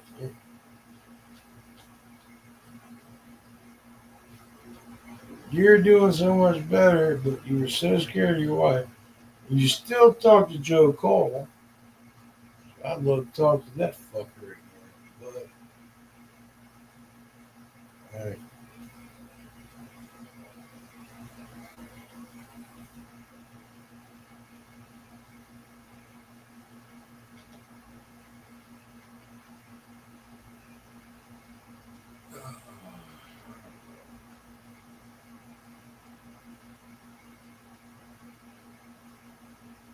that's why. It's charge day. Yay!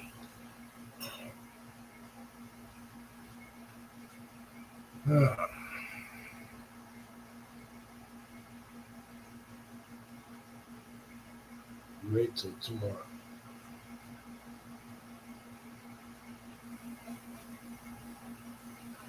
So, since I don't sleep very well, don't ask me why. I, all of my life, I worked at 8 to 5 jobs, except when I worked on tugboats. But even then, my body just switched back and forth. After I got the second shift job in Indiana, my body, I cannot. I can try. I can stay up. I can drink. Get a full bill. I've tried every trick there is, other than a fucking tranquilizer, to go to sleep at night. Start at 10, 11 o'clock in the bathroom. Go back to bed 12:30. Up, bathroom, long and right.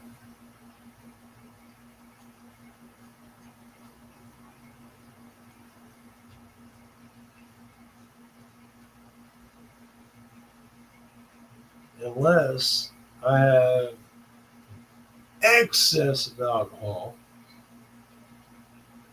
every hour, I'm up in the bathroom.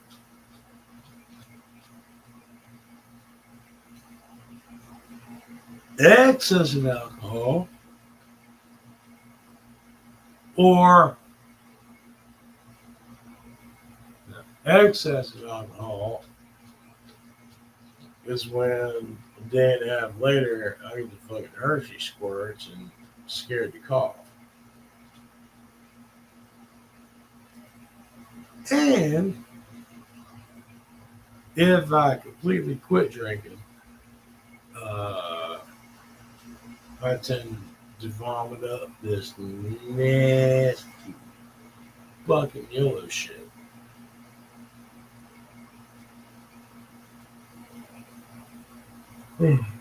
That's after I quit drinking. Because when I'm drinking, everything works better, feels better.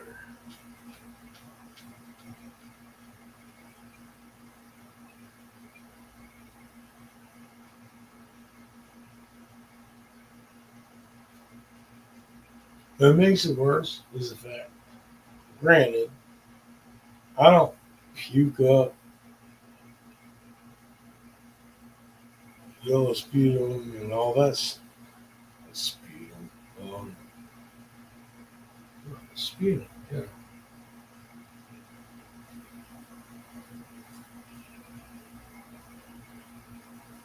All the time. I don't get sick. I drink. I get tired. I go to sleep.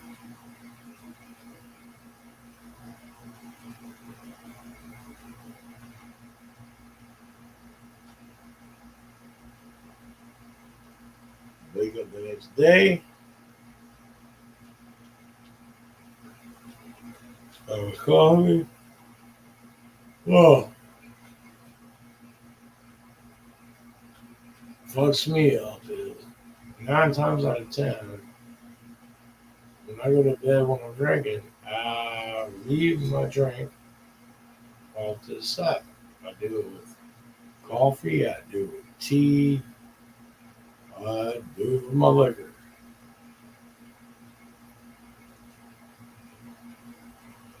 Most people know the old phrase, hair of the dog. So I've been up drunk all night. Time to go to bed. Oh, I'm already taking my blood pressure meds, just smoking a cigarette.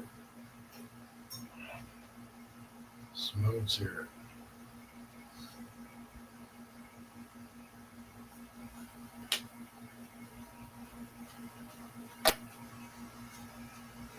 Shit, already finished the mixed drink.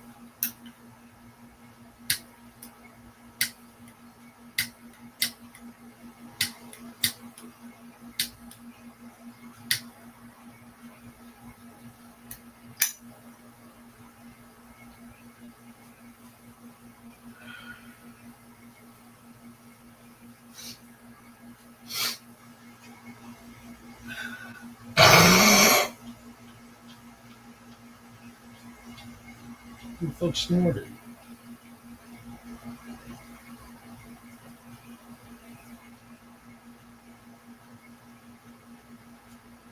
And I don't know if she sees it, but man, fat ass dog is still waiting on my pillow in the middle of the bed to make sure she doesn't miss me.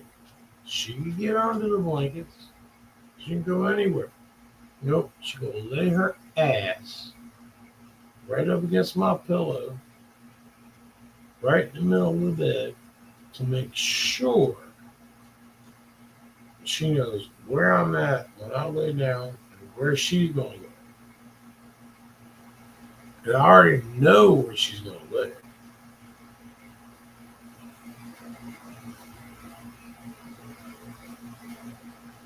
First, she comes up and she lays her head across my neck.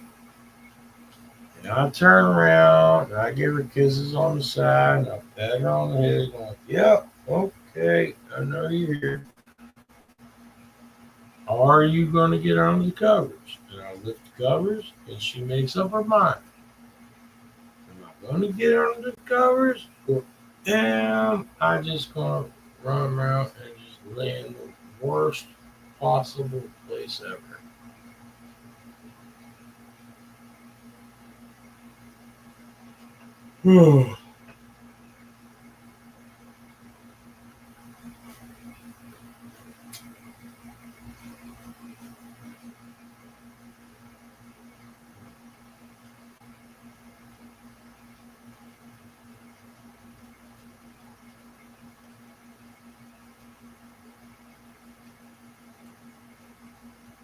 Tired. I just want to lay down and sleep. The problem is, anytime, because anybody and everybody that knows me, I tell them, try to sleep all night, can't do it. As soon as that fucking sun starts coming up through the window, I, I'm out. When you don't have a social life, don't have any place to go, anything else to do, granted, I do have other things to do. Not for me, for somebody else, because I was given a list of rules and all this bullshit. Not even from her, but it's not my house. I gotta do what I'm told.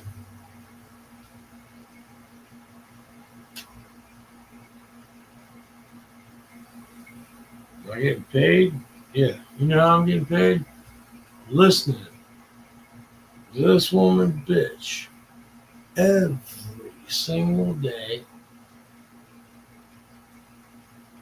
5, 10 times. You know what happened today?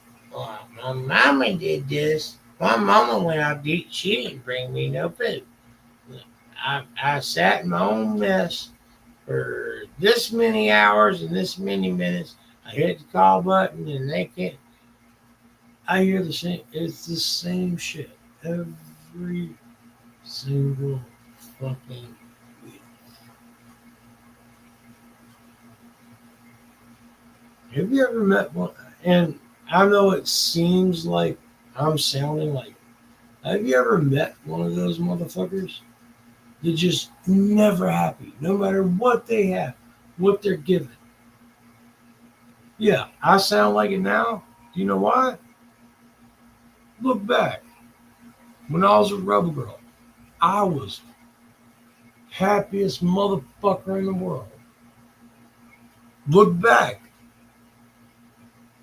When I was with technically my wife, because we're actually married. When I was with her, I was happiest dude in the world.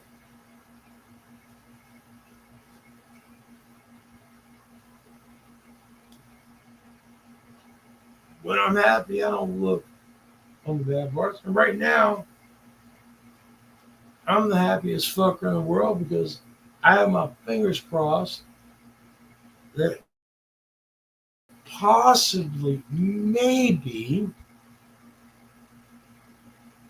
instead of giving all the benefits to people that don't deserve it, how about the sons of bitches that have been here working their entire life on the books since they were 16 years old, never asked for a single handout, and I speak English. It's probably a downfall these days, but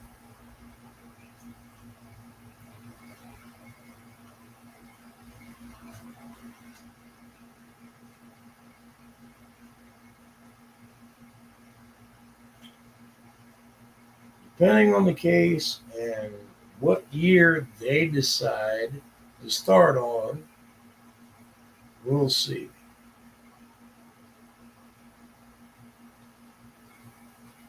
If they go by the 1 year that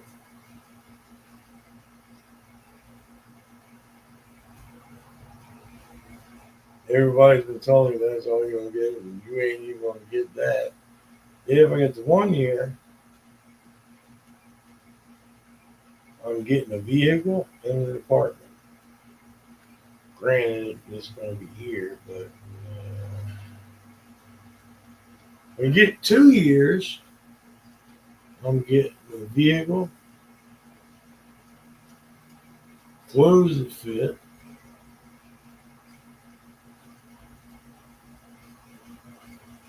pay it well. And we got about paying off bills.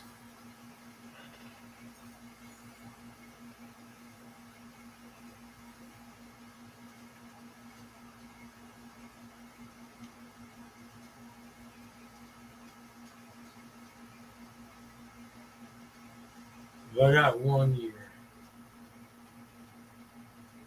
get a vehicle,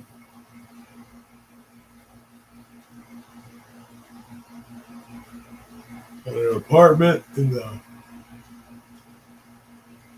worst fucking neighborhood, but it's the cheapest.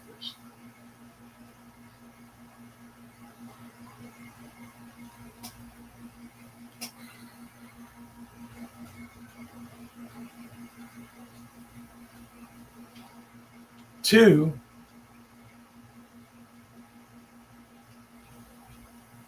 pretty much the same thing.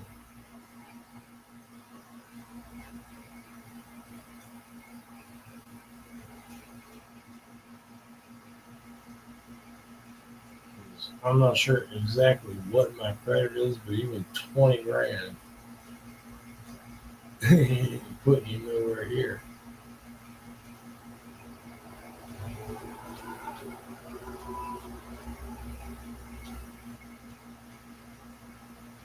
If I get the full 4 years, that with over 50 grand, that I could buy a time, not only get a vehicle that might pass inspection,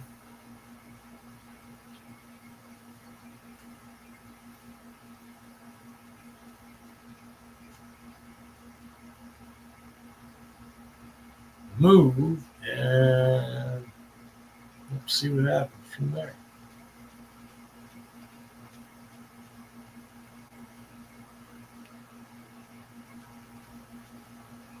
Because if I get the full 4 years, oh, fuck this state.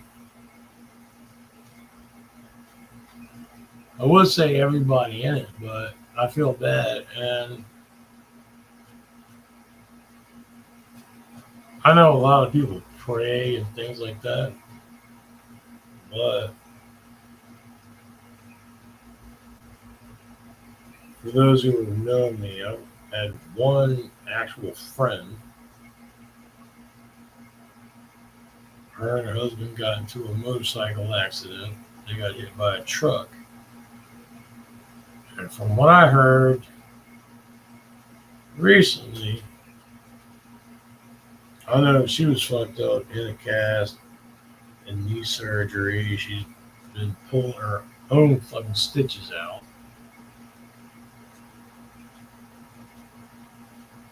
And shared pictures. She ain't talked about her husband, but what I've heard is that her husband is about to lose his leg.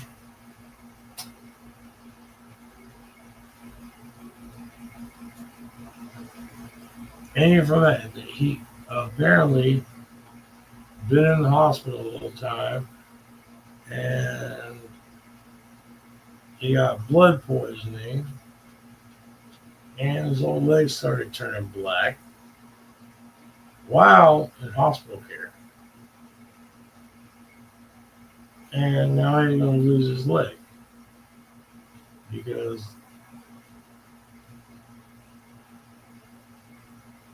he got blood poisoning while in hospital care.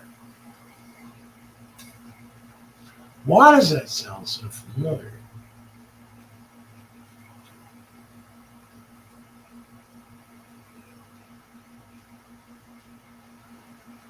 You're in hospital care and you get worse while you're in there.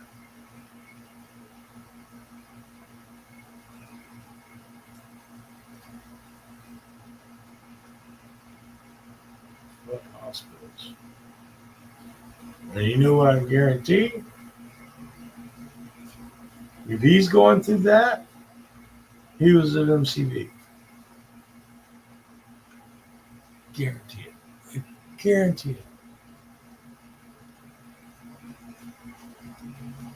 If I'm wrong, I'm wrong.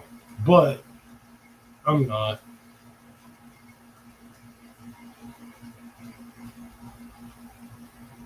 He's at MCV through VCU.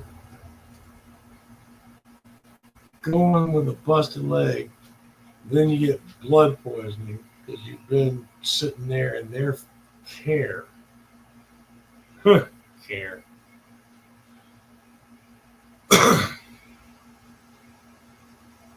Yeah, fuck medical care. No, I ain't doing it. I don't give a shit. Busted leg, busted. You set that son of a bitch. Send me on. No, I don't want any of your Tylenol. It's not Tylenol. It's acetaminophen. It's fucking Tylenol.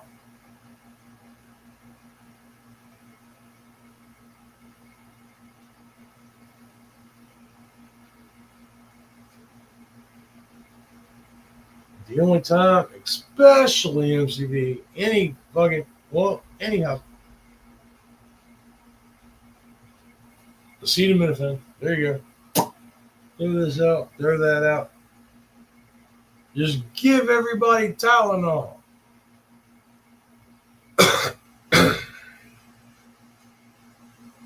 Fucking ridiculous.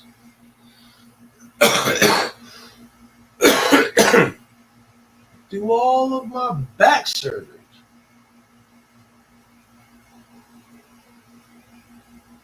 I've never taken pain pills. I got an infected bump on my thigh, went to the hospital, got more infected, worse off. They gave me morphine. And to this day, I still don't understand what the hell everybody talks about morphine about because it didn't do a damn fucking thing.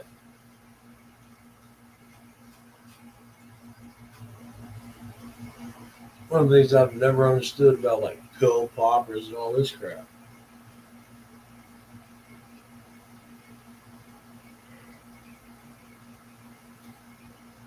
I hate fucking taking medication. Just like right now, I'm not drinking, I'm not moving around a lot, I'm not doing nothing. So,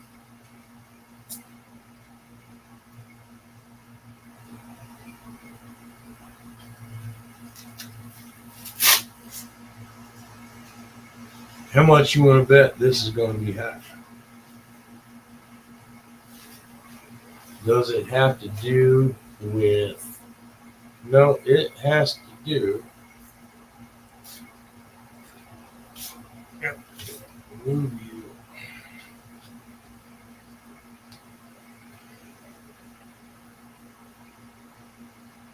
Not only how much you move around or talk, but stress and pain. I kind of had a bad day.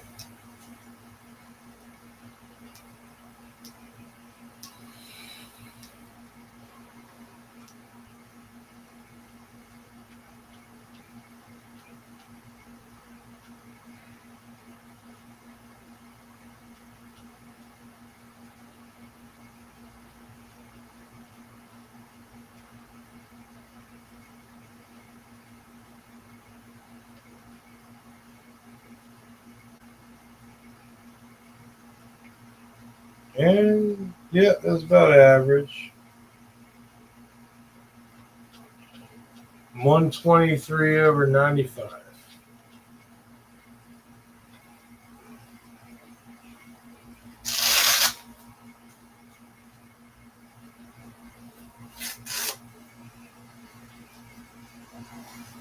So maybe split the difference.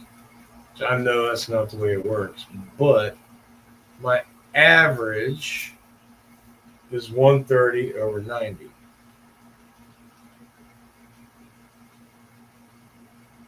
Always. It's sometimes it drops lower.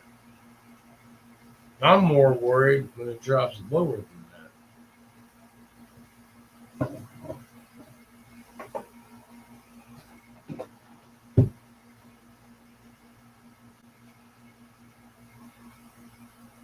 But blood pressure like that got me put on blood pressure medication.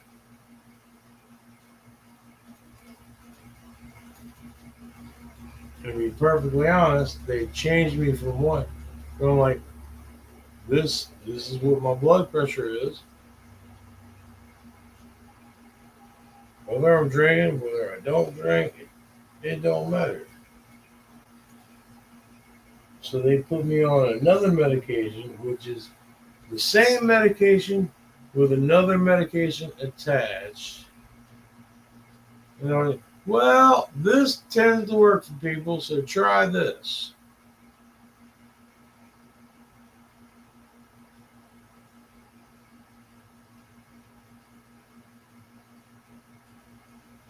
That's what I've been taking. I went from lisinopril to. I still ain't figured out how to read a fucking medicine bottle. Not even just the name, but before it was lisinopril, 20 mg. So 20 milligrams of lisinopril once a day.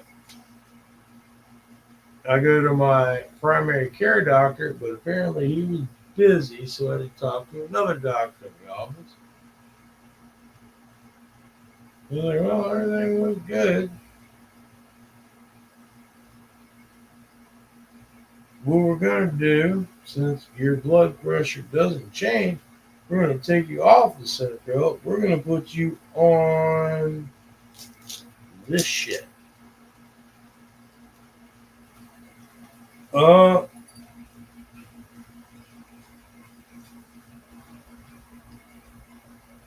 Amlodipine, Benazepril, 5-20 milligrams. So, in other words, it's lisinopril with 5 milligrams of something else just added. Doesn't do a damn thing. It's Tylenol. It's fucking Tylenol. It's my blood pressure meds mixed in. That's all it is.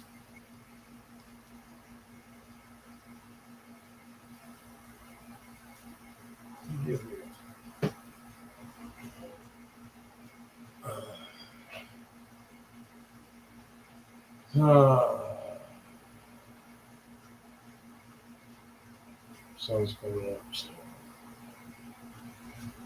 I'm going back to Tubi TV because I've been going through YouTube and I've subscribed to new channels. And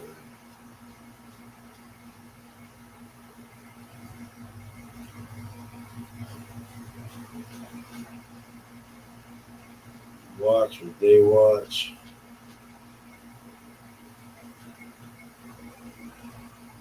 That's the way the world's supposed to be, right? Because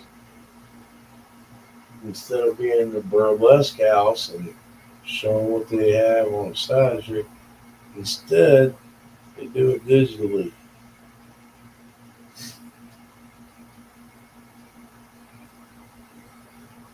Online,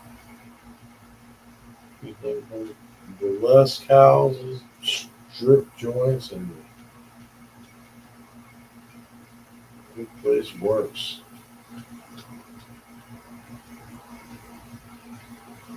To be perfectly honest, I'd get up and fucking rock the pole.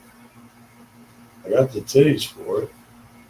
I'm just pretty sure they don't want to see my hairy titties and my poor little feller flopping around, swinging around the pole. You could take a 300-pound woman, let her do it, bitch would get fucking so many tips.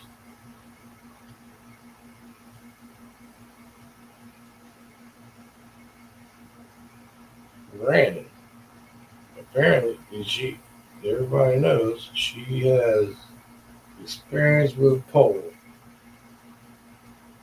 And for all the guys out there, you know what I'm talking about. And a few women, they know because they rode that pole numerous times. So they might know what you're talking about.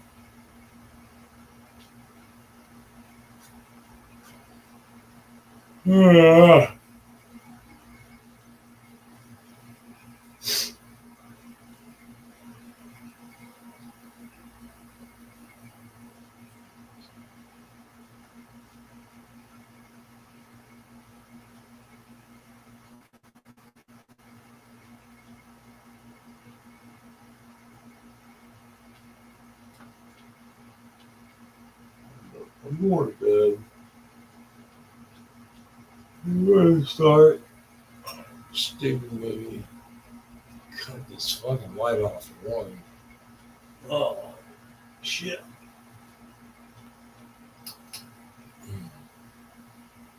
Oh, that's more like.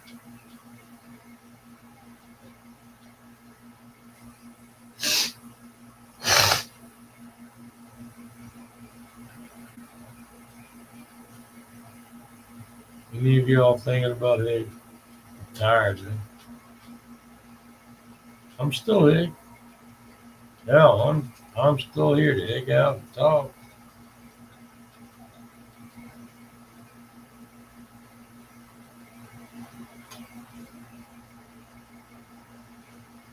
I know a lot of my constituents, not my constituents, somebody else's constituents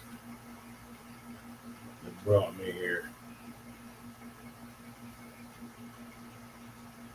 As far as the whole YouTube shit,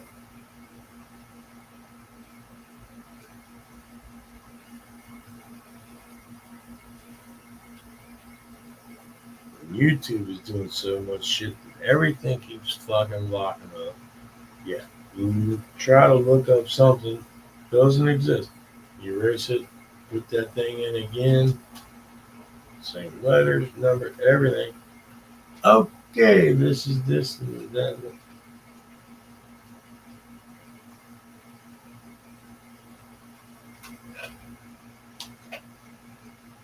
Yeah,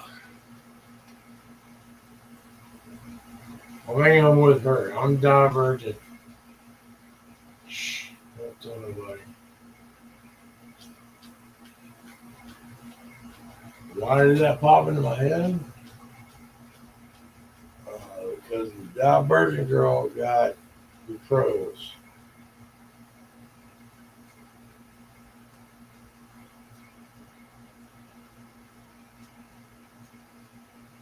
Me and she's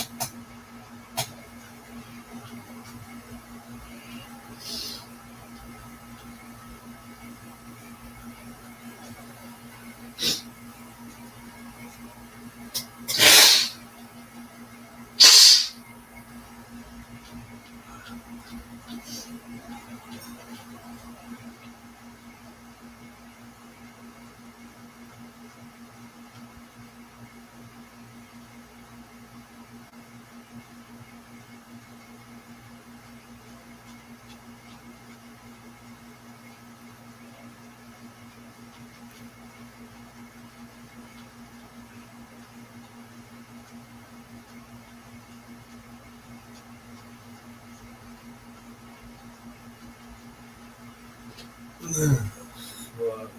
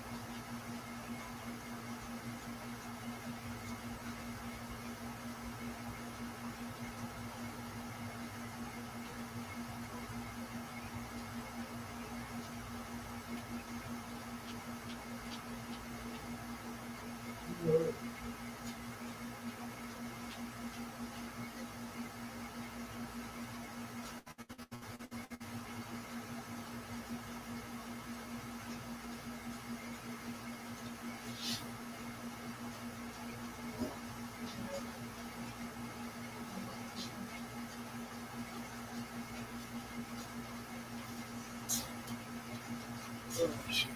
Oh, shit. Oh, shit. Oh, what is this? I thought I quit all this shit.